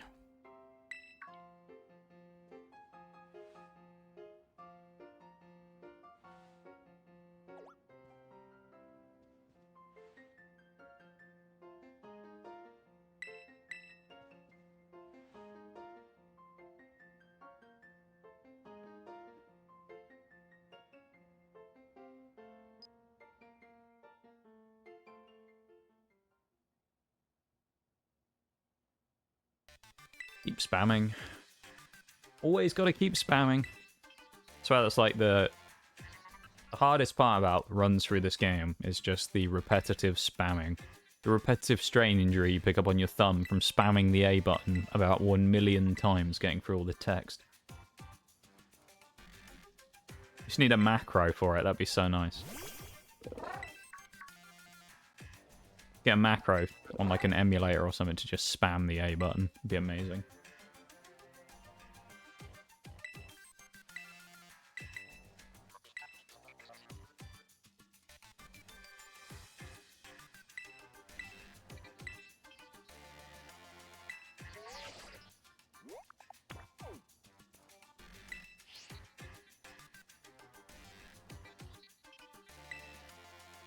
Welcome in, Evie.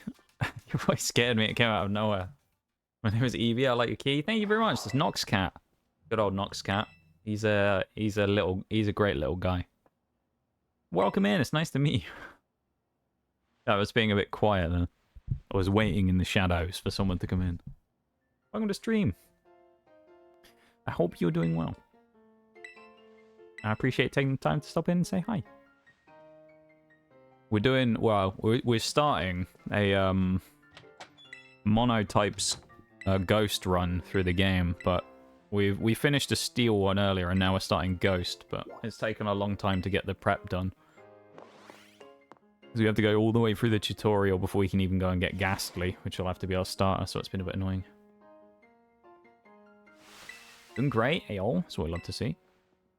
I'm glad you're doing well. Yee. I'm glad things are going good. I'm glad you're having a good Sunday. We've been having a good time here as well. To say, finishing off the old Steel was nice. I can't believe what I'm seeing. Thank you for the follow. I appreciate it as well. Welcome to the lab officially. I do appreciate it very much. I hope you enjoy your time here with us at the lab and also enjoy the follow emotes and stuff, which I do need to. That reminds me, I do need to probably add something to that at this point. Maybe that's what I should focus on for this year. Try and get some follower emotes from somewhere. Be a good idea. Yeah, welcome to the stream and thank you so much for the follow. I appreciate it.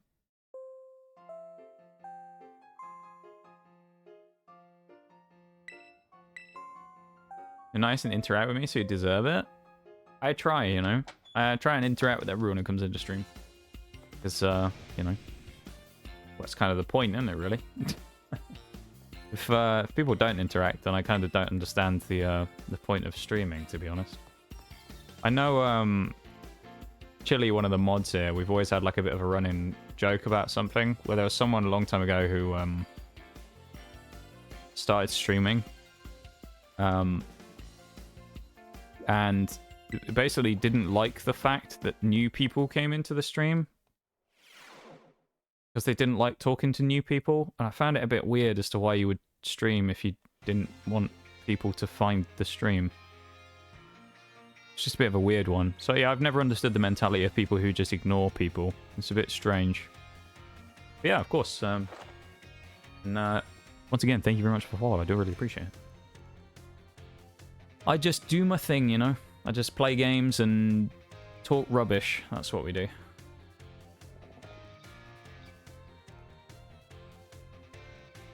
Yeah. I'm looking forward to Tuesday as well. Tuesday we're doing Shining Pearl again. Where we're going to be continuing our hardcore nuzlocke in that, which should be fun. We only started it last week, but I'm determined to get revenge for about April last year, which was the last time I did it, where I lost to Cynthia in the final fight. I'm looking for revenge. That should be a fun one. Monster Hunter should be good next week with Bevan as well. If anyone's ever interested, as I said earlier, in stream schedules or anything like that as well, we do have a schedule on Twitter weekly. There's links below to everything below the stream. There's also exclamation mark socials you can do, and exclamation mark Discord to find the Discord as well, where I also post the weekly stream schedule. So, yeah. I like your emails. I appreciate it. Thank you very much. All of our 4 artists now have done a phenomenal job on them. With DK, Anna, Elise, and Achan, all 4 of them have done a phenomenal job. And I do need to update my credits on that as well, because I'm pretty sure it still isn't updated to say the new edition, so I need to do that. Yeah, I appreciate it. I know they worked very hard on all of them, and the animated ones and the regular ones. I do love them all. Like Monster Hunter with Bevan? Do you love Monster Hunter with Bevan? You think it's good? Just Bevan shouting at me for like 4 hours? Well, no, not 4 hours. Bevan shouting at me for 2 hours because he's at class, isn't he? So me playing on my own for 2 hours, and then Bevan coming in and shouting at me for 2 hours. Remind you to update your credits after stream. Thank you. I appreciate it. I do need to remember to do that. It's just I haven't messed with any of those panels or anything for a while, so I do need to just do that. Freedom! We finally got freedom! We just need to talk to Nimona. She'll let us run on Koraidon, and then I think we can actually go and catch our first ghost type. I've already been going for almost 5 hours, so the plan today was just to get the first ghost type and then wrap up, so Yeah. I think it's great. It adds a touch of weirdness while Bevan's shouting at me. But it's kind of fun, though, as well in itself, because you have, like, the two parts, don't you? You know? You have the part where I'm playing on my own, and it's a little bit more casual. And then you get Bevan comes in later on, and then it kind of goes off a little bit more with him being wild. Him being feral coming in and doing that. How are you doing, though, Oreo? How was your bake stuff? How's the baking been going? I hope it's been going good. Now that you're done. I hope whatever it was you were making for your baked goods is come out well. Come on, game. Please let me out of the cutscenes. I think Arvin comes running down here first, doesn't he? Please. Please let me out. Yeah, there he is. Oh. All done. I guess it's good. I can't taste it, but Dad liked it. Ew. Well, I'm excited to find out what it was. You'll have to send me a picture of it if you haven't already somewhere. Posted it somewhere anyway. You'll have to send me a picture of it. I'm excited to see it. Yeah. Been streaming longer recently as well, haven't I? Your grandmother ate it. Well, all of it. Don't tell me it's all gone.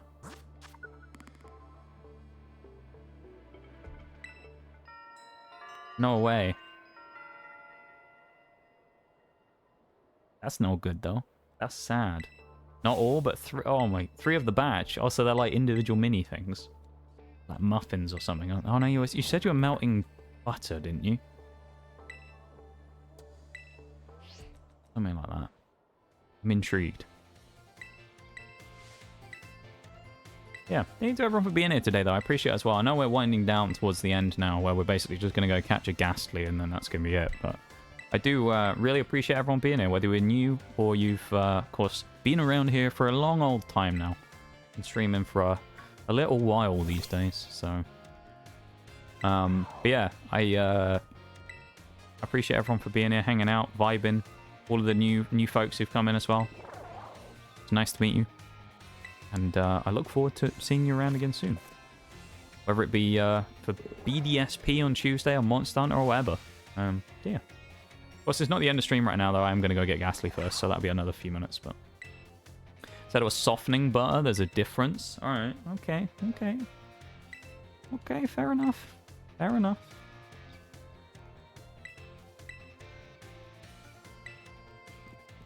Being technical. You can be technical if you want to be technical, that's fine. Right. We can finally leave. Let's run. Oh, for sake. Stop talking to me! I don't want to know about the DLC in Kitakami. Go away. Stop talking to me, Jack. There we go. Oh, we haven't even started the base game yet, Jack. Let alone the DLC, mate. Go away.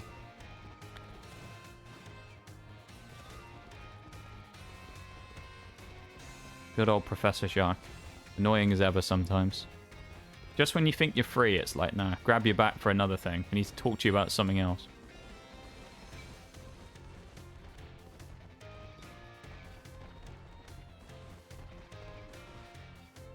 Where have we managed to go? Oh, this is like back behind where the gate is. I don't think I've ever been back there before. That was weird. I didn't like it. I was confused. There's more to the school area than I've ever really cared to bother looking in before. That's interesting.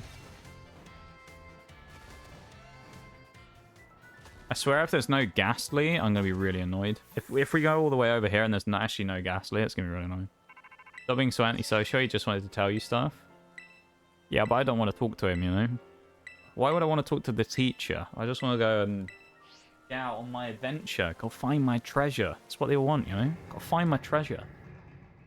It's already taken me long enough to find a freaking Ghastly as it is, you know? I need to bloody speed up now as well.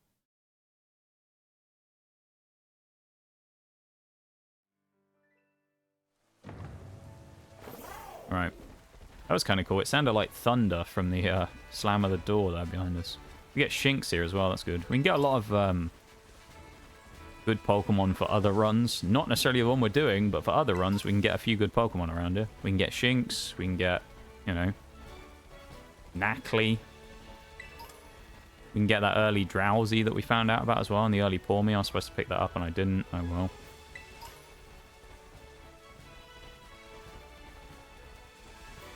So, what is Spoink? I didn't know we could get Spoink this early as well. So I'm pretty sure Murkrow is actually up here. I don't know. What is that? Oh, he's going to talk to us about the Titan, of course. Another conversation that we have to have now with Arven, because of course we haven't talked to him enough already in the first little part of the game. Leave me alone. Ugh. Don't want to fight that guy because he's the one with the really gnarly leftovers thing. Was it leftovers Skiddo, isn't it? Down here. I think this is where we want to be going. Let's grab the TM because why not? Maybe it'll give us luck. What is it? TM? It's Confuse Ray. It's Drowsy again. Bronzor, Drowsy. Uh-oh. Bronzor. Uh-oh. A lot of Bronzors. Not a lot of Ghastlies. Don't want to run into that guy either. Go away, Bronzor.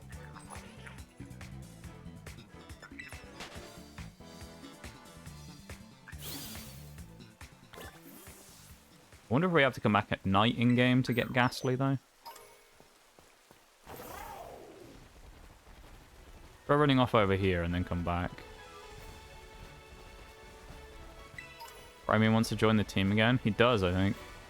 The only problem is we don't want him again. Nothing against the guy. Just want Ghastly.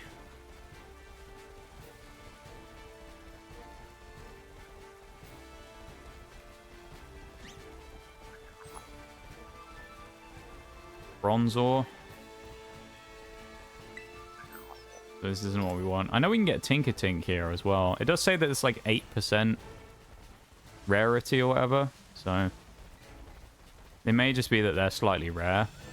So let's run back in here again. And then let's just loop around and do it a few times until we see one. If we don't see one, then we'll probably go to the other spot. Just a pain that this has taken so long.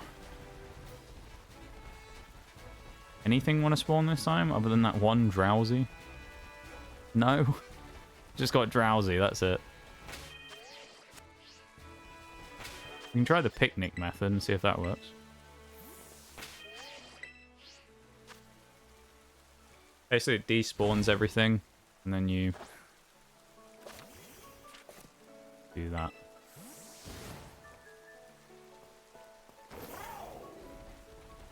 I hear Bronzor's clinking. There's Tinkatink. So we got a couple of the other Pokemon to spawn. Maybe because it was raining that had a bearing on it as well. Let's also have a quick look. Do I still have it open? I do. Let's just pick whatever. I just want to find out Ghastly again. Ruins it says, but does it have like day or night on it? I wonder. Can spawn it all 3 times by the looks of it then. The Ghastly can in theory spawn, I think, here. It's just not here. So that's helpful. We've got a bunch of Tinkatinks though.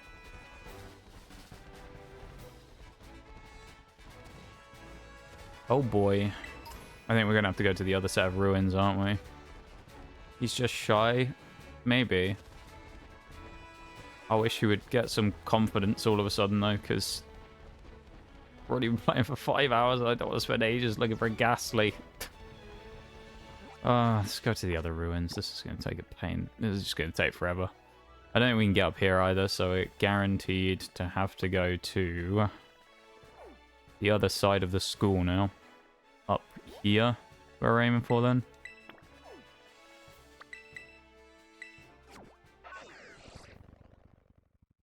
Why does this have to take so long?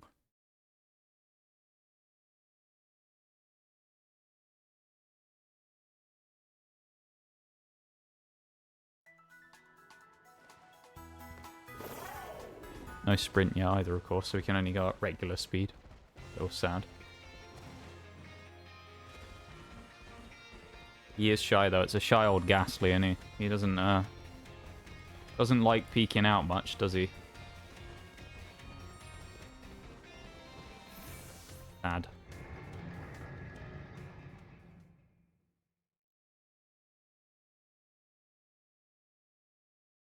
Please, Ghastly. Please, do me a favor. Appear. Right, so we have to get up there, but we can't directly get up there because that would be too easy. What we need to do is run all the way around so we can get up a ramp because we can't jump up there. We have to go all the way around, basically. Although one thing is you can get Mastiff up here, so this is, at least for the dark type one, we now know that we can catch one here, which is good.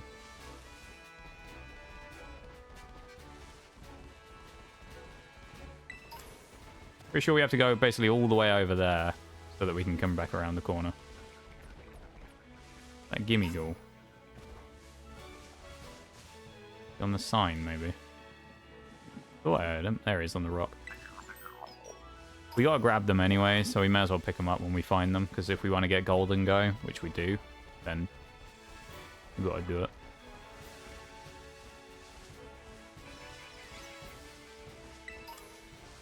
There's a Mastiff. I think it's just round this corner, basically, is where we have to go. And then it will let us go up. I think. Maybe. Or am I completely wrong about this? It looked like you could. If we can't, we're in a spot of bother, because I don't know what we're going to do. I guess we'll just have to keep trying at the ruins until Ghastly spawned. I feel like Ghastly's really common normally when I go to the ruins, but still. Just need an open cities mod, yeah. Yeah. We need open cities in Pokemon.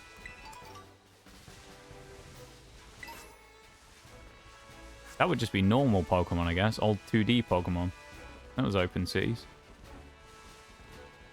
Actually, every city's, other than that one with the gates, is the same, isn't there, in this game? Please, Ghastly. We got some ruins up here. Please. Please. Please. Please, Ghastly, please. What we got here? What is this Ramon? It's a Fletchling.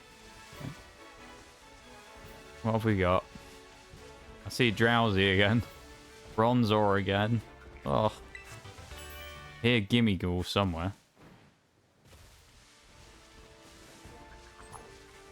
He's probably up on the wall or something. Oh, he's here on the barrel. We Prage, we do. Drowsy, Tinkatink. Tinkatink is also a low spawn, so that's kind of a good sign at least. Maybe we're just getting unlucky. And I didn't want to enter that Bronzor. I know Ghastly's spawning. Maybe? I don't know. Oh, this is so annoying. Ghastly, please. Please.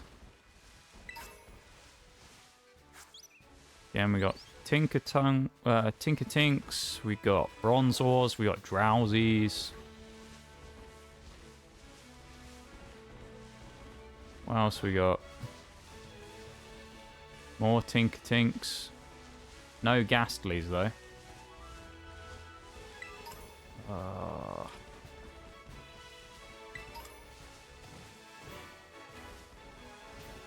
Run around and come back. Hopefully it respawns a Ghastly. We've also still got to catch it even once we find one is the other thing.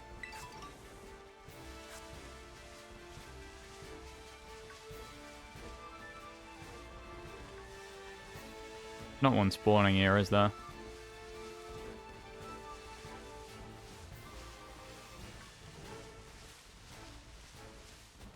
Not looking like we're getting lucky, yeah?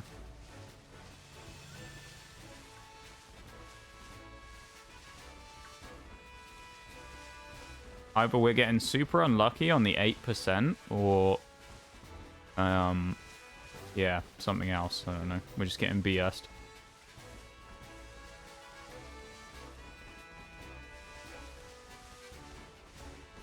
According to what I saw, Ghastly should just spawn in ruins. I don't think it needs to necessarily specify which ones. And also, anyway, it says in south, basically all the south provinces where we are now, Ghastly can spawn in the ruins, so.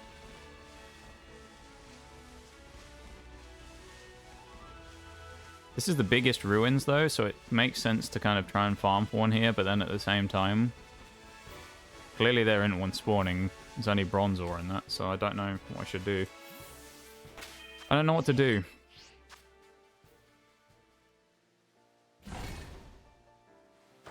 I really don't.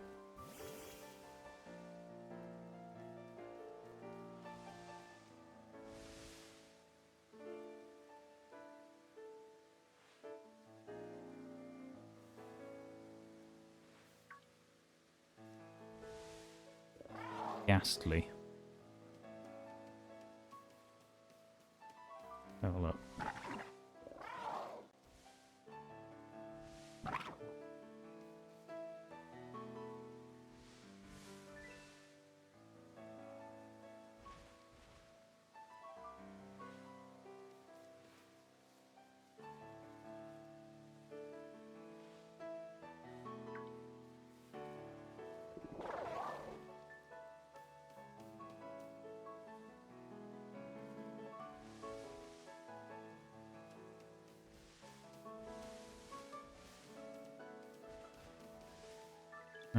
South Area 4, South Area 2 and 1.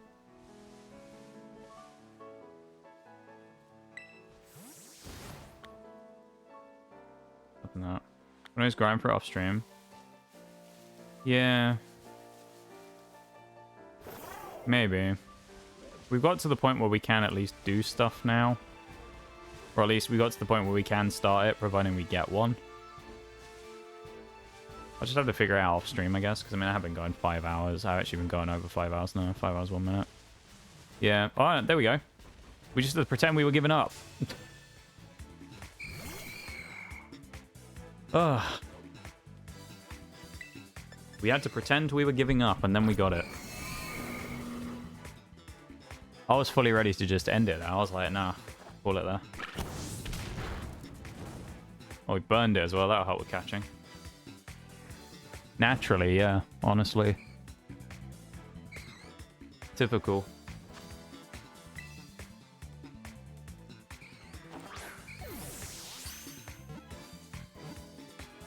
Apparently you can get Grieved here as well, it's like a 3%, so it's like, I don't know, maybe I'll just test that off stream. I'll just try and run around and see if I can get a Grieved to spawn. We have a Ghastly now, though.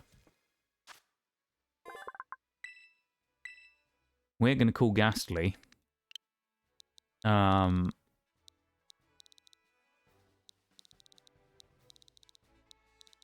know. What did we go with before? We'll go Should we go Phantom?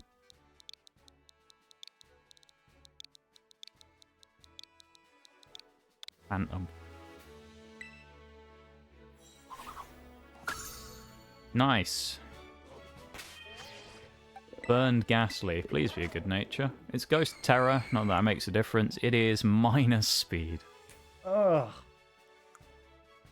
Sassy natured. That is... Ugh. Well. Yep. What do you say about that one? We got it though, that's the main thing.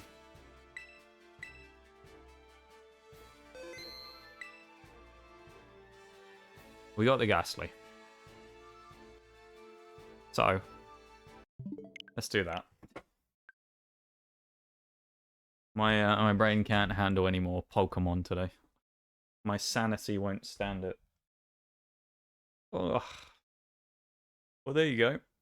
We got Ghastly, so we've officially started the run. That's pretty cool, I would say. We're officially ready.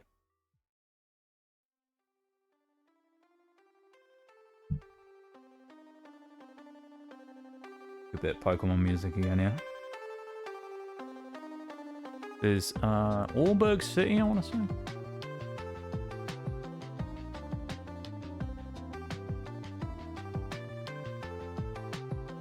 I think this is Allberg. I'm going to switch the sound over real quick as well. I don't think we're too worried about sound alerts at this point.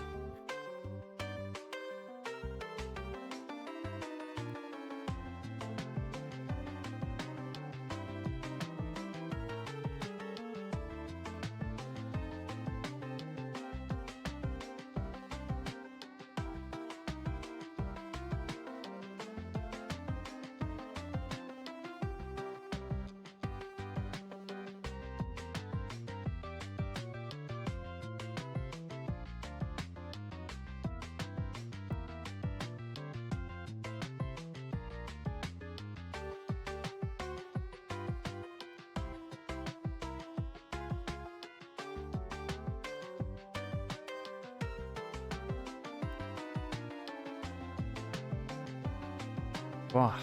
Thank you for being in there. I appreciate you hanging out, vibing, lurking, all of that stuff. I do very much appreciate it. And yeah, thanks for hanging out.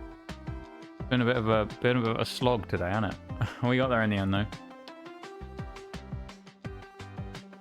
A bit of a slog indeed. We tried, though, you know? We tried and we had a fun time. That's what matters.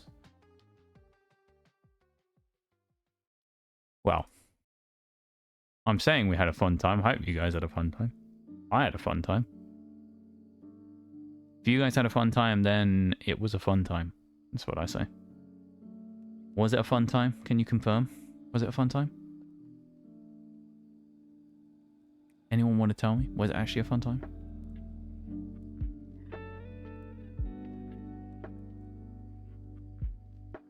Had a good time? Let's go. That's what matters. Do you guys have a good time? Then I've successfully made us have a good time, you know?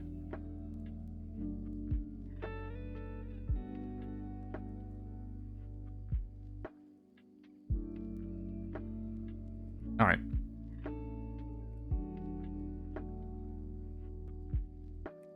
I'm going to switch to the end screen there. I'm going to change the music real quick.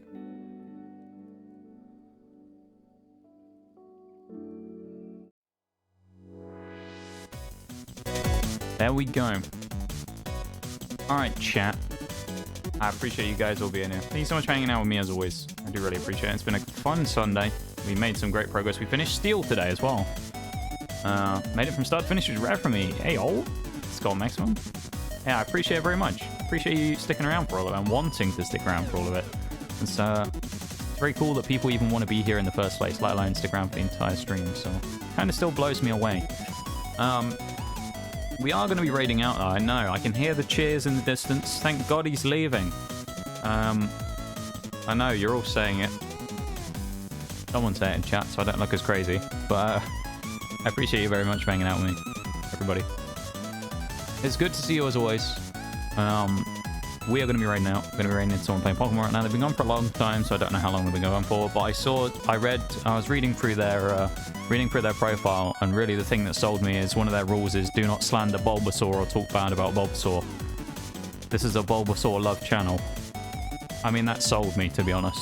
The Bulbasaur protection of Bulbasaur really sold me. So we're raiding out. Here we go. To a fellow Pokemon enjoyer. A Bulbasaur enjoyer as well. That's what we love to see. You already know they're goated because they like Bulbasaur. First things first, we'll go through everything. That EBL, thank you very much for the follow earlier on as well. I appreciate it very much. And welcome to the lab. Tech with the cheeky 8-month resub. Once again, thank you so much for that, Tech. I really appreciate it. Thank you for supporting the stream. Plague Natasha as well. Thank you very much for the follow once again as well. I appreciate it very much. And welcome into the lab. Forks with a 34-month primer. Ayo. The long one there, Forks. Thank you so much for that, my dude, as well. Probester with the cheeky raid earlier on. Local Madman, Crazy Local Madman with the raid as well. Thank you so much to the two of you for those two. I very much do appreciate you guys as well for that. It's very kind of you. I'm running out of time, so I need to speed up. And Asmodeus and Crazy Beam, thank you very much for the 2 new followers as well at the start of stream. So I appreciate that very much as well. Thank you so much to you two, if either of you are still here. And Maximum Suspense, starting off the stream, bookending it there with Tech at the end and you at the start. 7-month resub. Thank you very much, Maximum. I appreciate it, man. Thank you so much for supporting the stream, hanging out with me today, vibing. I appreciate you guys very much. And thanks for hanging out with me. It's been a great time. I've only got 9 seconds left, so everyone have a great one. I'll see you all soon. I'll be back on Tuesday, okay? Stream schedule up tomorrow like normal. Bye-bye.